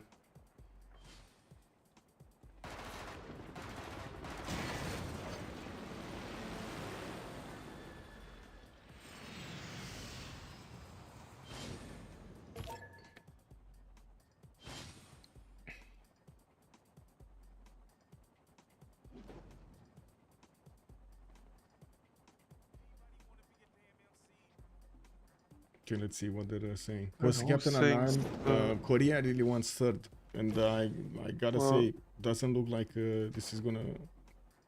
Yeah, well, I mean, currently he is 3rd, so. Oh. And it's definitely in his best interest trying to CC now, so yeah. Yeah, for sure. Makes a lot of sense from his perspective, right? Look how quickly Babylon is shooting through these cities. He's gonna take 2 this turn. Or wait. Oh, he pillaged with the other one. Never mind. He's not gonna take 2. The helicopter army moved away instead of attacking Mari. Lol.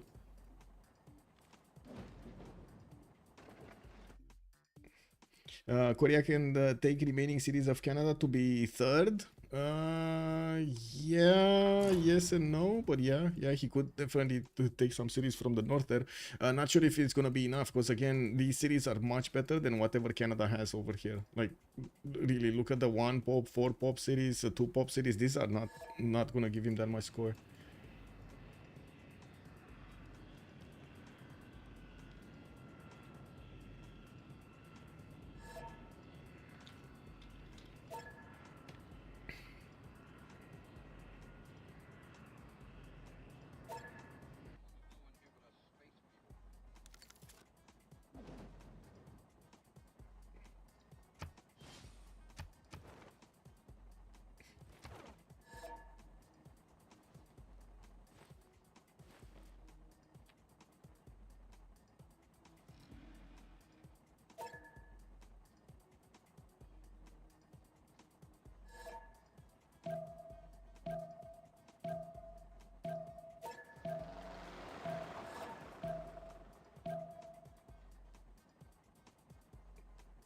I don't really want to put more like pauses and stuff like that. Let's do it in the real lobby so we sync the moves, sync the time,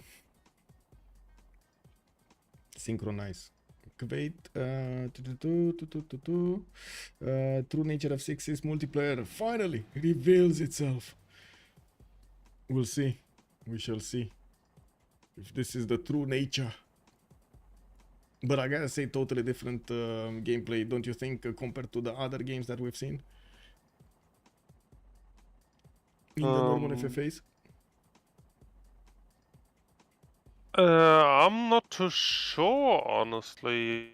FFA like what FFA you referring to here? The normal ones in how to say, the community. The normal lobbies in the community. They don't eat each other up so much. Yeah, like I mean, I don't want to sound arrogant or anything, but I feel like the gameplay in this lobby is actually below the level I'm used to. Whoa! Whoa! Wow! Shots fired over here. Okay, okay. Well, let's actually see what's gonna happen in the final when we got all 10, only the top dogs from the qualifiers getting in. Like, I mean, The don't hot get me shots. wrong. I don't think that I'm a top player myself, but I have a tendency to pull in very competitive lobbies, actually play, because I'm also very rigid in like who I let in lobbies. Yeah, for sure. For sure. So it turns out to be that like usually it's very strong lobbies, and actually a lot of people like it. So once you have like 5 or 6 strong players, it's usually pretty easy to fill them up with like other very strong players. Yeah, they gather each other up. And yeah, so it kind of turns out to be that like often enough you have like very, very strong lobbies where I am actually by quite a margin the weakest guy, which I kind of enjoy.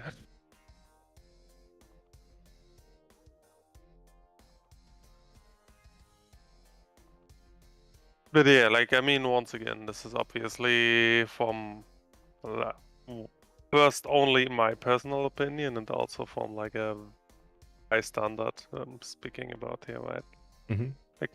Like we talked about this, that that you actually have quite a bunch of more unexperienced players in this lobby, right? So yes. so yeah, Yeah, so I did it's think very quite a bit natural that how to get these going, and I was in between two options: either spread out the veteran players or the ones that actually had priority experience and also scores with the other players, or stack the lobbies, right? All of the experienced ones in lobbies and all of the other ones. I thought it's much better overall if I just spread them out rather than take the second option. It felt extremely unfair to me to put all 10 very good players in a single lobby, or to have 2 very strong lobbies and one not as strong. Well, I mean, I don't know. Regarding this, League of Legends does it with a play-in phase. So like the less experienced guys, so quote unquote the wildcard regions, kind of have their own tournament playing in, and then the best of these take in part of the qualifier of the big guys, and then it actually gets a final. Well, that would mean another qualifier just for them. That would get them access to this qualifier, so they could get next. Maybe. Well, but kind we don't of, have yeah. that Like in some, it would probably be the same amount of games. It's just like a bit more sorted out, I guess. But yeah, like I mean, obviously that's just the wild throw in here, right? I mean, to be honest, when you have the players, like when there are enough players who are willing and able to play, you might actually have that option, right? That's everything is possible. Please vote to either or not Babylon in DMs here.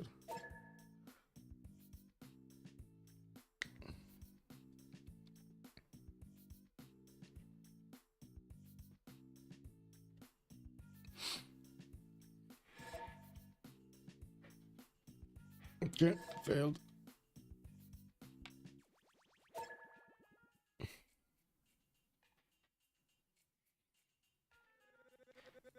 I do also want to point out, usually, even if you don't have that much to do, it's much better to, or you don't have that many chances of climbing higher and you know you're going to be attacked and so on. It's much better for the whole game if you actually defend and not eat out, or try to defend, try to do human moves, not PC, not AI moves, which are really atrocious, really bad. It helps out the other players in the lobby, so they're not as willing to actually let this go, let the IRL pass. In quite a few FFA lobbies, in other lobbies, there would be quick on the buttons to IRL somebody out if they do see they have a chance of tearing apart his empire. From the first stirrings of life beneath water to the great beasts of the Stone Age. Okay, hopefully Yeah, taking his first upright this is steps, also like you have come far. at least Now traditionally begins your why greatest I quest. like, once again, this is just my personal opinion, but this is to a degree why I don't really like too mixed up in skill lobbies, because like eventually if people get really good on like executing late game is low-key decided on like who spawns next to the weakest player rather than like actually playing good. Because like if you assume everyone can execute, then it just gets decided to quote unquote who gets the most free food. Well, you say that, but then we look at this game. Just simple look at this game. We had Montezuma managing to get the lower, how to say, the neighbor, which you just pointed out, it was a little bit underexperienced versus the other ones. But then Khmer did take over Aztec, so you know it's fish eating fish basically. Well, yeah, and this is because it's kind of evenly distributed here, right? Like if we say like, okay, the weaker players seem to be distributed evenly across the map, so it's not really that unfair. But if like one guy spawns next to 4 weak guys and then the other good guys are all bunched up next to each other, it's almost a given that the first guy will win. Yeah. Like this happens countless times. But once again, this is just my personal take on it.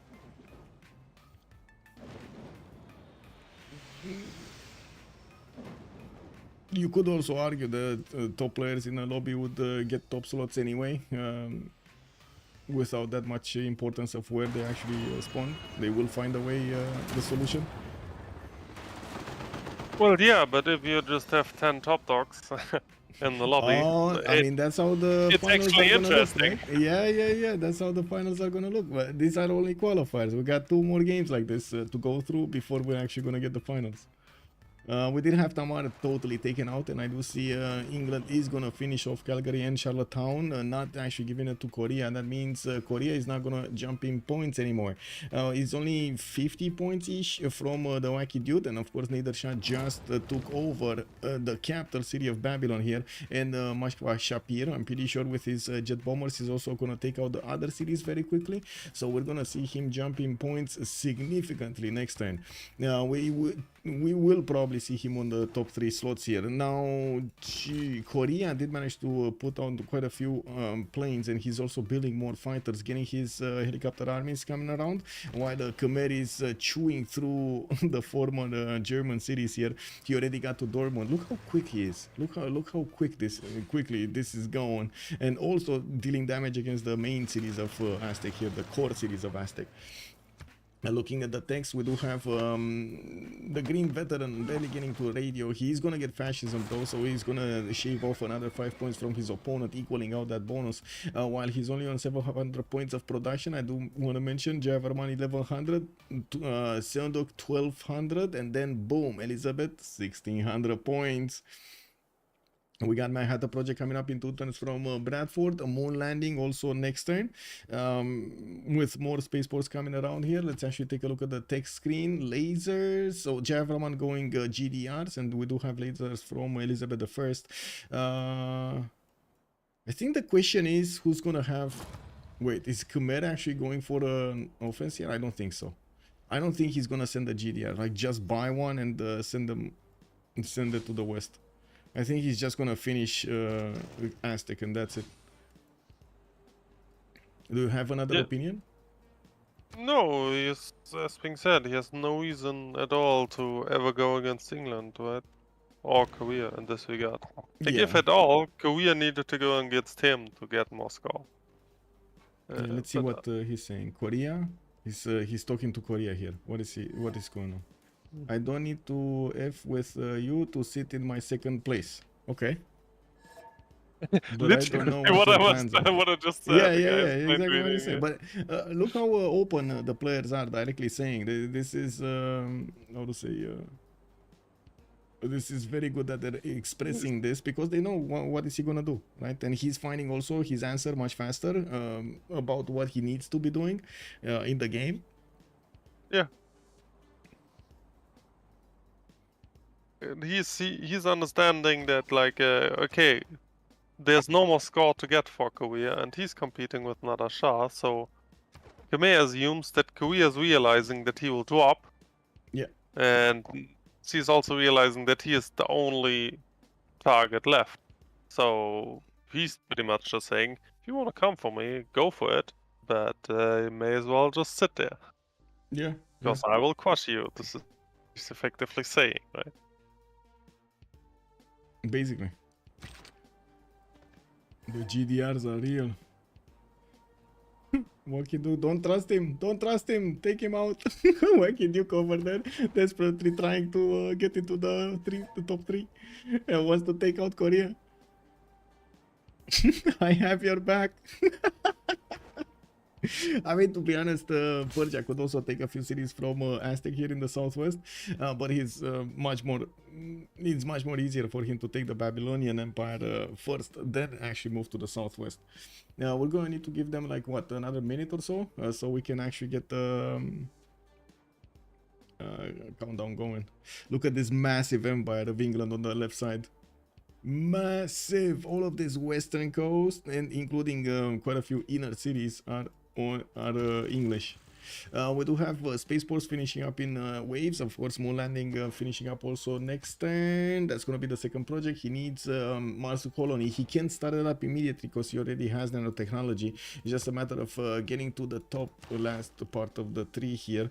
And let me actually take a look at the tree. We got quite a few of them.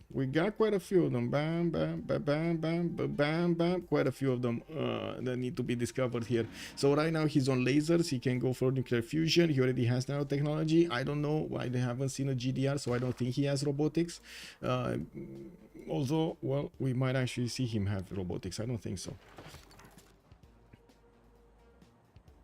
How much science does he actually have? 1,088. And in total time, he's 2,200 almost. That's pretty much guaranteed that he can keep on turning, yeah. This is so weird, by the way. This time we didn't have a desync. I think somebody had the 0 MS maybe last time we actually got the relobby going. Didn't fix it. So everybody else in the lobby got desync. I don't know what other explanation could be other than that. Anyway, we do have Khmer keeping on the points here. Wacky Duke just got over Seondok's points, and that is with Seondok finishing off the empire of his opponent. Looks like Calgary is going to be left here. Unarmed Captain Unarmed Prophet will try to take Calgary and maybe even Charlottetown for a few more points, while Aztec is losing his cities here very, very quickly to the empire of Khmer. We will see how fast Persia can actually acquire the next cities. I would say it's gonna be quick, but let's actually see in reality what's gonna happen here. He should have quite a few jet bombers available to keep on attacking, and yeah, I do see one that has 2 half moves, these 3, another 3 half moves, so he should be able to take at least 2 cities here, if not even 3 cities. We just need to wait for him to actually get his attacks going. What's going on here? Will you check uranium? How many do they have? You might have already done it. I didn't check uranium, but most of everybody that wants to get stuff going, like for example, Khmer already is working on nuclear bombs. He has 2 of them, and I'm pretty sure I saw England also. Elizabeth I has bombs in Bradford, so we're gonna have GDRs and nukes in quite a little time here. Mars colony is finishing up in 310s. There are a lot of spaceports already down and finished for Elizabeth. By the time the nukes actually get in, to be honest, you might even win the game. You know, it will take, it won't take that much longer to actually get to smart materials, get the outward expedition going. The big question with 1,000 signs and how this looks like is how fast he can get to the unrevealed ones. This one, oh wait, this is gonna be so quick. He only needs the bottom one, no? He needs nuclear fusion and boom. And he might need robotics though. Oh, he needs nuclear fusion and robotics to open that up. Oh well. Yeah. Anyway, he should be one-turning most of them. Guidance system. So now he's going GDR. He needs to get this for GDR. You already got satellites, lasers, composites, and stealth technology. So he got all 5.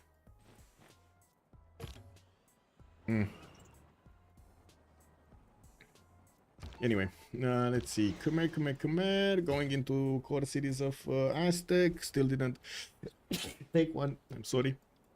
So sorry. Yeah, another city has been taken here. Persia also did manage to take Antananarivo very quickly in the north. I didn't see actually that one being popping off. He did attack Margium, and it's just one more move until that city is gonna fall. And Karkar is getting hit here by the airplanes of Persia. GDRs. Yes, next time we're gonna have 2 nukes coming around from Angkor Thom, Mahendra Parvata. GDR technology also opened up here for Jayavarman VII. While we're gonna need to see if he's gonna have enough gold to buy one. I don't think so. He did pillage a lot, so he might have actually. Ooh, he does have 2,700 gold. And he still has some mines to pillage? No, not really. He doesn't have units in the opposing territory. Well, I mean, he could pillage with the bombers if you want. Destroy tiles with the bombers. Kick. Still prepare cities. And that city at Zacapotzalco, it looks like it's gonna be dead. There's a helicopter army that just needs to click on it and that city's gone. There's another helicopter army here that could go against Xochicalco, but we do need to see a bomber attacking into it. There's one in Mainz, one in Nuremberg. Yeah, he's just gonna take out all of the cities here very quickly. More pillages here? Not really. Actually, nothing much happening. We got some promotions coming out from the helicopter armies, and of course, yes, yeah, there we go. Manjum has been taken out. Karkar is probably gonna be next. That's the city that jet bombers did chew a little bit last turn, and we still have 3 of them with attack. 5 of them actually. You know, 4 of them. 4 of them. So that's one. Let's see the next ones. He should be focus firing, and I know moved one to Malgium. He has 2 more. At least 2 more that I know of. 3 more actually that I know of. And moved another one. Okay. Attacked with a second one. Let's see the third one. And the third attack. Okay. He needs a 4th attack if he actually... There we go. That's the 4th attack. So now 2 helicopters need to attack into that city and boom, it's down. Oh wait, there's another bomber here. He could just take it this time. Does he have a jet fight? How to say, a unit fast enough and with movement? Yeah, he does. Karkar has been taken down. 2, 4, 5 cities remaining for Babylon. It's just a matter of time until this falls. Kuwait also, strange that in PPG they didn't remove random in last text to make science victory more stable and predictable. Yeah. Oh, nuclear bomb in Xochicalco. First nuke got dropped by Jayavarman VII. I do have to mention Kuwait. A lot of the times the players actually like their RNG, because, and Justice could actually also give you his own opinion about this. I'm very curious about it myself. If you play the same thing over and over again, and yes, even if you do have like random maps and sometimes it's just not enough, how to say, things happening that may give you a lot of joy during the game. When you have like free trader from a hut, or when you get something like a builder or something like that at the beginning, you're like, woo! true. The same thing can be said about the Tech 3. Players do like this a little bit of a challenge at the end of the game to actually have what they need and also try to predict how much time it takes and so on and so forth. This is actually quite a I would say quite something that I've seen the players do enjoy.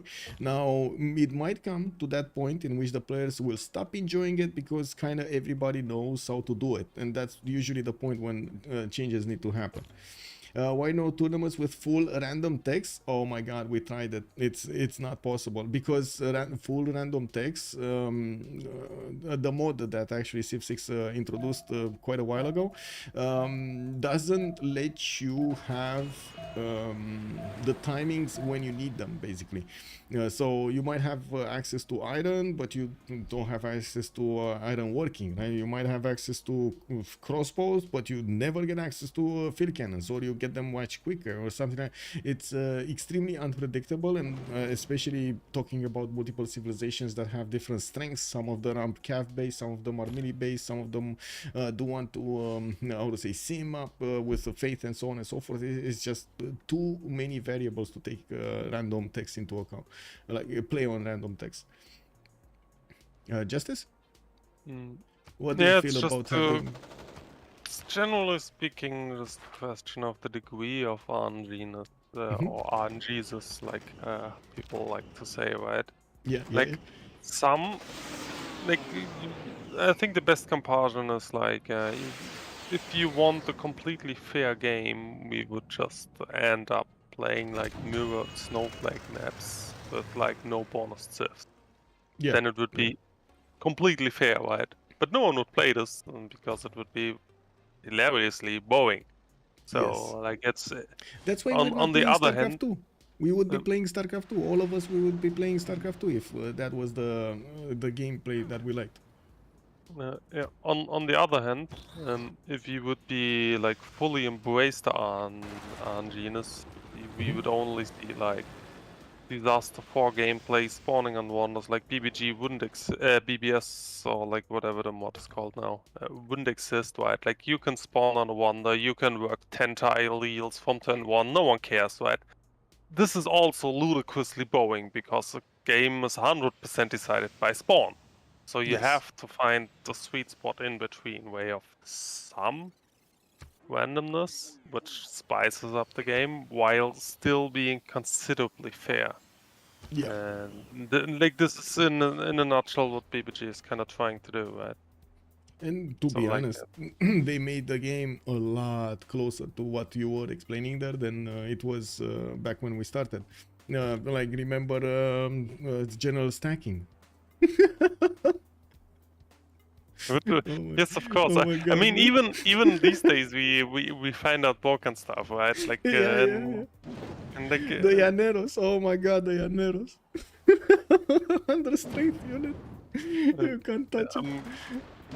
I'm pretty much just trying to I think the approach of Mr. Quade here is a bit too black and white, right? Like you propose no RNG or everything, but the truth is usually the in between, the gray zone, is the sweet spot. Yeah. Okay, I don't want to hold Babylon longer than necessary, but yeah. His city's got ripped apart over here by Persia very quick, and I'm actually quite curious what Persia is gonna go for. He's going to get his own nukes in 4 turns, and looks like Aztec over here might give some of his cities. We're gonna need to see Montezuma here. Yeah. So first top 3 slots are right now Nader Shah, Jayavarman VII, and Elizabeth. And I think the question is how much Korea wants to fight his neighbors, because it doesn't seem like he can get points from anything else other than fighting Khmer. And that's kind of looking impossible, isn't it? Like Khmer with a lot of GDRs, his own jet bombers, helicopters, and so on, fighters and so on. But look how close it actually is. It's yeah, he points. did very well. He did amazing, right? And he's baiting for like, can you let that city rebel? So there's one more Canadian city, and then maybe one more which will rebel. So it's actually really close. So I don't think we'll do anything. I'm actually curious if the nuclear bombs of Khmer might actually clear this up, because if he drops a few of them from a nuclear silo over here, this is gonna be extremely problematic for Korea, because we're gonna have GDR starting to walk in very quickly and start to take down his cities. But for what reason would he ever do this? Like he got second secured. For fun, I don't know. True. They wanted to CC and they didn't want to CC. I don't know. Korea was the one. Well, I guess no. Sorry, neither Shah was the one. Oh, there we go. Elizabeth just got the last project, the last tech, no, of full expedition. He needs that for Lagrange. And taking a look at the projects, he just finished the third one. He needs the fourth one. Did he put it in? Yes, Wait, 2 turns. So close. What I was talking about. Right now, Persia is actually what 100? No, 180 above. Yeah, it's not close. It's not close at all. And these cities with like actually a lot of score last turn. Yeah. Man, I told you these the population of the cities just give you so much. They increase the empire score, no? So much. That's why settling wide in a lot of FFAs, or especially the ones that are being played on lakes or rich highlands and so on, it's are gonna help you out so much late game. Yes, amenities definitely a problem and so on, but if you do manage to get them proper, you have so much score, and it's not like you're gonna have strong cities. It's just like score. Also, random statistically nuke naval openers really badly because they are the most effed if they don't get their districts first to housing. Okay. Otherwise, it would be interesting. Or playing Russia, Kenzie Lol is saying. Hello there, sir. Good evening. Interesting. Can random be modified to be more logical and not F like now? What are you talking about random? Why do you keep talking about random here? Variance is good. Rules should change every game, so would have to use different approaches. We will see the CCC soon, in a few weeks, like what, 3 weeks or something like that, 4 weeks. So you're gonna see quite a few different games. We're gonna have a weekend, 3 days of full games over here from multiple clans every hour, starting at every hour of the day. It's gonna be insane. It's gonna be so much Civ6. Like 1v1s, 2v2s, 4v4s. We got some fun modes, Ironmans. So many disciplines in the same tournament. That reminds me, I need to start working on some graphics on that one.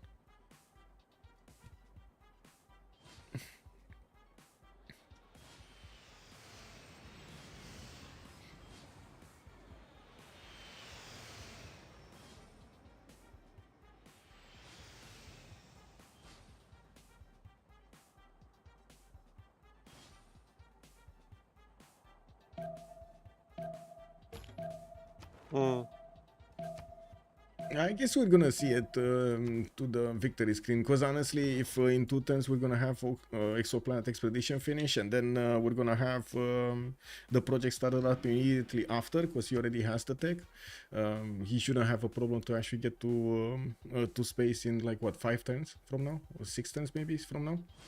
There are so many spaceports. There's so much production. Yeah, it's even faster. Like I assumed like 115 maybe, but it's actually faster. Yeah, it's 106 right now, probably 111, so around there. What is his Government Plaza? I want to see his building. Is it so it's War Department? He didn't go for well, I mean, he really needed War Department. Can't really blame him for that. Yeah, I was thinking if he got Royal Society. He's getting his rock bands also in the lands of Korea to play some songs, get some courses going, while his culture, I mean, his tourism is not that high. He's just having fun. 8+ spaceports, yes, so many spaceports. And the finish, not actually in the build, it's just finished. There are not many tiles left untouched. Yeah, I guess so. Okay, Tenochtitlan capital is probably gonna fall. We do have Teotihuacan also falling. Khmer is just... Is he gonna get more score than his opponent here? No. It's another 140 each points for Khmer to handle, to get higher in the next few turns. Is that gonna be enough from Aztec territory? I mean, there are still 2, 4, 6, 7 cities from Aztec that he could chew through. Might not be enough points, so. Babylon has been taken out entirely from the game here. We do have Korea getting his own GDRs, and finally fascism. We do have the first GDRs in the build queues, 2 turning them from Gwangju and 3 turning them from other cities.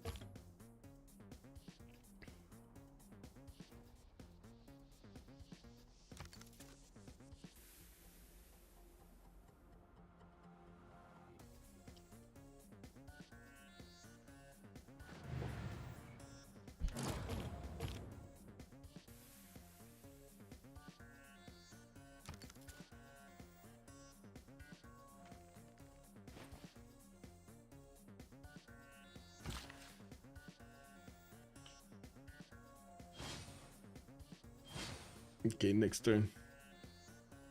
The project finishes and he can start off on the other projects. He is getting builders from everywhere. Still has quite a few chops and will probably want to get those going for the projects.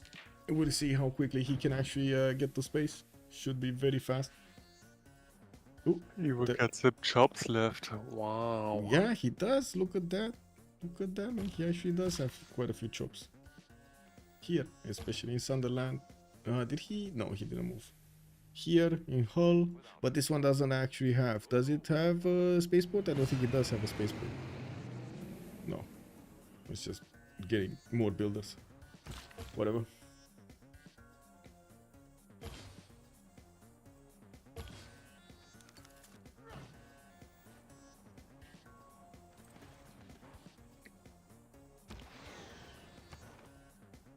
Yeah, it's this phase of the game where you kinda have like 40 units unmoved. You don't care. Yeah, just shift enter over them.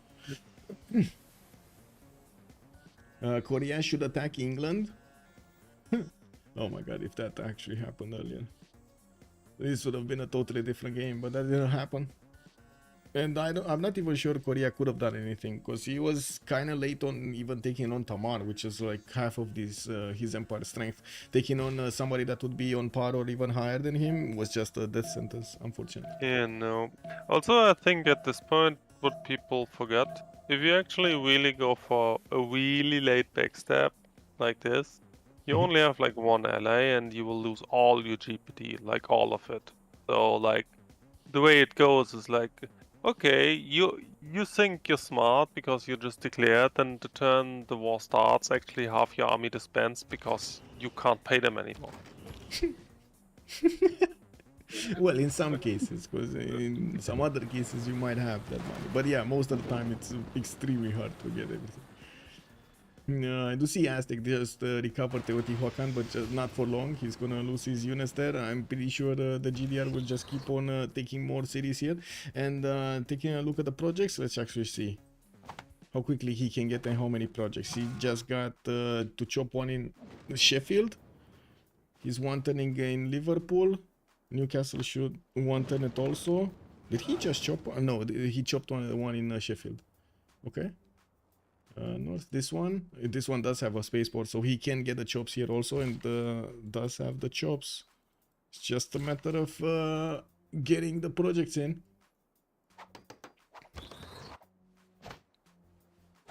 There we go, getting more chops. Another Lagrange in Liverpool. We got Newcastle upon Tyne one turning there.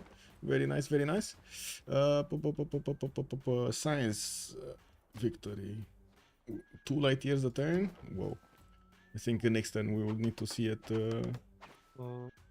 Yeah, like if he can probably do 109. This laser looks so unsatisfying. Yep. I like how chat is speculating for how the much? guy says For 4 and I say 2. It might be. It might be. I don't know if 2 is gonna be the choice though. You need to get 15 light years a turn to have 2 turns, no? Because you need to get over 25. Oh, well, you need 12.5, so 13 basically. And he's only on 4 right now.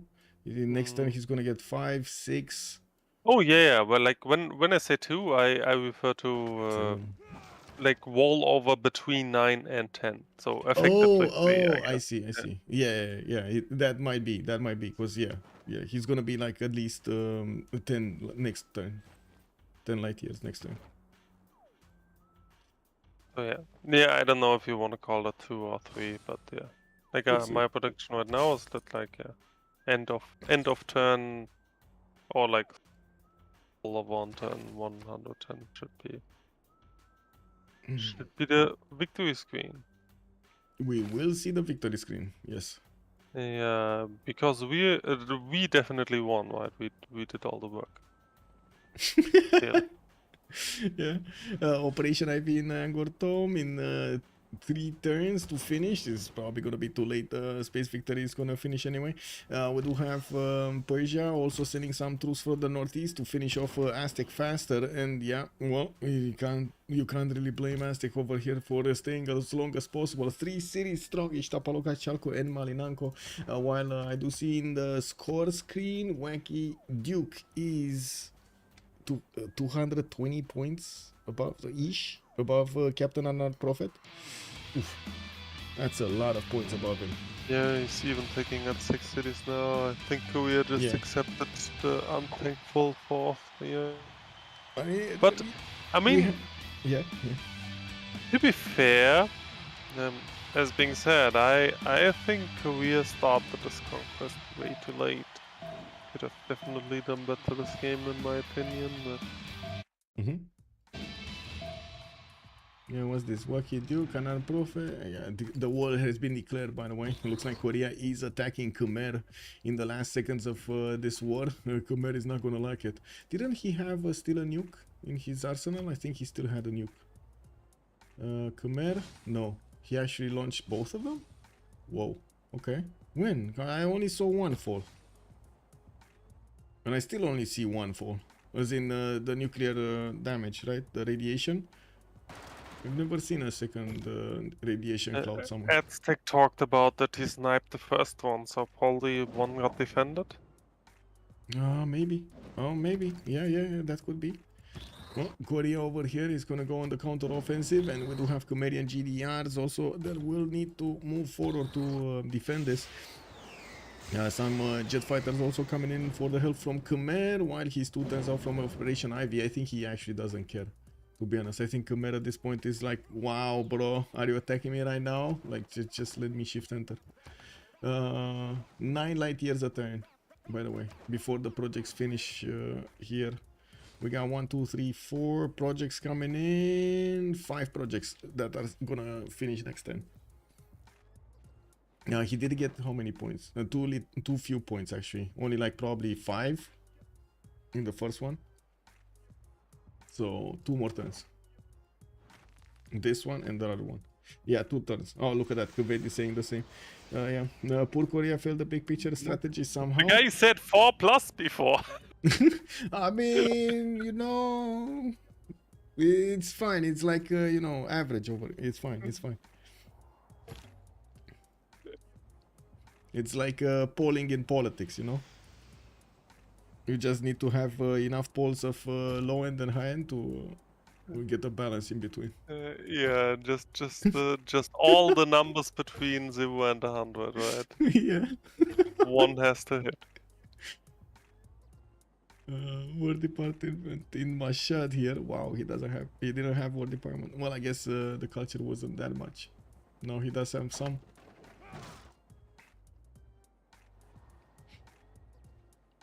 And I gotta say, the start of Germany was just insane. It was insane. Chocolate Hill, second city, rainforest north, just beautiful. I would have loved to see this played out. I do like, in a sense, what he did with his districts over here.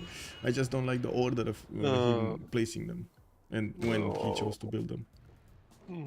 I disagree. I think the setup is really bad. Yeah, well, I mean, at least he got a setup. That's why I like it. At least it's a setup, right?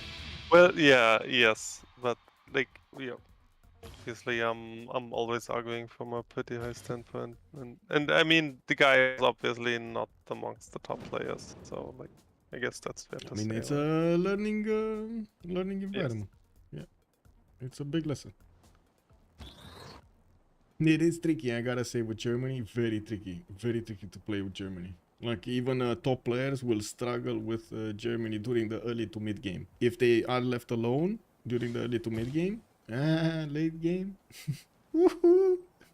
Germany late game, man.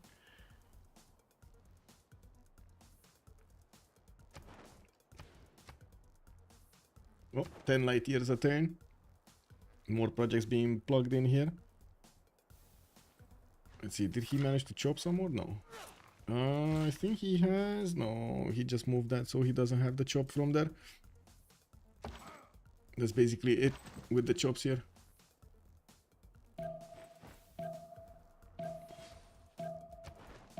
Okay, let's see. He should just jump halfway there.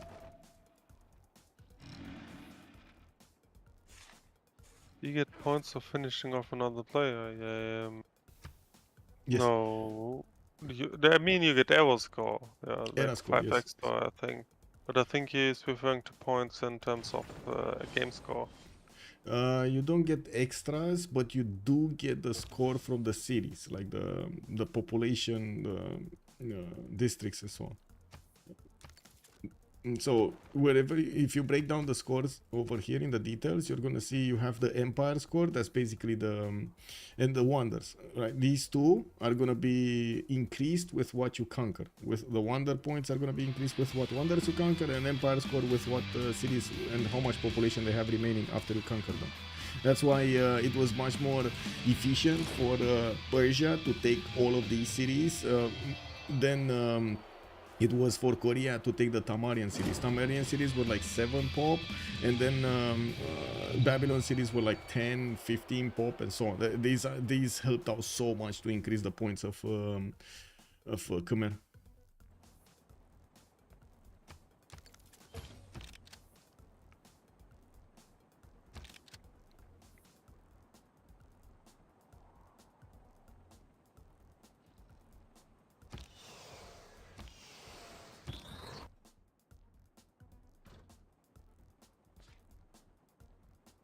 Okay, looks like Mohenjo-Daro is under attack. Captain Non-Prophet is going in. Berlin has been taken. Cologne has been taken. We got 1, 2, 3, 4, 5, 6, 7 GDRs. Woo! Actually, also quite a lot of jet fighters. So, Oh my god, is he's trying. He's trying. He still has like 250 points difference between him and his opponent, but can he actually get it? Because next turn we should have the victory screen. No?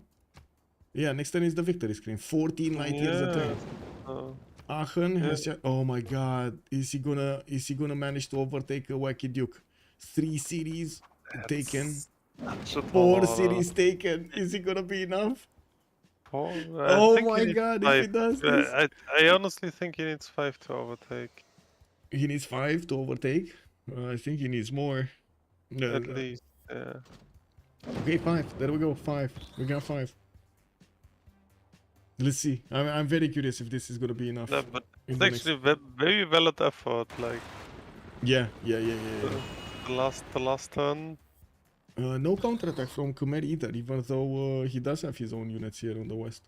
Yeah, he doesn't care. He's done with the he game. doesn't care. He's probably AFK or something. No, he's moving. He's moving. Yeah. No, I would imagine he's not AFK. Oh yeah, I mean, I was like, he checked out like mentally. Right? Yeah. He's done with the game. Mercutius Flavius is also saying 4th owner of Cologne in a single game must be crazy to live in there. Yeah. Yeah, what can I say? It is what it is. Well, yeah, but this actually counts for all of Germany. German, then Aztec, then Khmer, now Korean. Oh my god, yes. This empire just switched sides so many times. Terrestrial racers, a lot of them coming out next. I don't think there can be any other option than the victory screen next turn. Let's see it.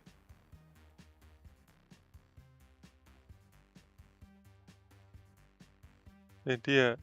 Actually, the most insane twist would indeed what Quaid says. Like, actually, Chimera loses out and drops the 4th in last turn here now. Yeah.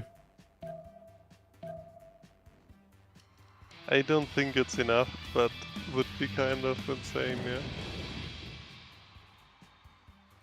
Oh, It would be. Okay, let's see it. Let's see the points. I want to see the score screen. Oh my god, Korea is... He got third! Oh my god, wait. wow, Chimera! What? Wow! Wow! From the dark Wow! to which our Okay. civilization first rose. Oh so my too shall we god! return. Oh The my lives of our god! people That's fades a to very nothingness. big wow. We wonder if one will rise to rekindle our Somebody clip that. That is crazy. Somebody clip that. Oh my god. Share it on CPL right now. Oh my god, that was That's insane. insane, yeah. I think Matt is just gonna cry right now. That it's like this is Uh. insane. This is insane. Wow. Wow. I don't think the guy is gonna cry. Like, I'm actually You know what I pretty mean. sure You know who. what, like quote I'm- unquote. I'm sorry, crying. I'm Yeah, crying. I'm pretty sure I know who Chimera is, and also Oof. Yeah. Oh my, oh my. Let me go FFA. Let's go FFA Teamer 16. Team of 16 for post game. Okay.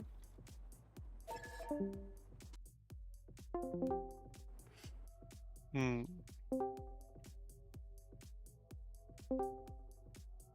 Them. Wow. GG well played, man. GG well played. Yeah, I am the winner. What was everybody? I don't know who everybody was. Ben it- was Khmer. Give me a second. Ben was So, Khmer. like, can I make a prediction? Yeah. Go. Okay, like, I mean, Herson obviously also revealed himself already, but this Yeah. would have been my guess. I say Maelstrom is in Korea. It's Ben on Khmer. There's no And- Maelstrom. Huh? There's no Maelstrom. There's the no Legend, Maelstrom? Mr. Toes. Yes, of course, I was referring to Arjun. Legend. I don't know why I say Maelstrom. Legend. Legend was Agent Long Swan. That it was Canada, I believe. No, I think that was Canada. I thought the smile was giving away so much. Wait, which one was Toes? Captain Anar Prophet was Toes. Okay, which were they playing? That's a good question. I'm gonna need to take a look back. Who was he actually playing? Yeah, I Captain didn't. was- Oh, Get... Captain? Korea. Yeah, that's Korea, yeah. Korea. I made him. Korea. Okay, there we go. Shmogi was Chief Electron Links. Crypto Taku Scarlet Feathers. Who are you playing, Crypto? It's Arabia, right? Arabia. Yeah, Arabia. Arabia. Yeah, I kind of predicted you'd be Arabia. Sounds like the court sort of Civ you'd play. Arjun Saladin was Sultan Waki into a realm war tech. By the way, Herson, did you know that besides Cardiff and Namadol, there was also an Auckland which got I killed? saw Auckland at the very end that it had been killed. I probably passed by it without realizing that it was Auckland. It was just like, oh, just another Aztec city, and I went past it.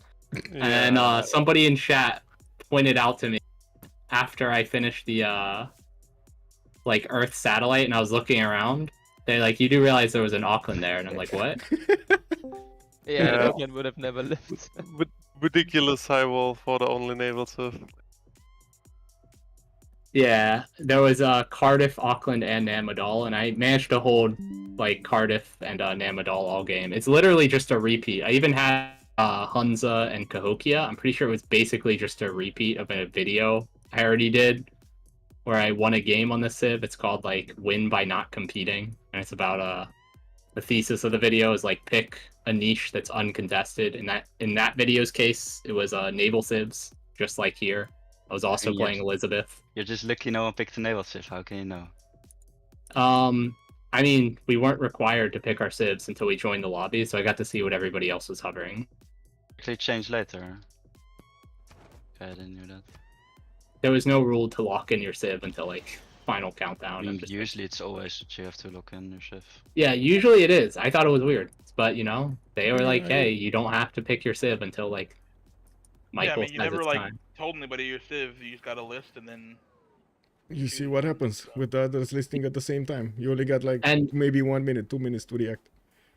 yeah, this was really good for me because that meant I was able to pick Elizabeth, which is just completely uncontested on naval. I got all the naval CS, I got all the naval wonders. There was never any real risk of missing any of them, even though I took my time. It's pretty Hey, good. Toes, nice, you got all 4 nice job extra with the cards. cities. Yeah, oh yeah, I got all of the card wonders. Man, this guy's empire government was looking in Merchant Republic like it was democracy. Are you kidding me? Yeah. But honestly, like, I mean, let's talk about the elephant in the room. Like, Yeah. actually, Korea was toast, right?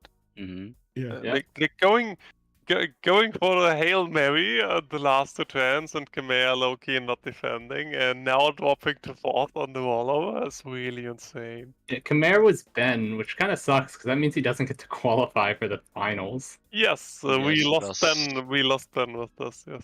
And I think it was Yeah. the last city that you smacked at the very end. Yeah. Yeah, the I last think is Ben It's is gonna insane. give me some of a Well, face now. we didn't expect him to go that low in points, but we were thinking maybe Nader Shah is gonna be dropping from his spot. But No, just I, come at like actually someone in the chat pointed out, and I realized, wait, actually, it's it not happens. just about passing Nada Shah, but Khmer is gonna lose a lot of points as well. And like I was realizing in the last minute, wait, actually this is possible, and then it happened. Yeah. I guess that's why he's not in the chat with us. Really cool move, yeah. Yeah, quite unfortunate for Ben. He was Ben. But yeah, definitely credit to Mr. Toast for trying to the last second, right? Yeah, I mean, literally I would have last turn. tried to go to, wait, who was Persia? Aryan? Or Crypto? I think Yeah. it must have been Arjun. It wasn't me. Honestly, it probably helped Toes a ton that I had so many democracy routes on him, like Mm-hmm. relatively quickly, because I had Namadal and was putting some. I think I got democracy like turn 91. Wasn't actually that fast, but all my trade routes were on him, so it probably helped a lot. I have 30. No, actually, I only have 28 trade routes. I was looking at the wrong number. Yeah, I have 28 trade routes. So Yeah, it was Herson first, then we did have second, who was it? Nader Shah, that's Arjun? Or who was playing at Nader Shah? Who's playing So Nader Shah? the Wacky Dude, yeah, this was Wacky Dude, Arjun. Arjun. He was Persia, yes. Okay. Yeah, I and, was Persia. Third, Sundok, that's Mr. Toes. Okay. Well, see you guys in job, the guys. finals. Yeah. And let's Do I see have to who's- write the rank report for this? Yes. You just give me Yeah. a list Yes, of please. Yes, please. I will get a just ton give of me a rating list of the points. players, Michael, so that I It's can. in the Rooster Cup registration. I put their names over there. It will take me a Okay. while to get the actual civs next to them. All right. I could figure it out by going through my stream VOD. Okay. Do you have the saves for every turn, Herson? Yeah, I do. If you load into could do turn that. 1, then you could just see them. Yeah. I wish more games were like this, honestly. Yeah. Yeah. I feel like this should be like the real like ranked The standard. other Yeah. yeah standard, and the other FFAs would be like I don't know, unranked or something. Isn't it though? Like, I mean, I don't want to be disrespectful. I don't play too much, but I feel like, isn't this just about the mentality of the players involved? Like, if people are just not succeeding, they're actually trying to win. Like, this can happen on any skill level, no? No, Yeah, it but can- also the fact that you don't know who is a part of it too. I think. yeah. But I do see what you mean as far as like playing the game out like the Ironman style. Also is yeah. Yeah, I don't know. Like, personally, I feel like it's really just like what people in the games are willing to do and what not, right? Like, rather than like farming 3 games, like, this is obviously just my personal opinion, but I feel like I'd rather have like one meaningful game than like farming 3 games in a day. but maybe that's just me. I don't know. I 100% agree.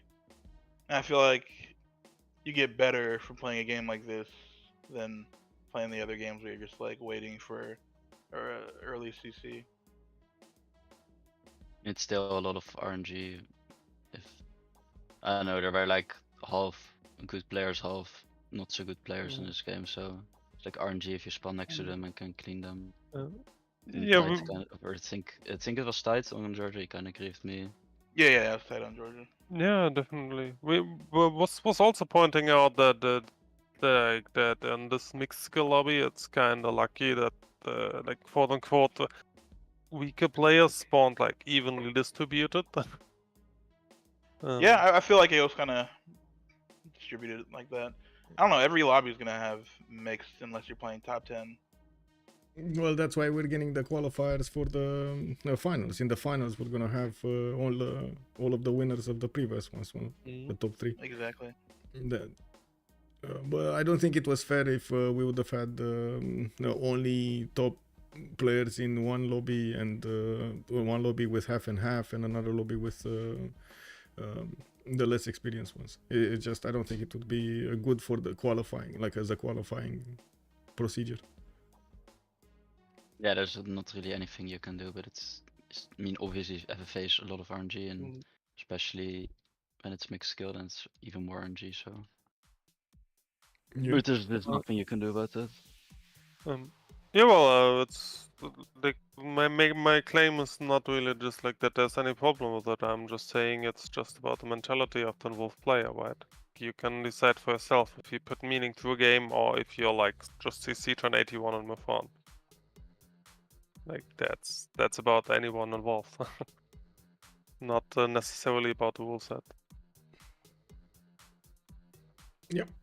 Well, GG, well played. Yeah, thank you so maybe much, Justin, for joining us. Did you guys see that when I went live on Twitch at the start of the match, I titled my stream Rooster Cup Qualifier and then in parentheses winner POV? I actually saw that. Like I resisted on clicking on it because I really didn't want to know what you're playing, but I actually hovered over your title and was smiling. Yeah.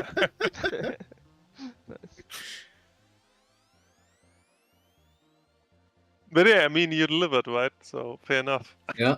Yeah. I promised and I delivered. All right. Credit where credit is due. But yeah, anyways, GG guys. Good night. GG, well played. Yeah, Have a good evening. I'll be Bye-bye. heading out now.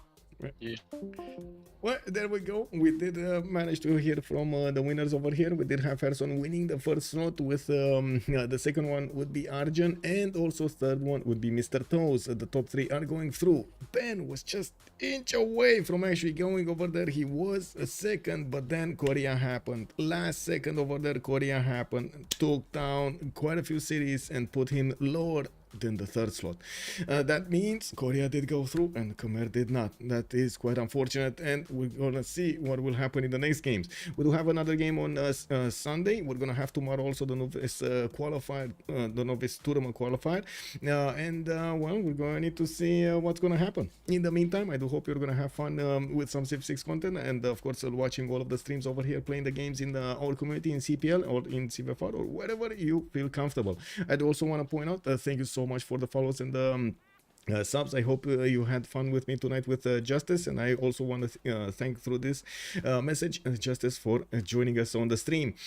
Thank you so much. Thank you so much, sir. I also want to say thank you so much for joining me on YouTube. I do hope you're going to leave a like and a subscribe over there, and we're going to see each other in the next ones. Bye.